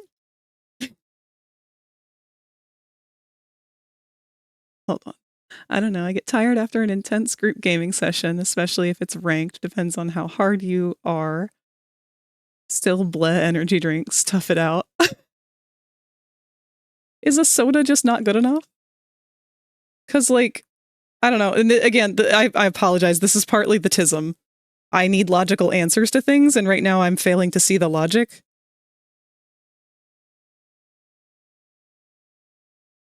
It's not a criticism of other people. It is me trying to make sense of what other people are doing that I don't understand. I hope that that makes sense. Doritos and Mountain Dew. Oh. All right, don't get me wrong. Doritos are the shit. I'm not a Mountain Dew person, though.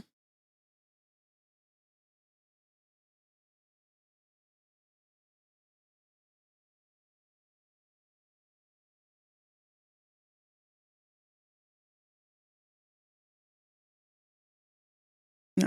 I think one thing I didn't do well on this one is the expression doesn't really capture the shock that I want.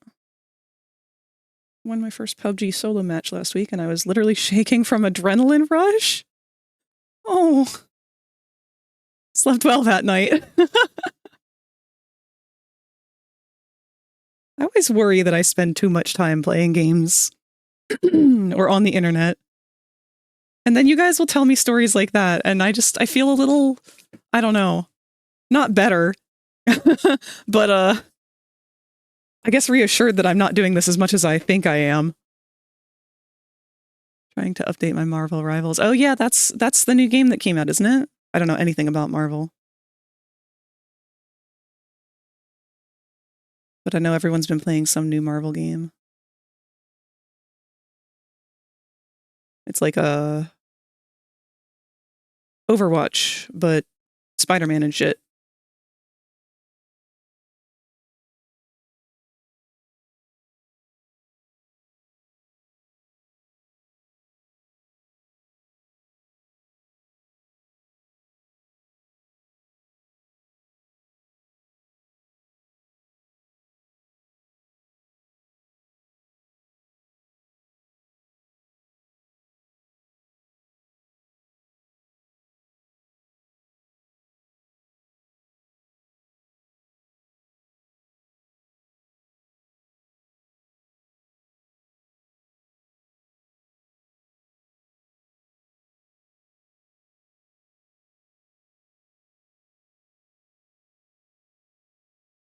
Overwatch, but with Marvel characters. Yeah.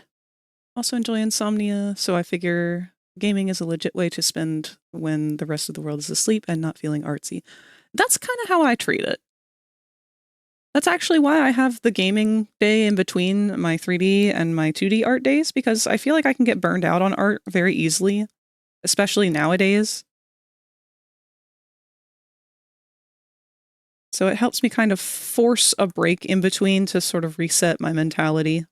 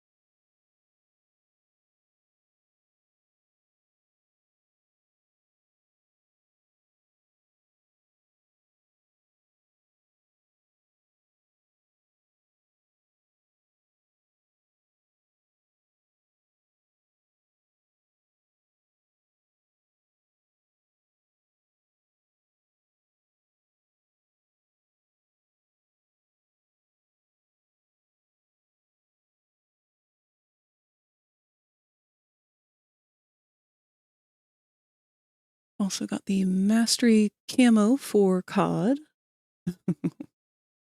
Jeff the Shark is the most adorable thing. Yeah, that's what I've been seeing the most of. Can't get over how he hums his own theme song as he swims. And I have to play Monster Hunter Wilds in January. I'm still learning Monster Hunter.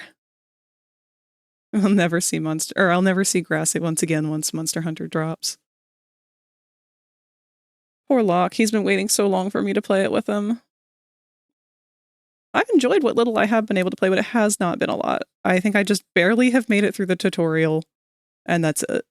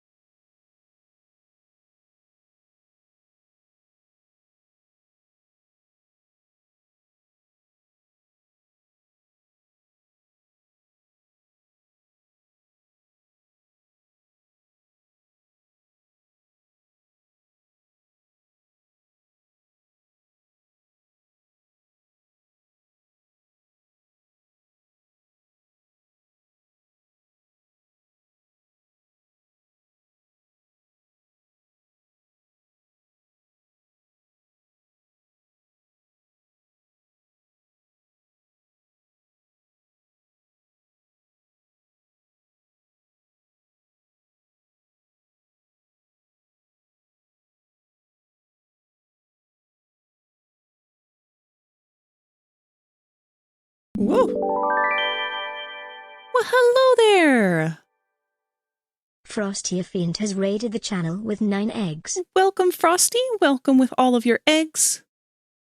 I hope you guys had a good stream. Playing Marvel Rivals. We were just talking about that. But yes, welcome everybody. If you're not familiar, I am a variety streamer. I do 2D art on Tuesdays, I do gaming on Wednesdays, and 3D art on Thursdays.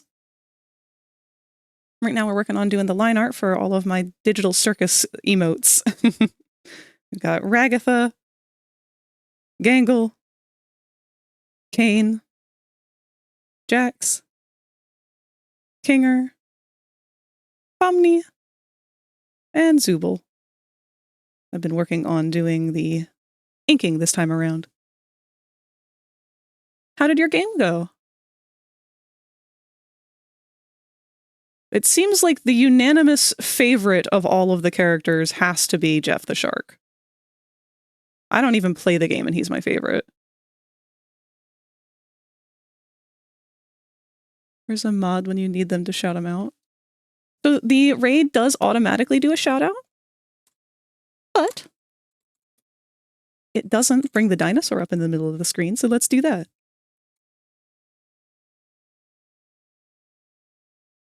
There you are.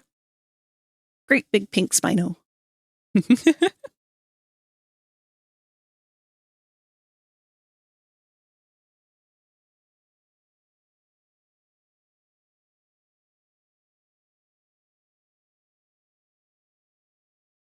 Never played a hero shooter ever before, so it was interesting.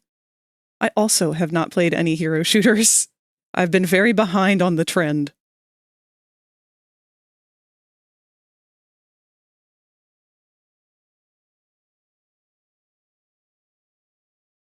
I feel like I wouldn't be very good at it, though. I don't know. I don't know how good I am at Left 4 Dead, and that's kind of the only shooter game that I've played that I've enjoyed.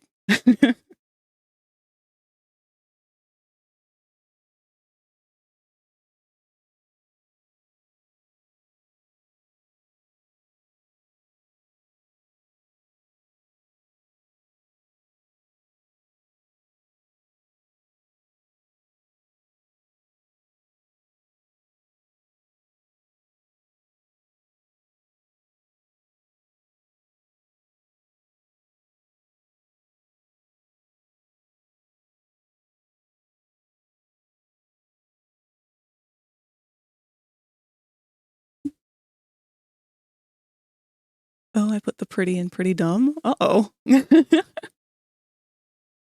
Mostly made Venom. IDK if he's up my play style, but I just love Venom. Okay, so my friend was showing me the game, and that was their first choice to play as.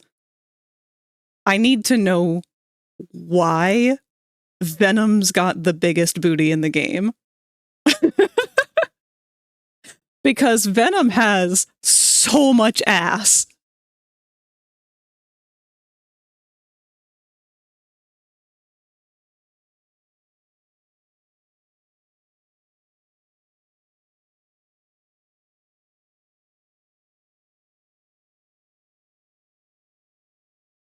Why not? Good point. Good point.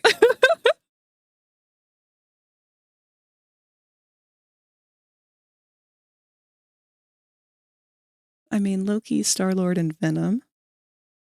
Okay, Mala, would you have any suggestions for different characters for different play styles?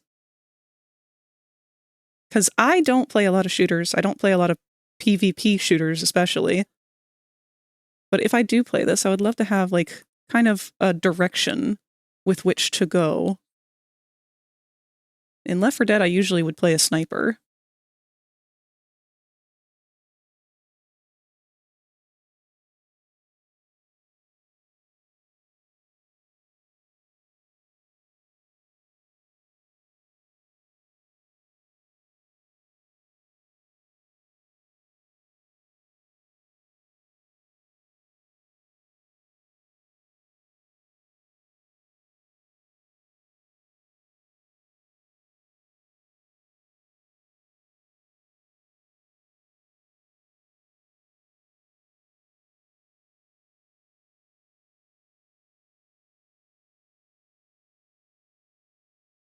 Distance fighting is very big for this game.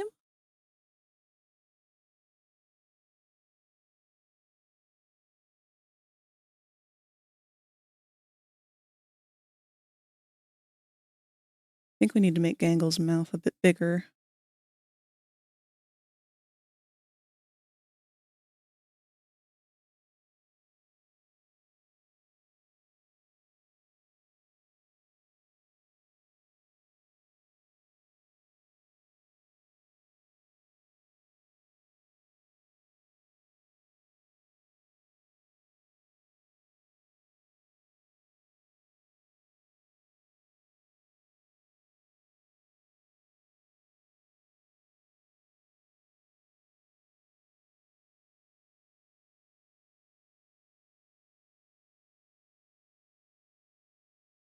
Perfect. We have Loki, Hawkeye, Black Widow, Squirrel Girl, and honestly a lot more that have high damage fighting. Is it very strategic? Or is it more of a, here's the attacks that you can do, now get in there and wail on people?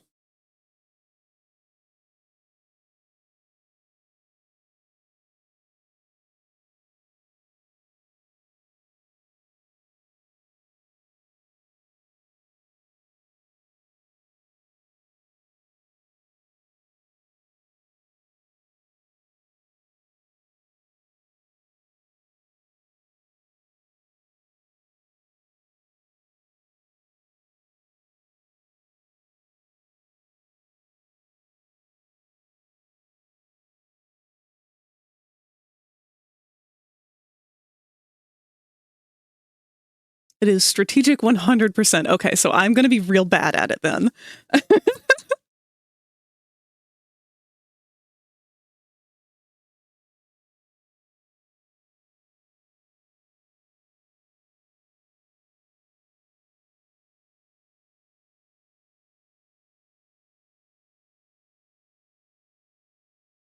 right, this is Gangle and Barris.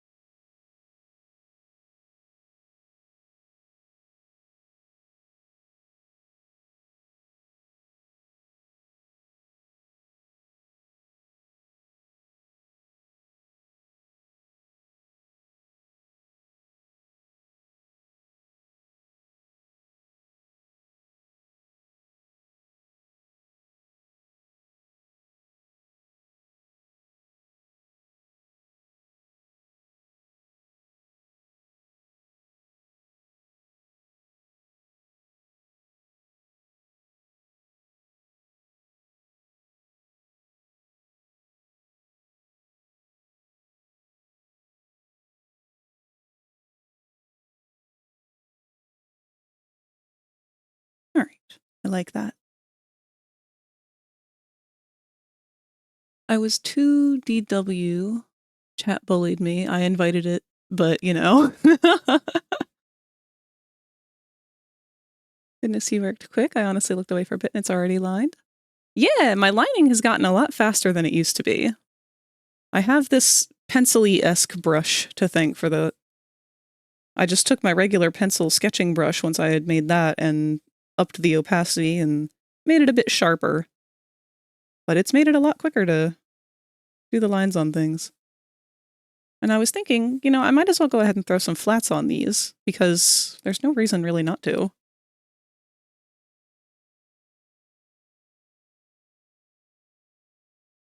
Where are you, Gangle?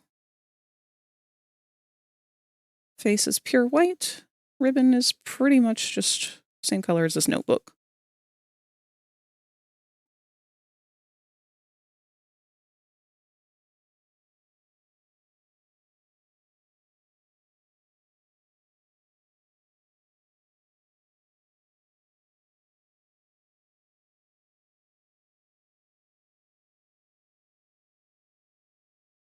Makes a lot more sense to do it that way. Let me go ahead and open up the other ones that we had done already and throw flats on those as well. That red might be a little bit darker than I want. Let's make it a little brighter.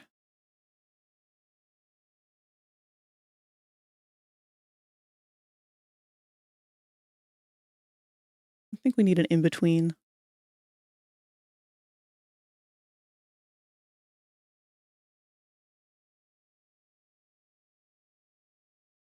It's probably good. Nope, not that one.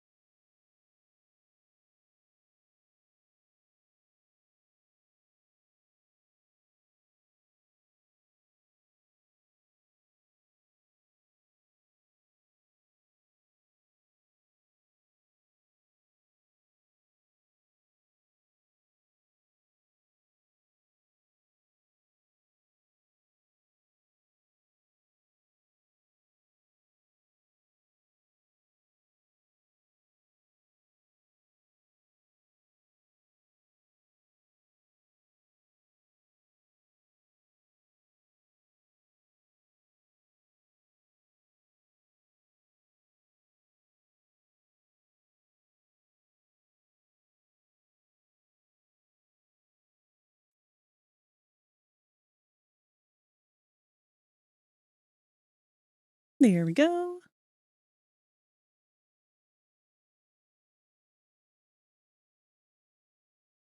All the characters have broken abilities across the board that even the earliest of players can defeat a high-ranked player. Honestly, it's a very beginner-friendly.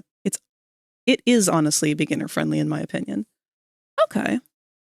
I've got a couple friends who've been into it very hardcore, and it's not my usual playstyle of game. Like, I'm not really into Fortnite or Overwatch or any of them, really. But I've been able to see the fun in it, and if that's something that they would like to try and play together anytime, I will be open to the idea. So, we've got our embarrassed Gangle, our cringe Gangle, and our Gangle with a heart. 2 more left. And what time are we at here? Got 1 hour left for the stream, just about. Give or take. Let's do depressed Gangle next.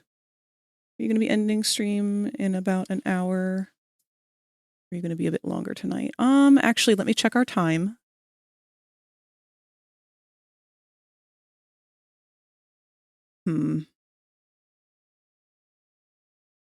Oh, baby, no. Go ahead and start Shrek whenever. I will join once I'm done with all this stuff.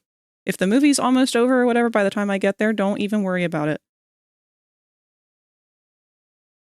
I don't want you to have to rearrange things for my sake. I was the one who was late to my stream today, and I don't want other people to have to work around that.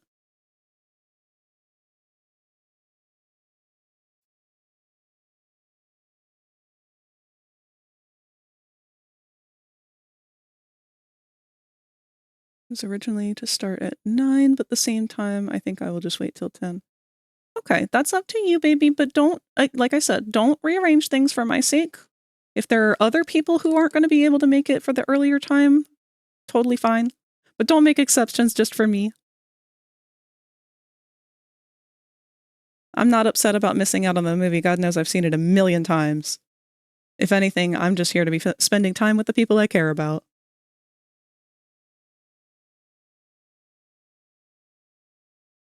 Don't ask me why I closed all of those. I definitely still needed to keep one open.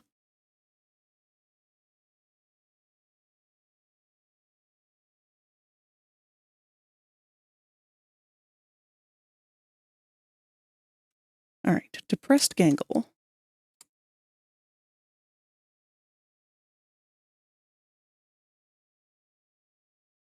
The comedy mask has been broken once again.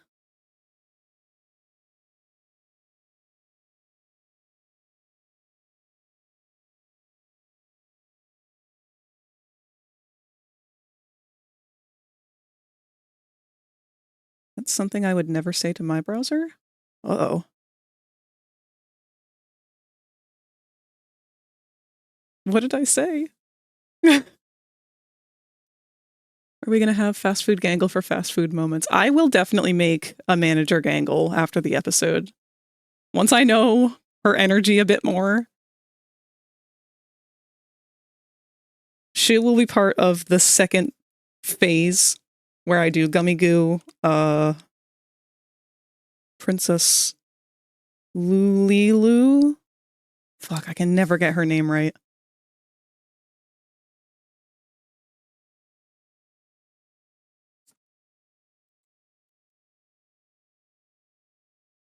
Lulilalu. You know, all the other background characters. I closed those or something along those lines. You know my browser, you know my tabs. Oh god. Yeah, no. I don't think I could ever reach Mew level when it comes to browser tabs. Your browser gives me nightmares.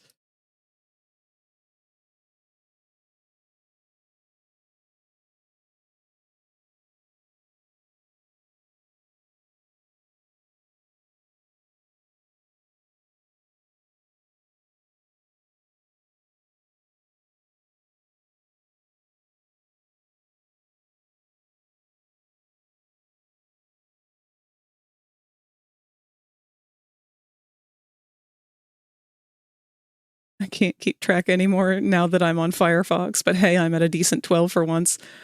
Oh. I get to, like, if I fill the entire toolbar up top and they start to shrink in size, that's too many for me. I start to have a panic attack from that.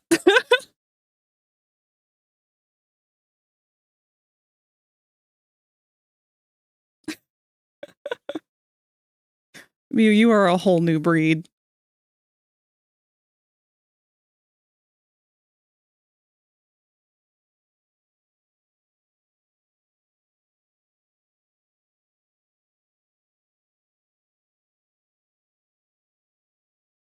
I just thought of a good question. What kind of video games do you think each of the Digital Circus characters would have played predominantly? Like, what kind of gamers are they?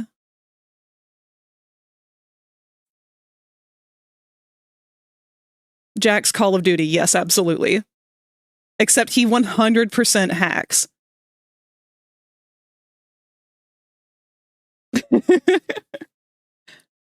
That and Mario Kart.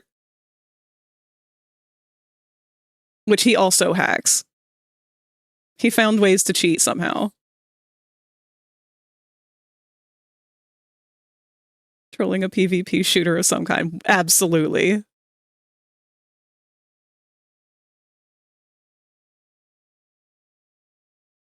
feel like Gangle might be like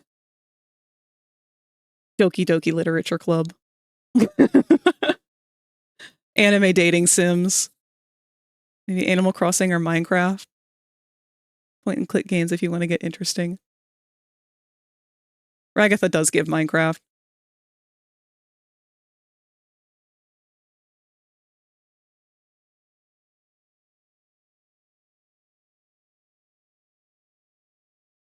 Omni is Slime Rancher. Yeah, I could see that.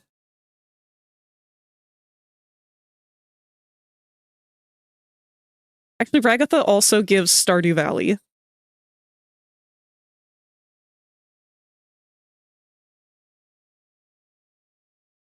I could see her and Gangle both doing that, being into that one. That's kind of a cross between the two of them. They collab on that. Kane kind of gives Gmod. Yeah, he does! Oh no! Kane gives Roblox vibes.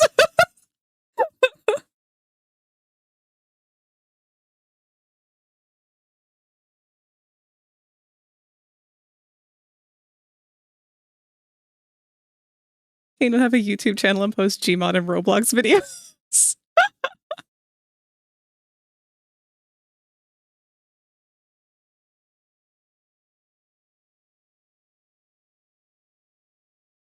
We could go so easy on Kinger and just be like online chess. But I feel like, nah, I feel like he's the wild card. Like maybe he was like the gamer granny. Y'all ever hear of that one? I don't know if that's her actual name or not. Or what she goes by.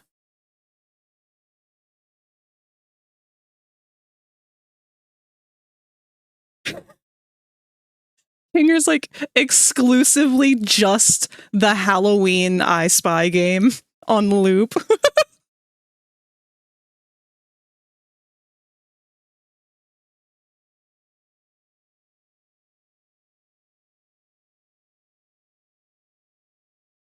He's like the old Vanos Gmod days.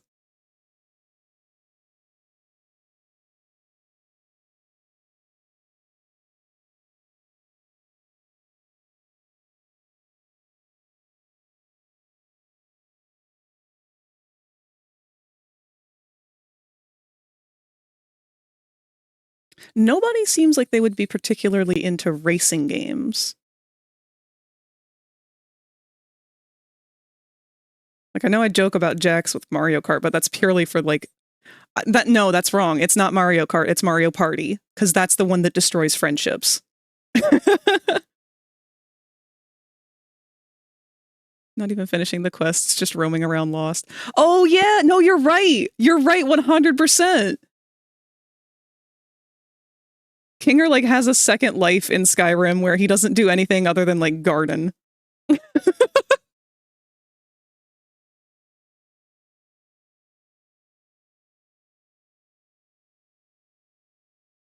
Meanwhile, Queenie, she's the one out here slaying dragons. She's on the Bloodlust quest.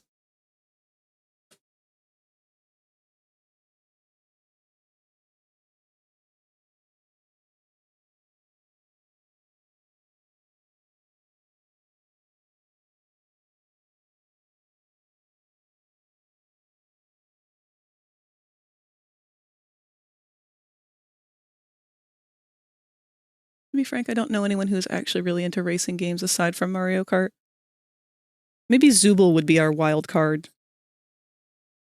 They'd be the racer person. Maybe. Zooble's kind of hard to read too, actually. I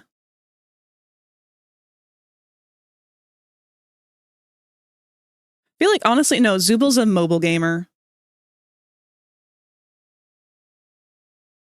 They don't actually even like the game. They just keep playing it because they just keep, like, muscle memory going back to the app whenever they're bored.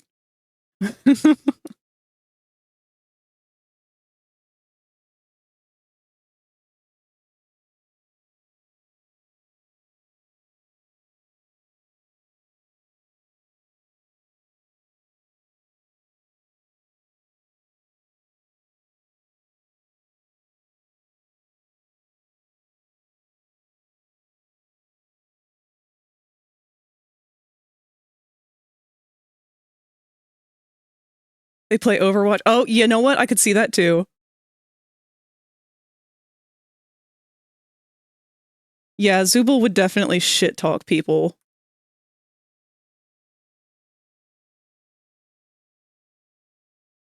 But like, not in the same way Jax does. Jax shit talks people to like tell them that they're bad.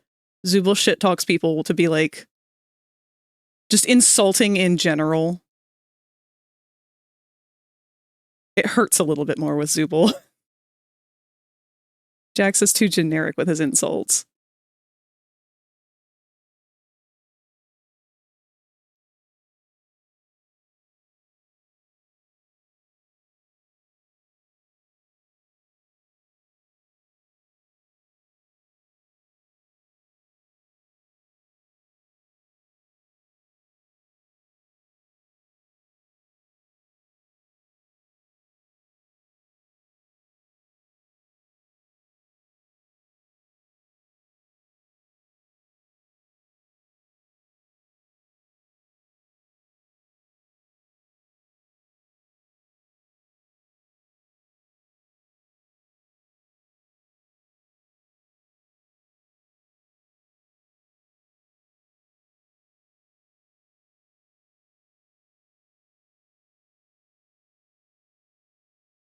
Jax also gives Among Us vibes. But he's infuriating to play with no matter if he's imposter or not.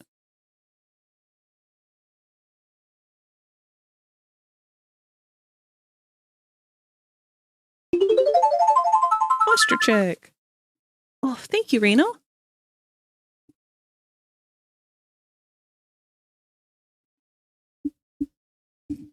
A quick hello before going to bed. Hello. It was good to see you pop in for a little bit. I hope that you had a good day today. And if you didn't, I hope you have a good one tomorrow.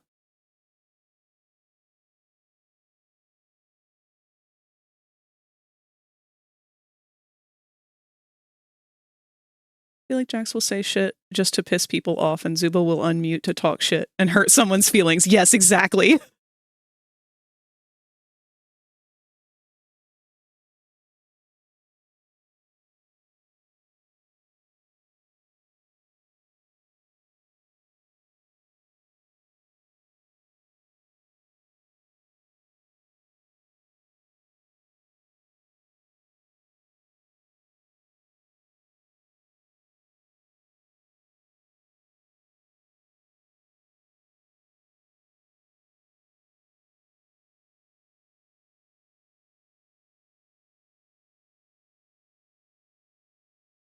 Yes, a good day. Now I must go to bed. It's 4:21 a.m.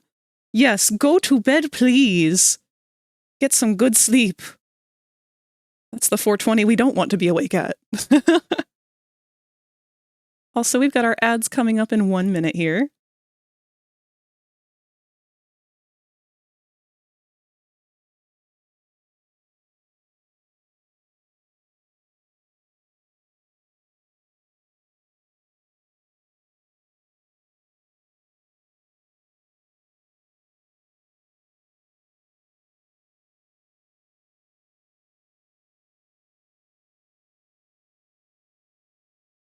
Pomni will be the one to be muted and cry regardless, then hop off to open up Slime Rancher. Although, you know, I don't know. I feel like Pomni might have a mean streak in her. I feel like she could reach that point where she's just fed up and then just goes on a massacre. Good night, Reno. Hugs, hugs, hugs. Dream of sugar plum fairies or whatever it is that we're supposed to dream of.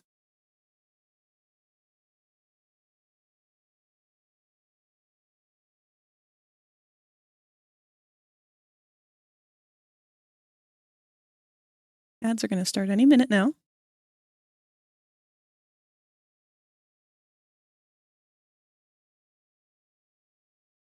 Omni, no. Kinger, yes. Kinger just starts having war flashbacks.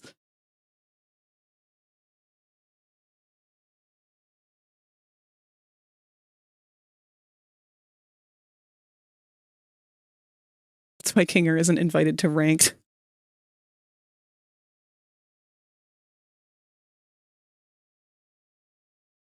Oh, wait a minute. I've just thought of another one for Gangle. Pokemon. I could see her getting into the grind. She would know all of the fancy facts. She'd be our Katsu.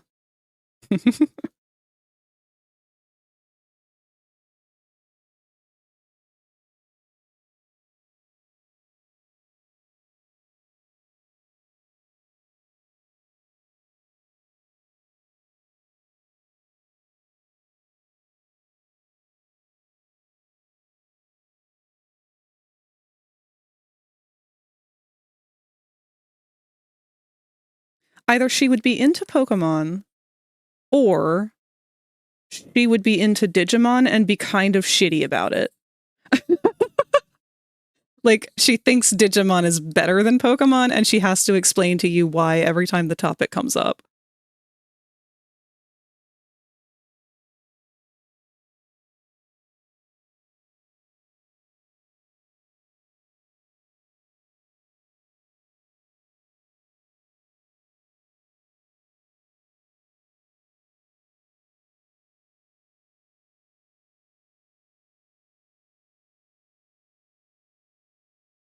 Sorry I'm being so nitpicky over this one ribbon.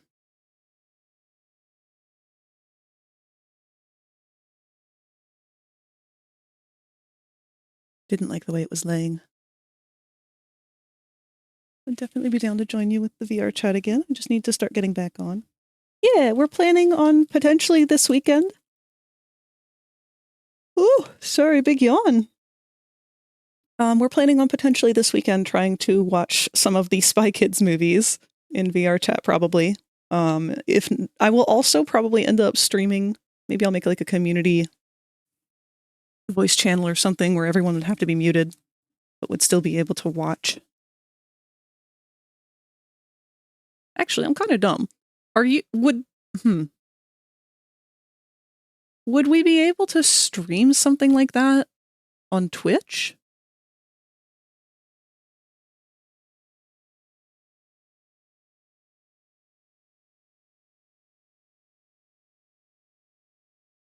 Yes, Spy Kids.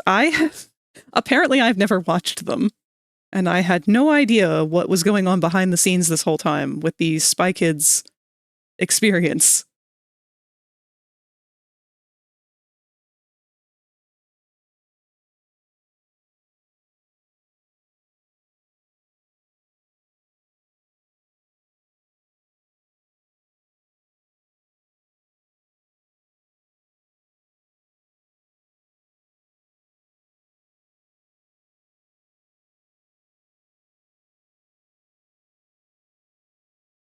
All right, the ad break is over.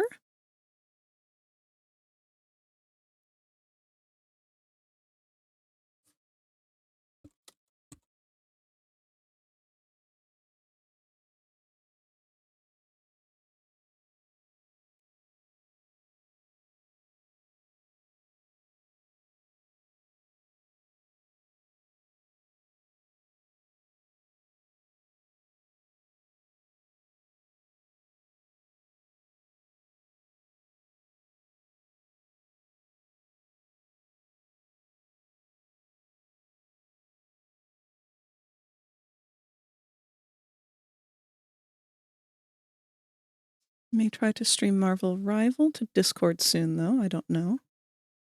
Yeah, go for it.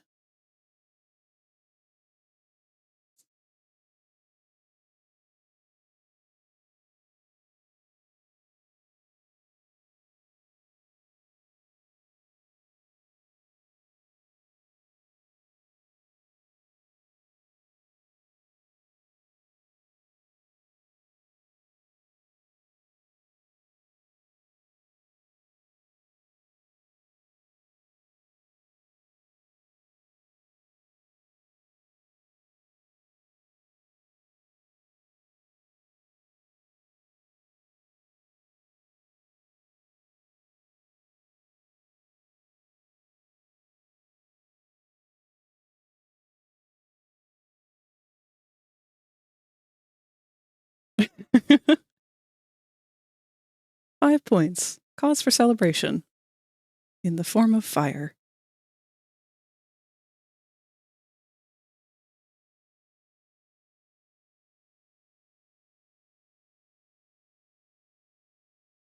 I feel like I'm still not quite getting to the level of devastation that I wish for this little bean to be at in this emote.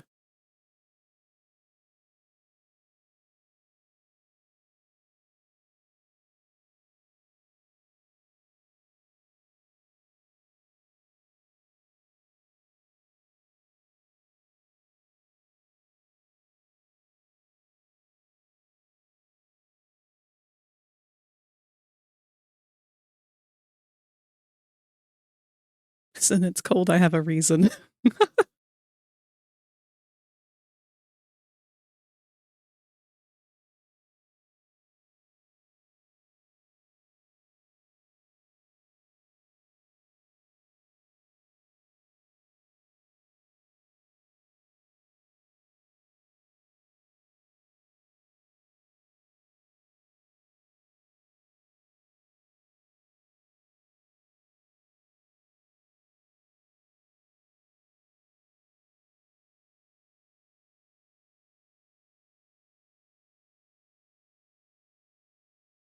I don't know how I feel about that.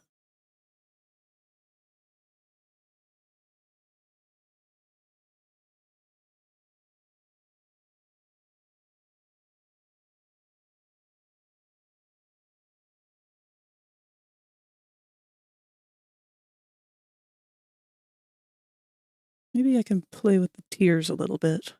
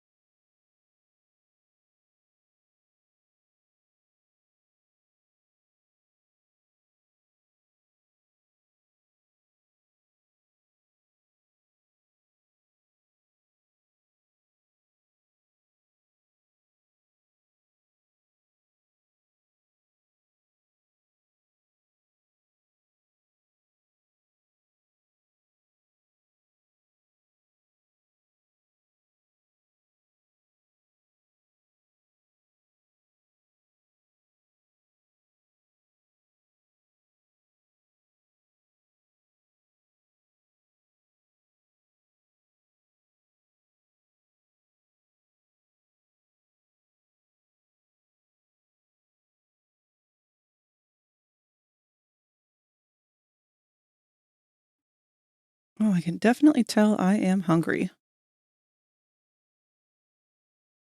I'm gonna have to run to the store soon.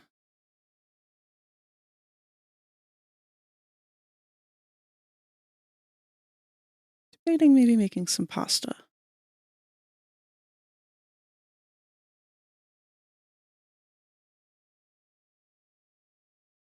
Did you remember to save Did I remember all to of save? your files? I did not. If you become lightheaded from thirst, feel free to pass out. Thank you, Mala.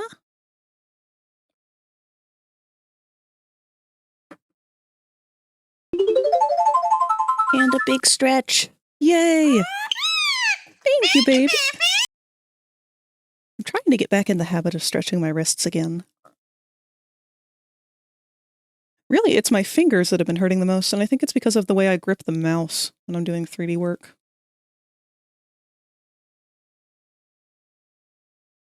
I've looked into those ergonomic mice before. It's sad, but they freak me out with the way that they're shaped. If you don't know what I'm talking about, Google it. Ergonomic mouse, computer mouse.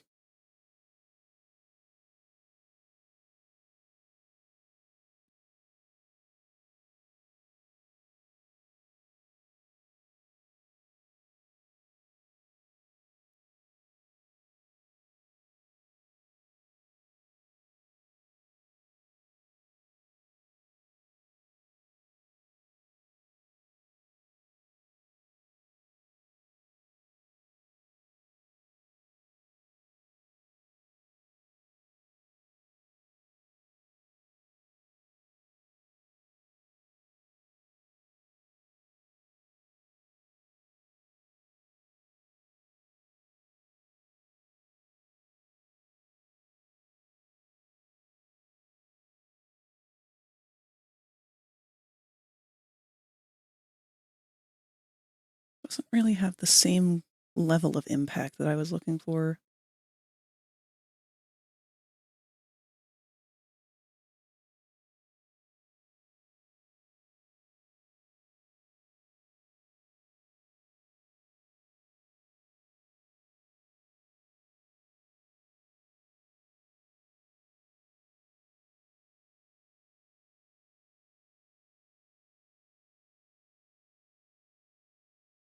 Thought about doing has-been hell of a emotes after these.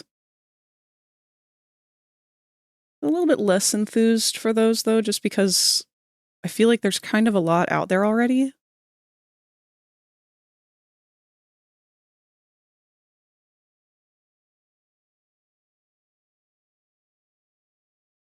Bro, why can I be real about that mouse? Ergonomic vertical mice are so nice. Takes a day or two to get used to, but worth it. See, that's what I've been thinking. Like, I can feel it in my wrist where I'm sitting there doing blender work and whatnot, and it's starting to hurt. And if my hand was just at an angle, it feels like it would just alleviate so much of that. But yeah, man, they look freaky as fuck. Please be real about it.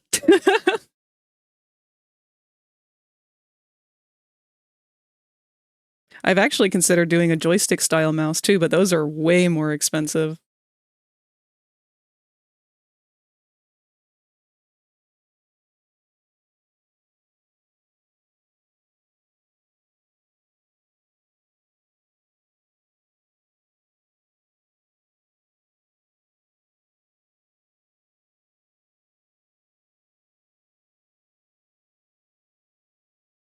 I'm gonna be so honest, it looks like something that causes pleasure and not in the gaming way.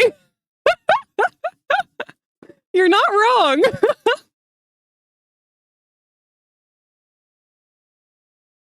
I never thought about it, but you are very accurate in that.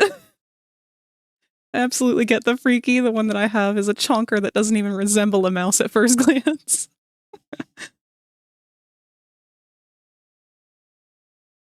Yeah, when I was a kid and we had just gotten our computer and everything, I apparently held my mouse in a very weird way.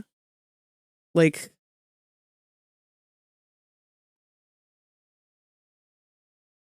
so computer mice.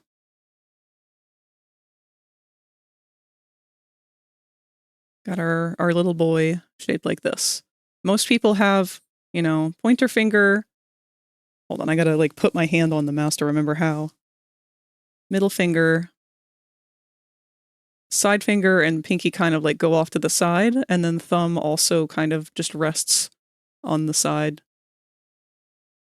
That is not how I held them when I first learned how to use computers.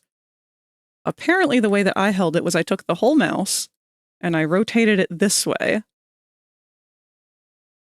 And I would hold it with my child hand, thumb on this, and like kind of had my pointer finger like crooked over, but like resting here. And then the rest of the fingers would just like grip it here. And I would do it like that. And then anytime that I needed to click this button, which was rare, I could just like tilt my hand forward a little bit and the palm would push it. And then I would use my thumb on the little rolly bar. I mean, we're talking like real young kid here, but I always thought that was fun and interesting. The way that like our monkey brains kind of... That's how you hold it right now? The first one, not how I do. Okay. Yeah, the first one's how most people are supposed to, I believe.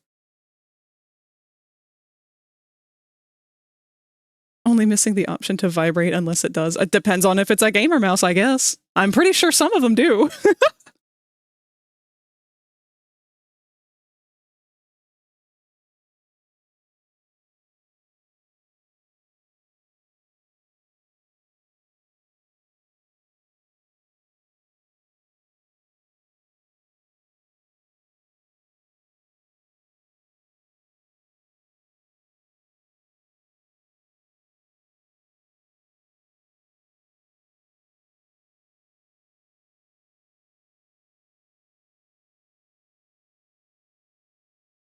My dad prefers the rollerball mouse.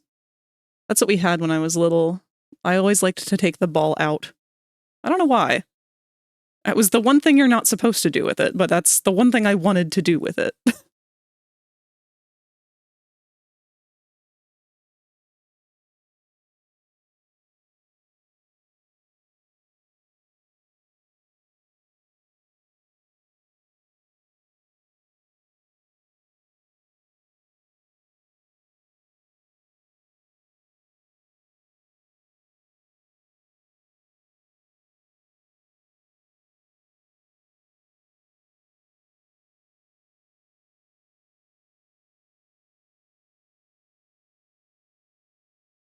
I'm so tempted to get a trackball mouse.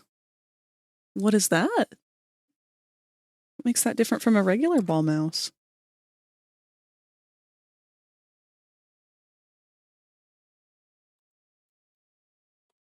Trackball mouse. Whoa, what in the Spy Kids gear is that?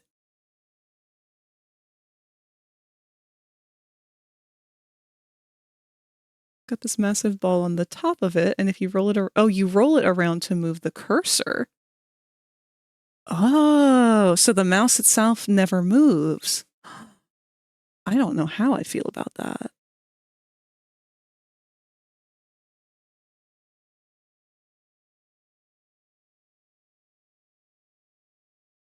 Nope, I don't want that. No, because I just sat here with my hand on my mouse, like pretending that I would have to be doing something. I'm assuming with the thumb is how you have to use that. I don't like it. I don't like how much that makes my thumb move.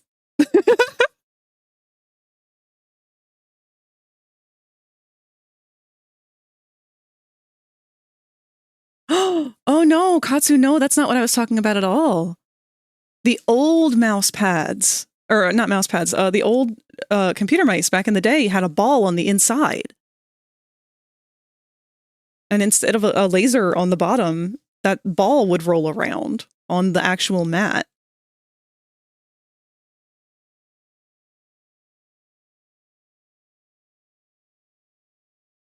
What are those called? Do they have a name?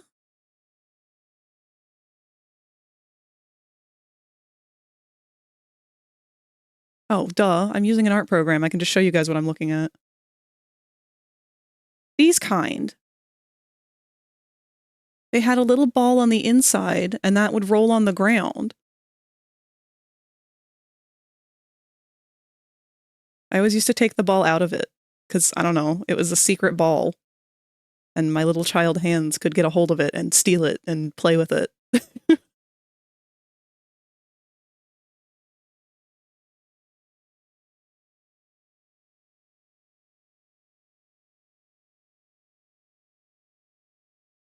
Yeah, secret ball.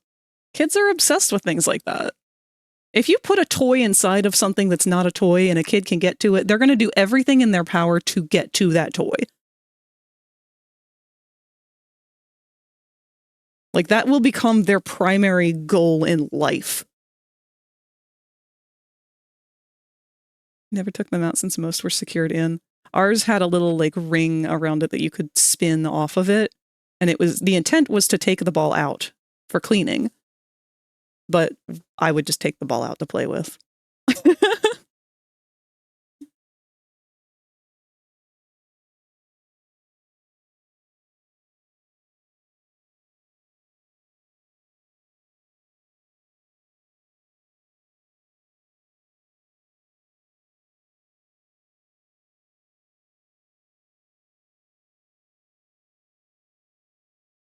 Oh, right. We're trying to do this big frown. That and one of those teardrops is a bit thick.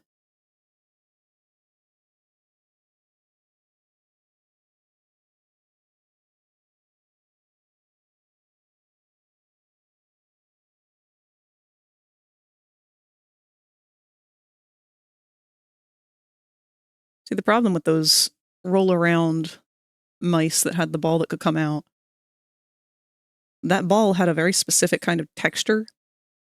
It wasn't really rubber. It was like a really firm eraser. I may or may not have bit it more than once.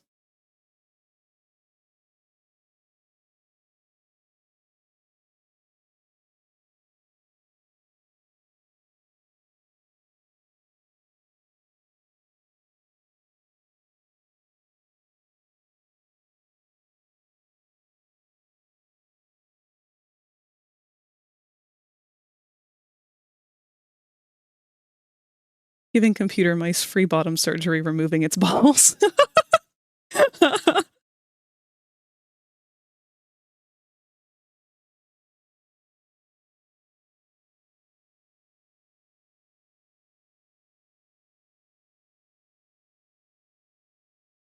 All right, we need to make this the saddest gangle in the universe.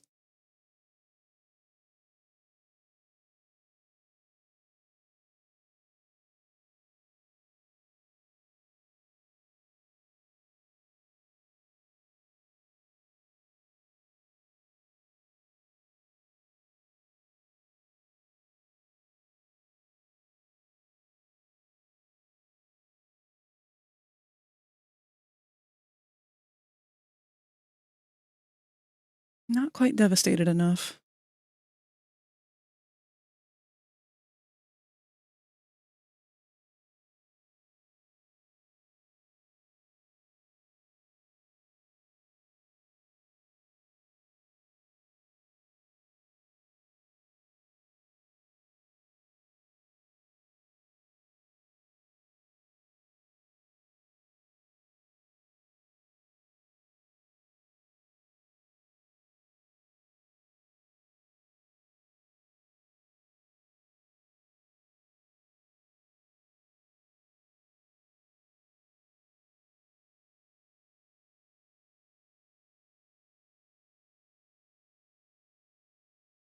I'm getting there.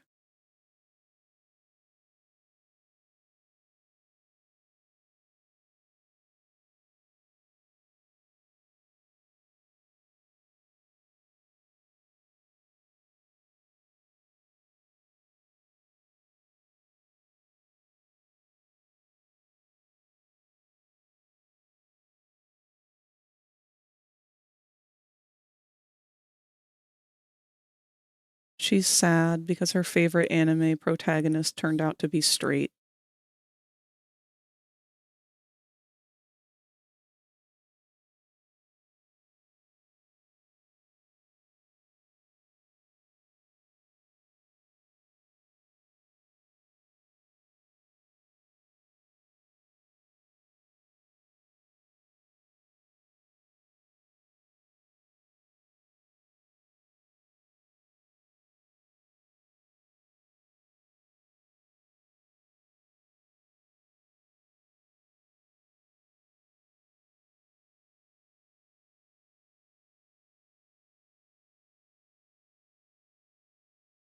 I like that.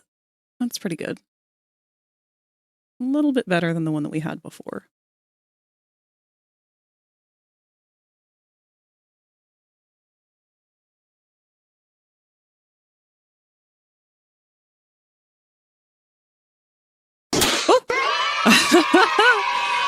Finally got me, Steak!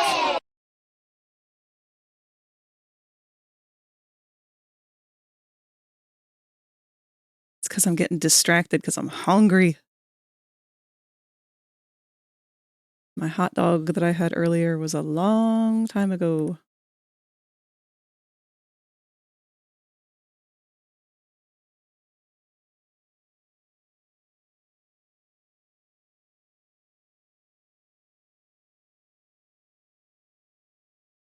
All right, throw some flats on this.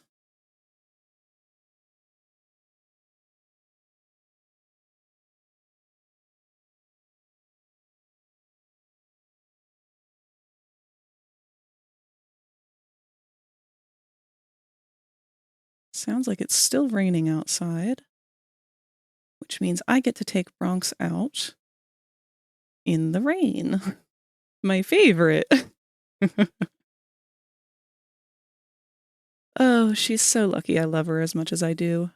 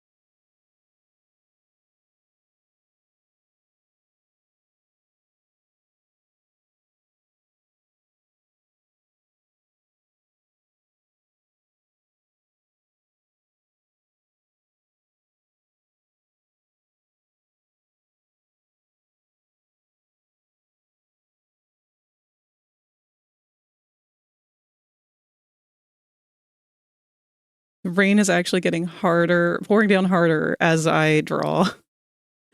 Hopefully it will clear itself out before I am fully finished up and ready to take her out. But I closed my notepad without saving. Frag, what was that free editing software that you recommended again? That would be Hit Film. Hit as in punch.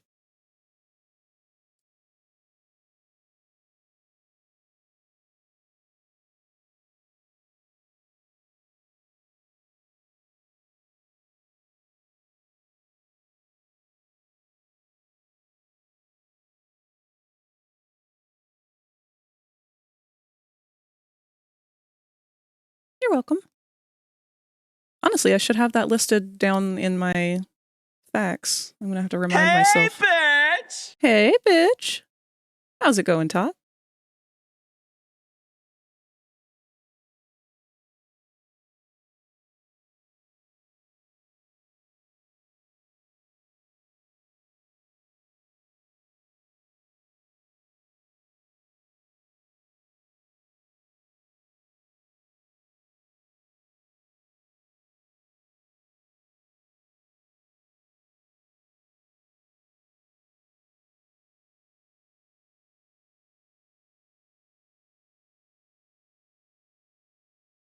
Almost done with work?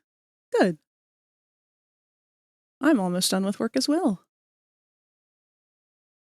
Because we finally finished up with Gangle's Cry emo, at least in terms of where we're finishing all of them. And we are on to the last. My favorite one. Now the real question is, are we on time? Okay, got about half an hour left. I think that'll be just enough.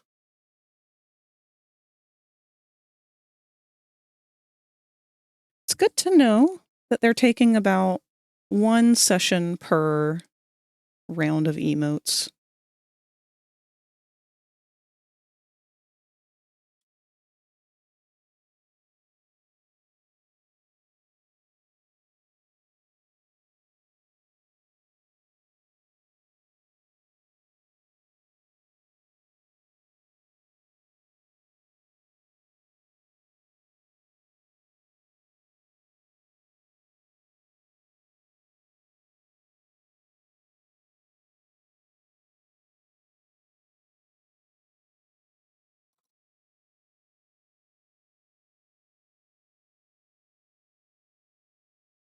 Greg, I feel like I say it every stream, but I love your art. Oh, thank you! I appreciate it, because I have object permanence issues, and if I don't hear or see something multiple times, I will forget. So sometimes I'll just sit there and be like, man, I'm a bad artist, because I forget that people like my art.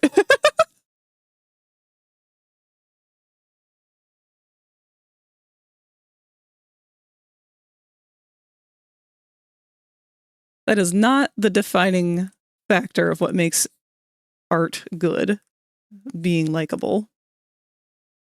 But I'm so not used to sharing my art with people. I have no real gauge.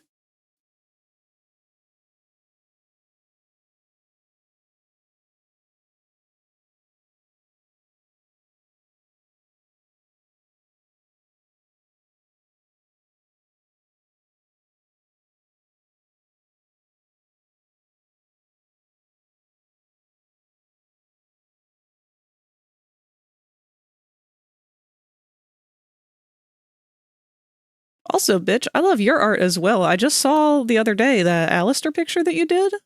I didn't even know you were working on that, but that looks so good. I was shocked when I saw on Blue Sky a post from you that was labeled as artistic nudity. I thought to myself, what? My ace in the whole tot? Hello, Kristen. Good to see you. We've got about half an hour left of the stream. We're working on our final Gangle emote of the evening. A what now?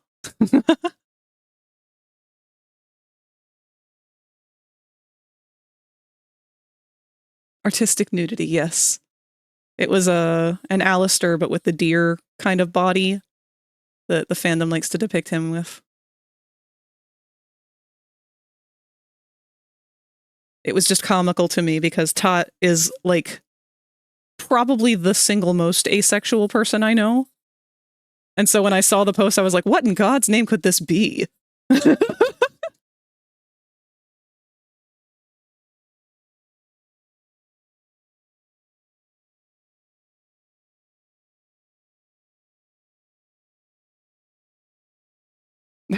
Beautifully quoted and responded.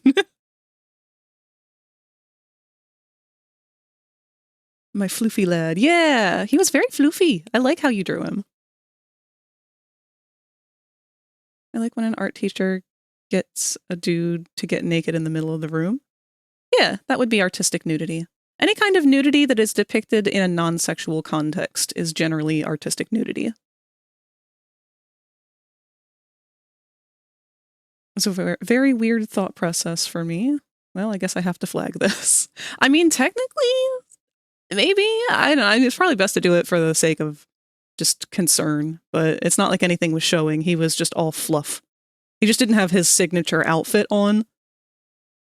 So some people might glance at that and be like, oh. Also, hello, Brad. I hope things have been going well for you.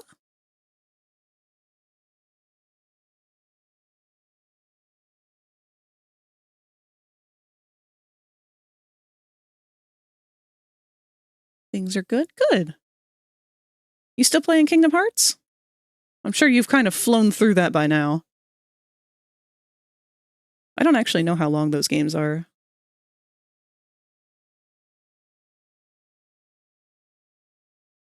Actually, I might have a really severely warped perspective of how much time has passed, because I think it's been a hot minute since you've been playing Kingdom Hearts now. Currently on Birth by Sleep. Okay.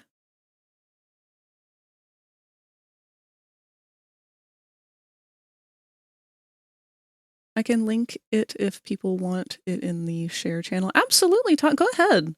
I encourage you to. Please share your art over there, your art posts.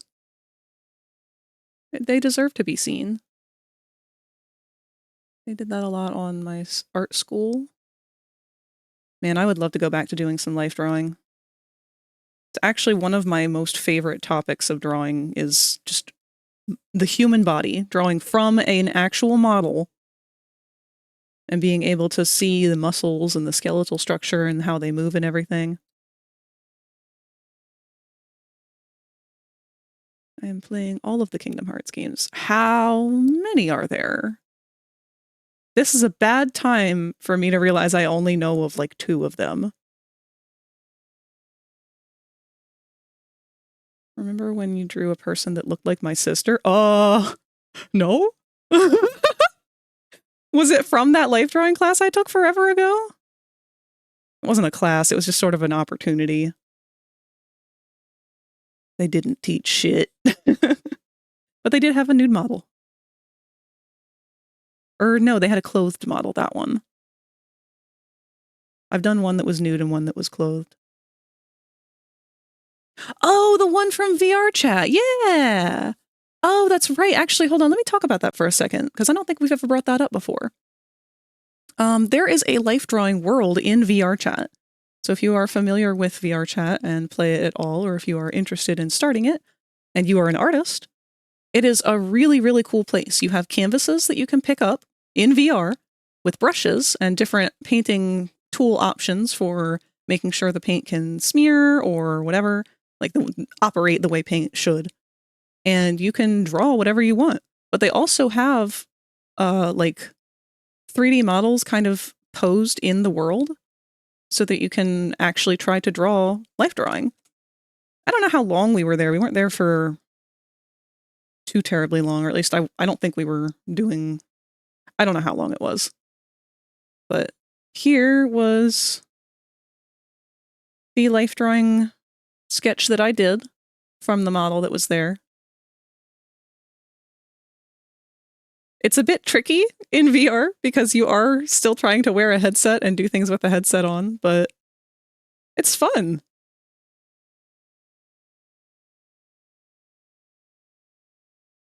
I would love to go back and do it again more often because you learn so much just from doing stuff like that. Learning to do it in black and white, I can't suggest enough because I normally, when I do life drawing, I do it in charcoal. I like being able to add and subtract the values with the contrast and whatnot. Trying to do it in color is just a little overwhelming to me.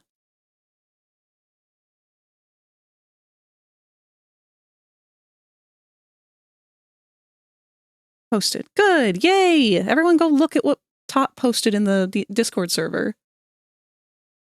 That's their, Fluffy Alistair. Spoiled just because it's non-sexual nudity. Yes. Be warned, there is fluffy deer butt. But not really. Just fluffy deer man.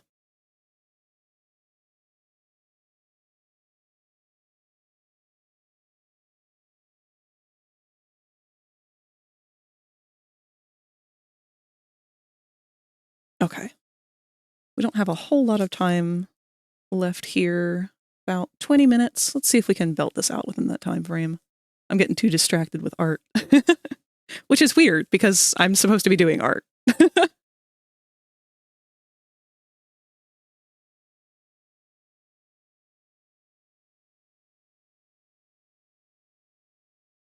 We're like 10 Kingdom Hearts things in a bundle, though some of the things just had cutscenes for a few of the games. 10 games. Now, are all of the Kingdom Hearts Disney related? Or are they their own thing with just Disney sprinkled in?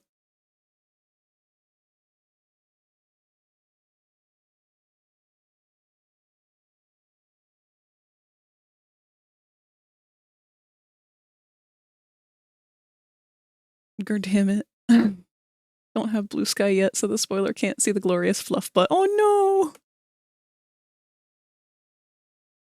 I do recommend Blue Sky. I've enjoyed it. I'm not really an active social media person. I always feel bad because I'm sure you guys have seen me post something or like retweet or reblog something and then like just disappear for a week. I'm not good at keeping up with it. I only really look at it when I'm in between things.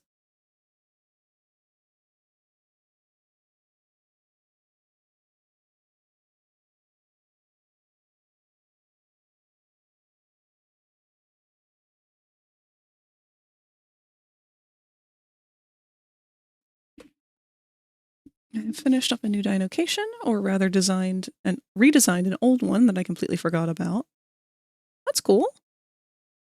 You have so many dinocations, I am afraid I cannot keep up with all of them. But every single one of them have awesome designs. Also, sort of Disney is kind of sprinkled in, but it follows its own story and visits Disney worlds. I can just post the image when I get home. I'm on mobile at the moment, so I had to do a Blue Sky post at the moment. Truly, I've been loving the dedicated feeds.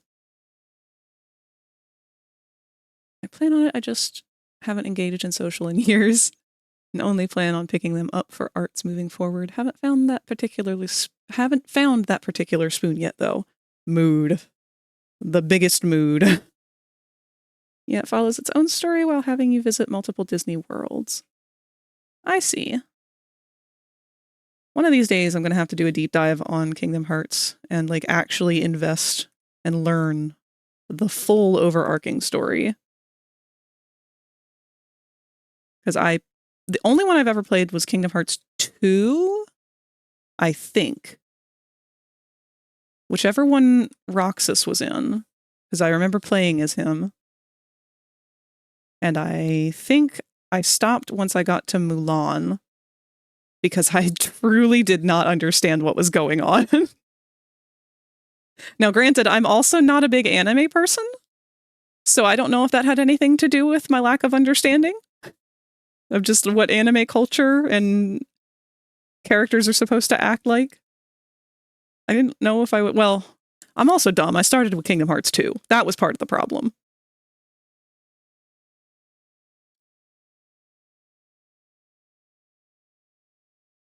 Tempted to now just for fluff butt. Blue Sky's been so much better than Twitter for me. I really do like that Blue Sky lets you just kind of cultivate your content a bit better, if nothing else.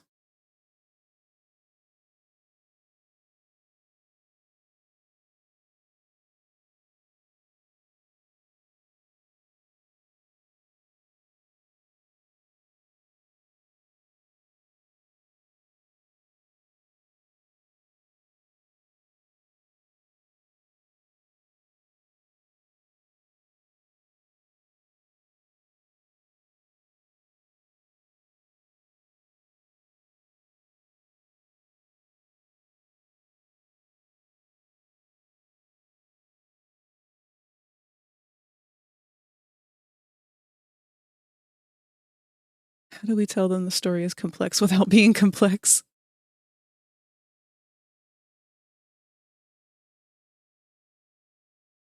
Back in the day, I had only ever played Kingdom Hearts 1 and 2.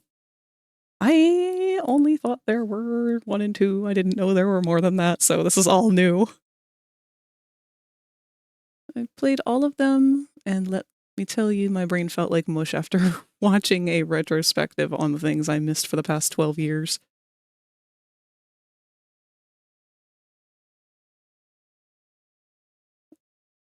Unfortunately, when something goes on for that long, it does reach a point, and I don't think this is a fault necessarily. I just wish that there was something else.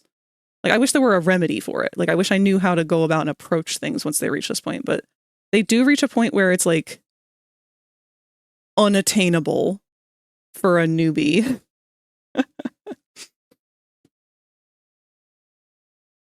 My best example for that would probably be One Piece.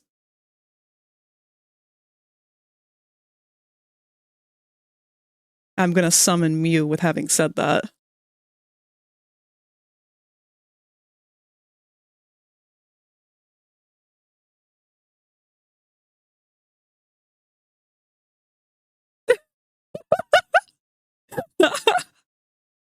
Did I call it or what? Hi, Mew.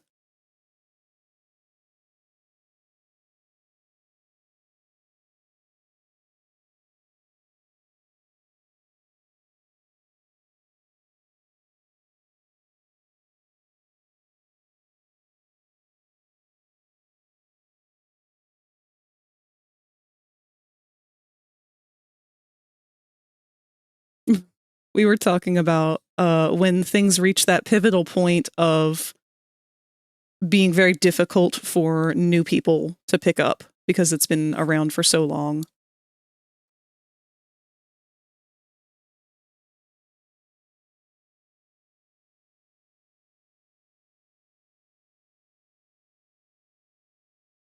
Getting ready to start Shrek soon. Just a bit obsessed with Pokerogue. That's all right. We are almost done with this, but I am also going to have to stop and take Bronx out afterwards and grab a bite to eat. But I will join you for the movie as soon as I am able to finish up with that.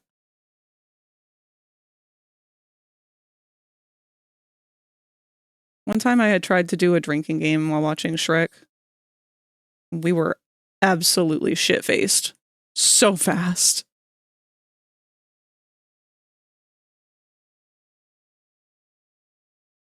I forget what the rules were. It was something like drink or take a sip every time they make a pop culture reference.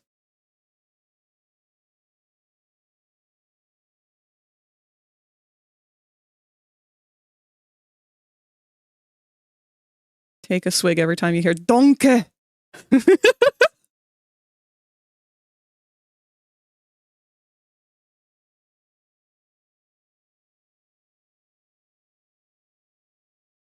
No joke though, the Shrek movies are unironically really fucking good for some reason.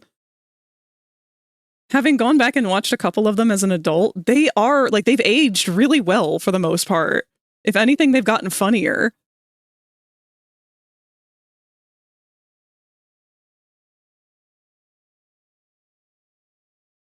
Especially the first, yeah. I want to say the last one that I had watched was the one with the fairy godmother and Prince Charming.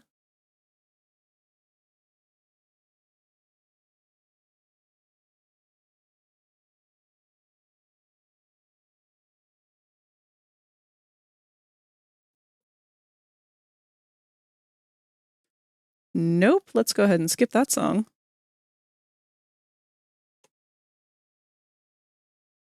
The damn Fight Club scene will always be my favorite because the fact that the crowd's also cheering for him. They got away with so many jokes in there that I am, to this day, still floored that they were able to get away with in a kid's movie. I don't think Shrek really was intended to be a kid's movie from the start. I think it was intended to be exactly what it is, which is a movie that you put on for your kids, that you listen to and watch while you are done for the day, and you just want to get stoned.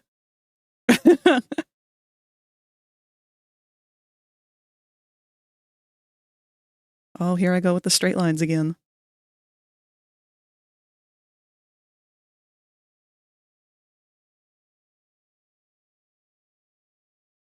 Bump that stabilizer up once more.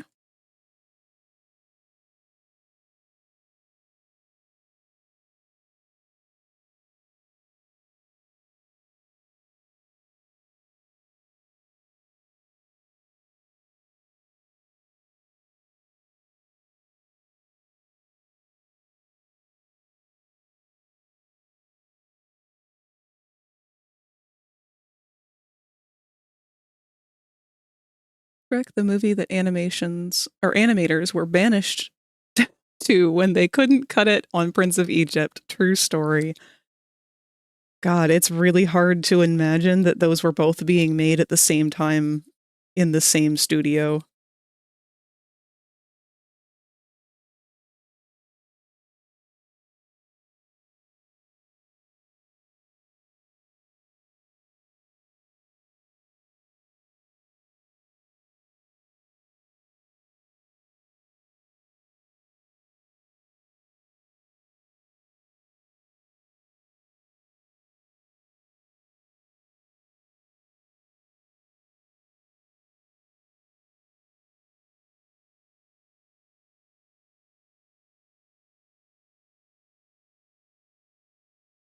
They are so much funnier as an adult.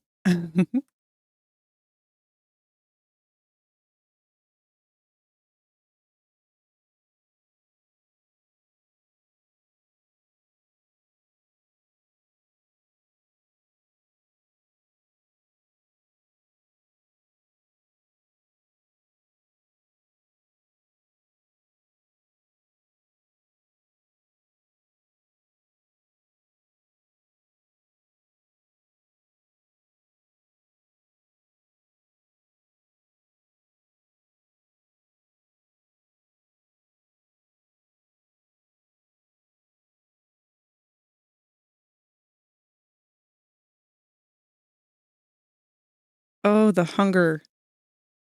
The hunger is fighting me now. But I'm about to fight back. It's fighting me because it's making my hands a little shaky. And I'm trying to draw straight fucking lines.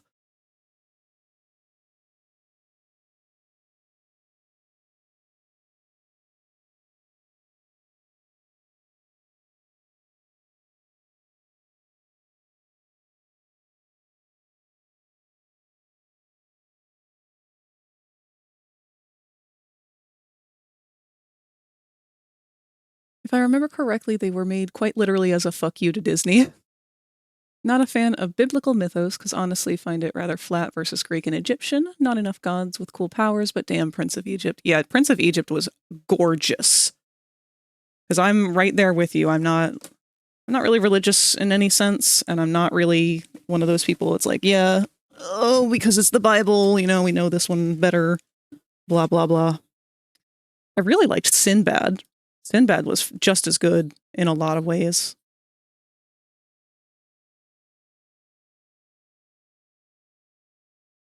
And that one doesn't get as much love either, because I don't think as many people have seen it.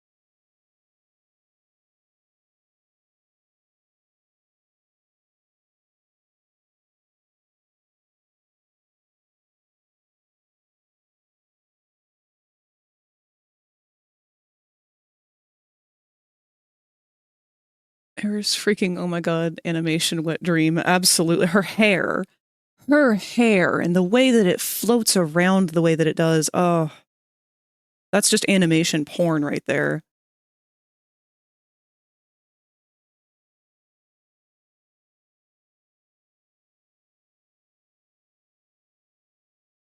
They used 3D with 2D in a way that didn't make my nose wrinkle too hard. Same with Atlantis. I kind of put those two together in my head. Atlantis and Treasure Planet. You know, all those underdogs.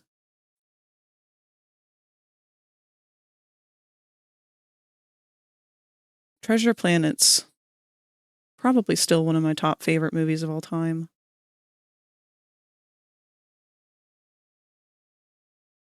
It's funny how this still ties in with The Amazing Digital Circus, though, because the amount of animations that I saw from that one robot from Treasure Planet, the one who's lost his mind, but as Kinger,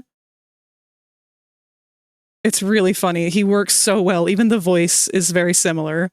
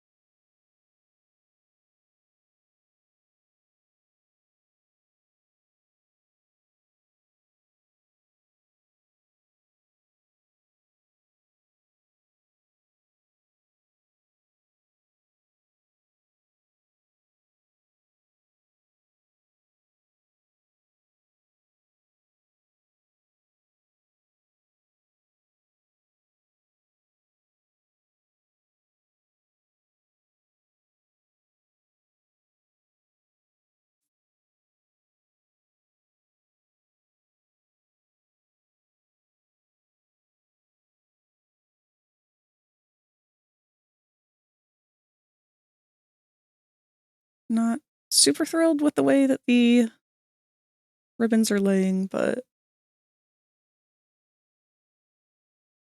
beggars can't be choosers.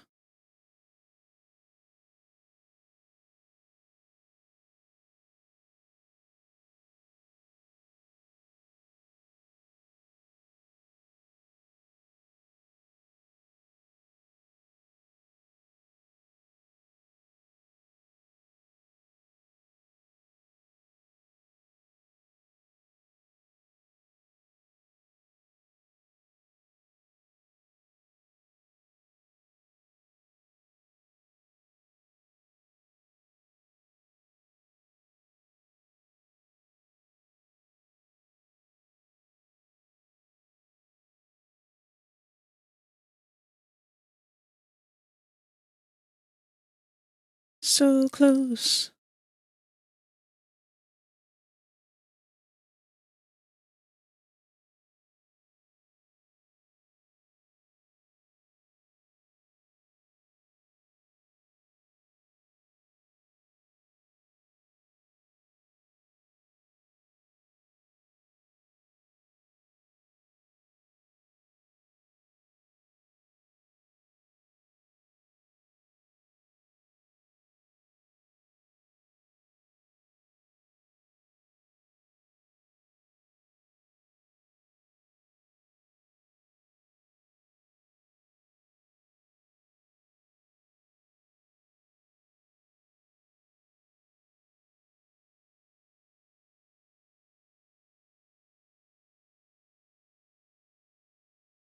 Sorry for the silence. I've kind of buckled down on trying to get this last little bit done.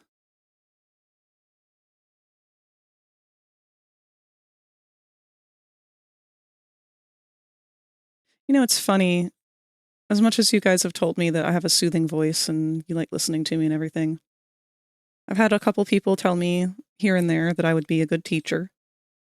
And I keep wanting to believe that until I think about how I am and how much I swear. Like, yeah, I feel like I might be a good teacher for, like, maybe teens.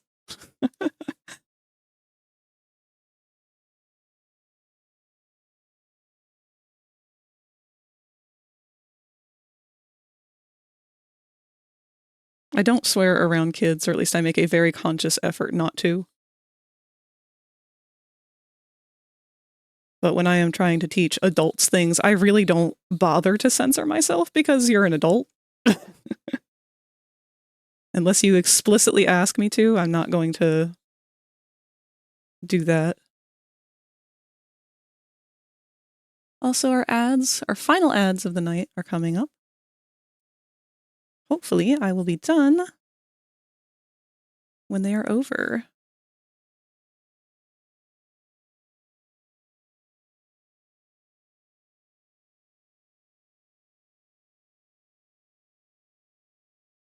For whoever couldn't see the Blue Sky post, I just posted the image itself now that I'm home. Thank you, Todd.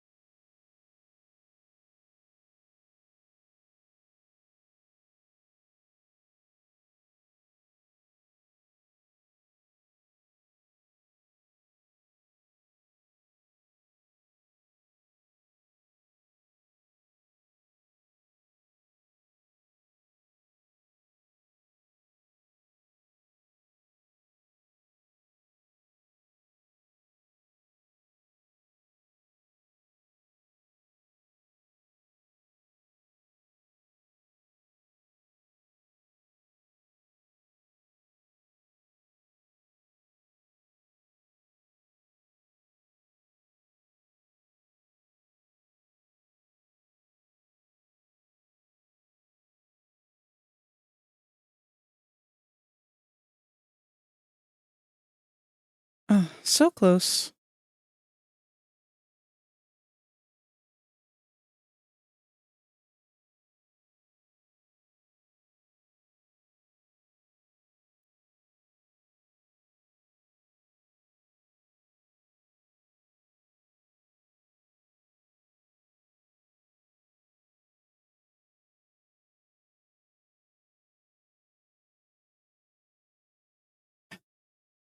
Every time I look at this face, it just makes me think that Gangle is the one responsible for all of the digital circus smut on the internet. It was her revenge.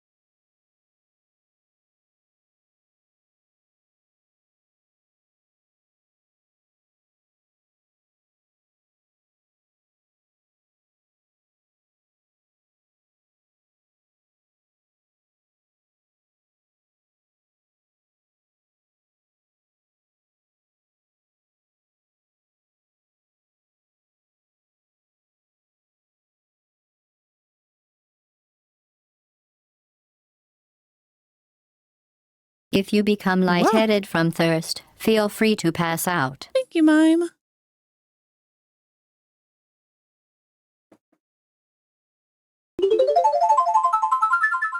Goth me creator identify. We already had this topic like forever ago, but it's still funny to me that hear the word smut referring to images. You know what's funny? Ever since that conversation, I've noticed that just about every single person that I talk to who was part of that conversation has now started referring to all art that is not safe for work stuff as smut. I may have started something.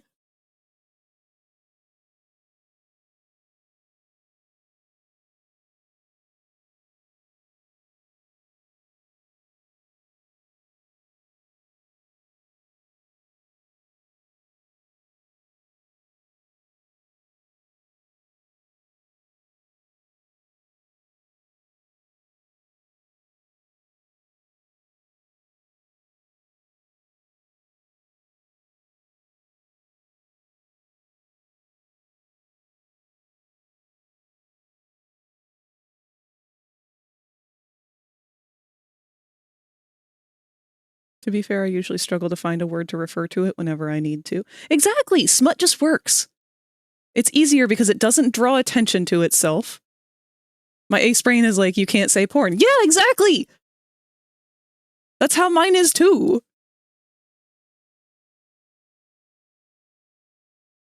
If I'm not allowed to say the P word, then smut works. And I don't know, it's like, it's one of those words like blubber, where it sounds like what it is. Like if blubber made a sound effect, it would say blubber. It would be like, blubber. So that's how smut is. It sounds like what it is.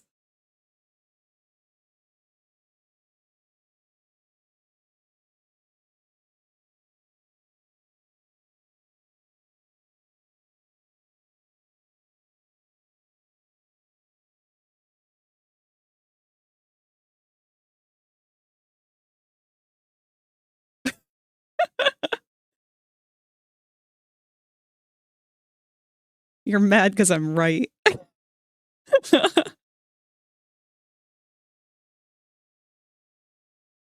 Changed my mind on not having a fever. I think I do. Oh no, Mew! Oh, baby. I'm so sorry.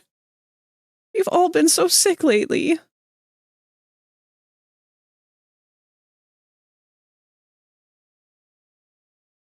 We all need to believe in the magic of Shrek to make you feel better. Shrek is love. Shrek is life. He will cure you. Bubble, you can't say that. It's true.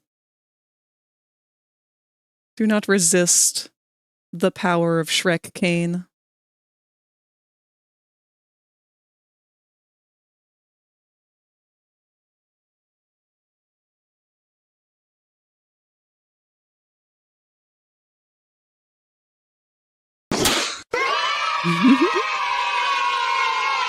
Hi, Locke.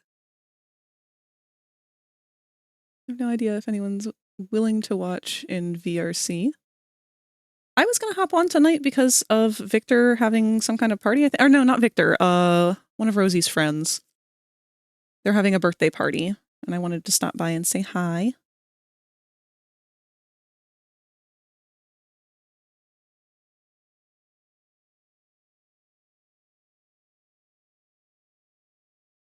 I don't like the way that the sketchbook is emerging into the hand here.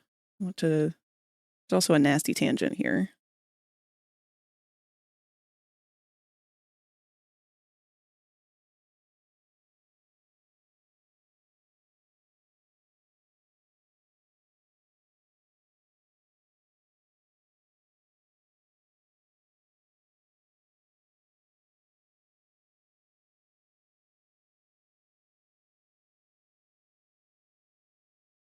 How would you feel about VRCC?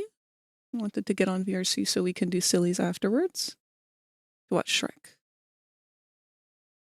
Yeah, I can probably hop on PC for the movie part. And then I'll switch to headset after, provided that my headset won't be a total bitch, because I have not tested it since the last time, when it was having all of those weird update issues.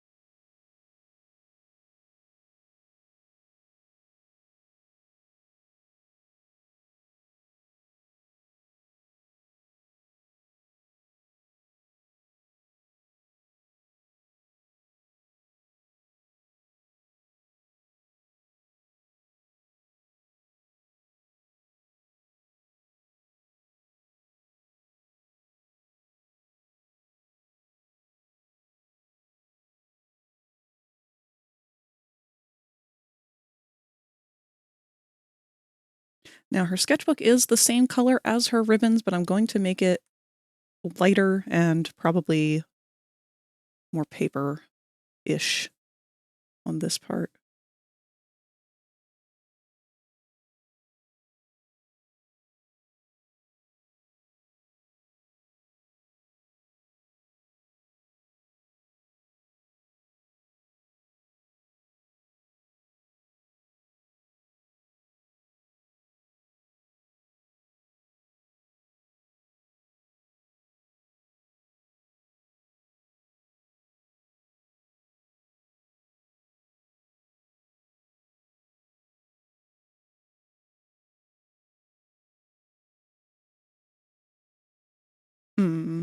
Don't like the way she disappears like that. I might have to play with the color of the sketchbook itself.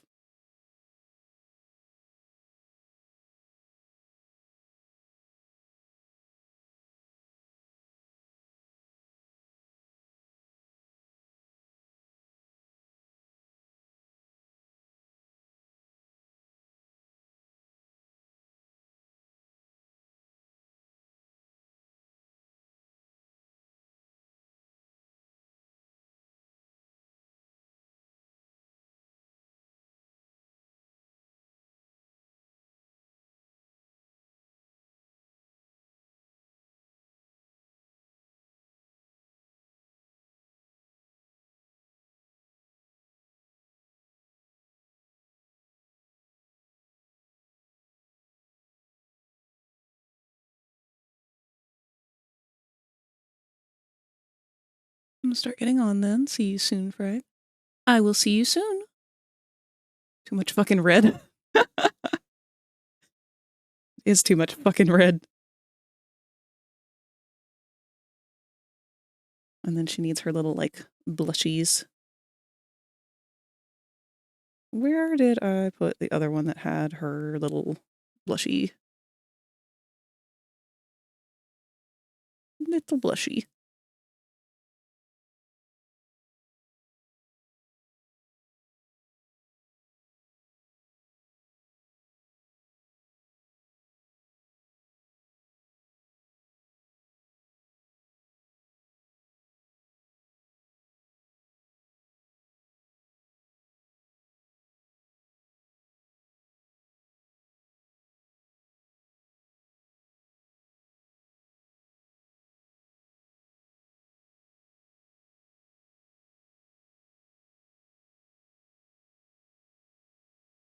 Perfect. Let's make that paper a little less gray.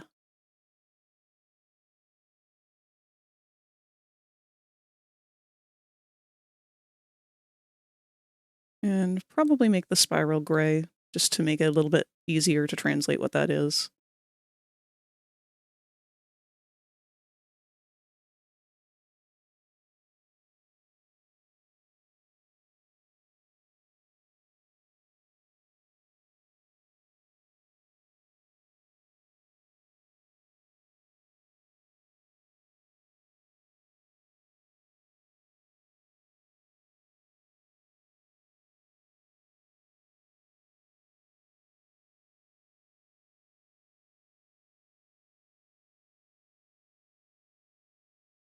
If I remember correctly, they usually have like a weird kind of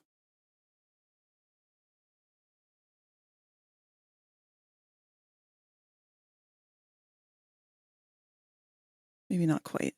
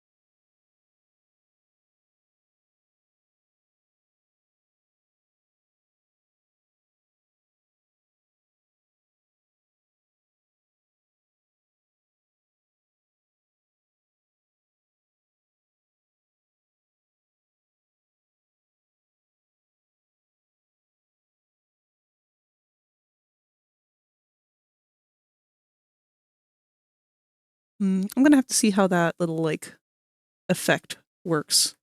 Those anime emotes. I don't think I know enough about it. Either way, I think that's good for this gangle.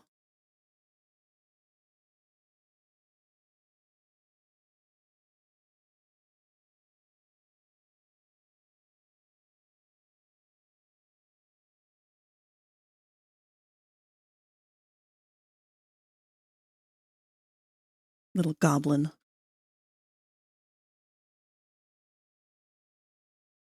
All right. Oops, I missed a part to color.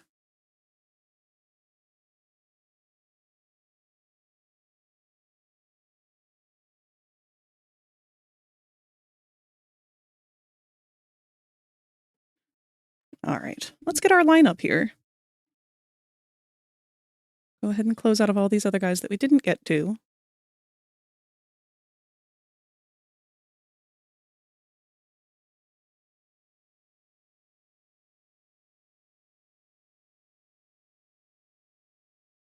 So we have our cringe gangle.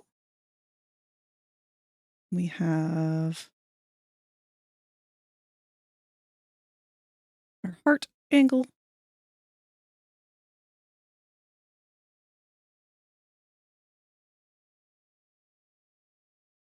Revenge porn gangle.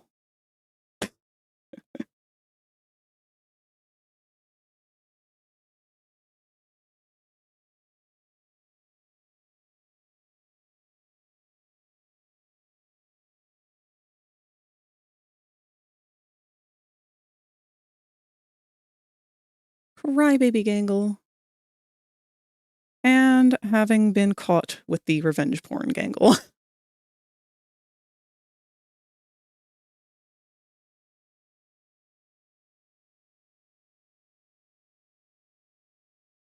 Let's move them over just a little further because of Popple's big-ass hat.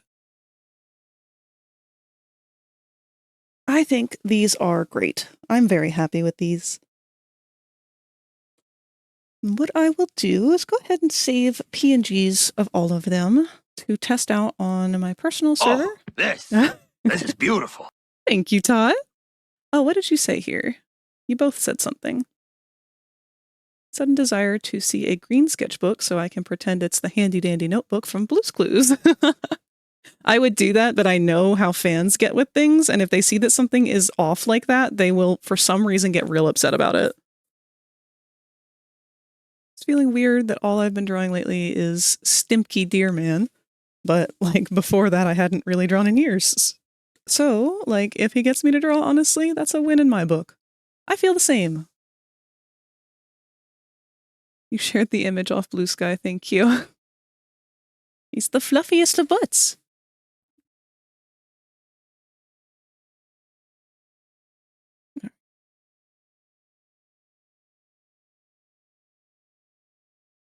Let me go ahead and save these guys. Actually, you know what? I'll do that after I end the stream because we've gone on a little extra here.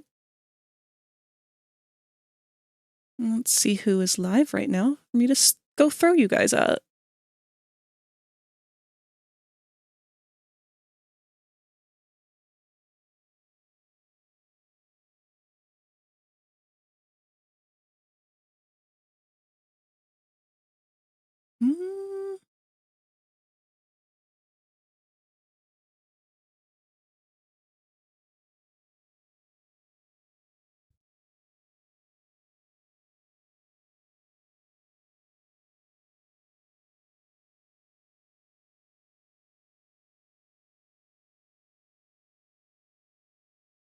Looks like we've got a lot of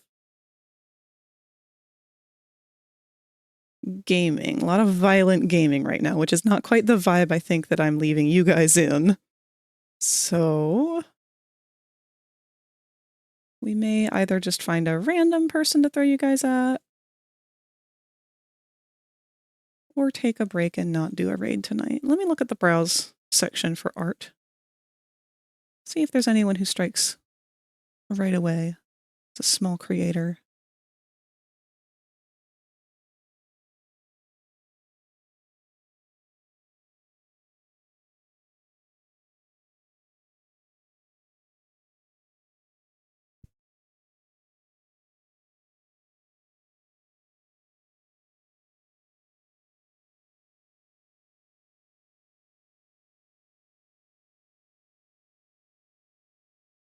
Hey, Frag, it looks like Locke went to bed, so we'll wait for you. You can hop on VR if you want, since you're gonna wait.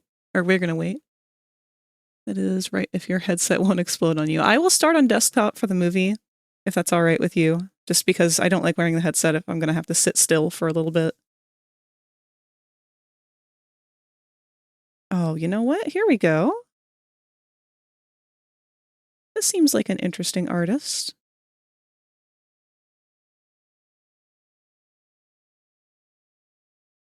And I have immediately misclicked and lost them.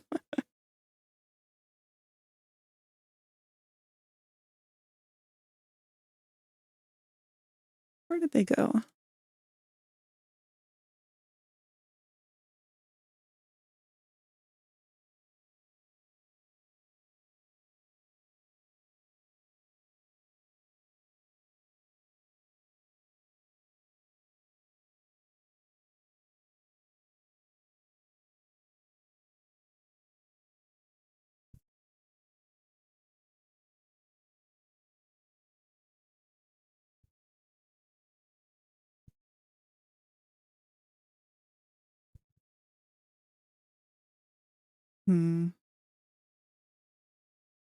Well, I'm not actually seeing a whole lot of smaller creators right now. A lot of bigger name people have a lot going on, and it doesn't look like anyone else is really in the same kind of genre as me, but I also really need to go get some food. I am very hungry, so we're not going to raid out tonight. We're just going to close things up.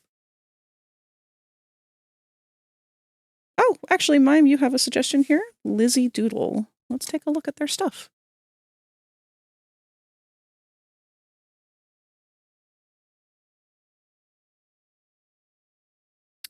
I would not necessarily call this person a small streamer. They have about 50 some people watching right now. I always feel a little bit awkward rating in on people who are what feels like fairly large. I do like their stuff though. I'm going to go ahead and give them a follow myself.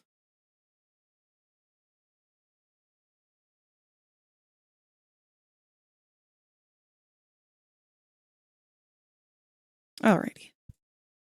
I also don't know how to gauge the size of streams. But I'm overthinking it, and I can tell I'm overthinking it, so we're just gonna pop right back over. It is nighttime. So we will put on a night background. There we are. Now, I get to use this as inspiration for myself, because I'm about to go wander out in the frigid, cold, wet backyard to take Bronx out. Try and get myself into the crispy air mentality. But thank you guys so much for hanging out today. It was wonderful. I'm so glad that we got all of these emotes done for Gangle, at least to the flats point. I was hoping to get a little bit more, but I'm not upset with the progress that was made. Tomorrow is our gaming day. We are going to continue playing FNAF Security Breach, the Ruined DLC, and I don't think that we've got a whole lot left. So once we beat that, if we beat that, I will hopefully have enough time throughout the day to continue playing a little bit more of Pilgrim with potentially Rosie and Spooka. Give or take maybe somebody else. We'll see. And then Thursday, it will be another 3D Thursday. As usual, going to continue working on Nep, on his clothing. His jacket is just about done, and it'll be predominantly unwrapping the UVs, I imagine. I don't know if we'll get to the point of texturing or not yet. We'll see. And then this weekend, of course, we're going to try and plan again. I'm not sure if I can fully set this in stone yet, but I'm going to say it as a reminder so that we can all keep it in the back of our minds. Potential Spy Kids movie night this weekend. Saturday or Sunday, I'm not sure. I'll let you guys know as we get closer to it and I know what's going on. But that being said, I hope you guys enjoyed your time here. I hope those of you who are sick will be getting better soon. I will see you guys again tomorrow. I love you all very much. Goodbye.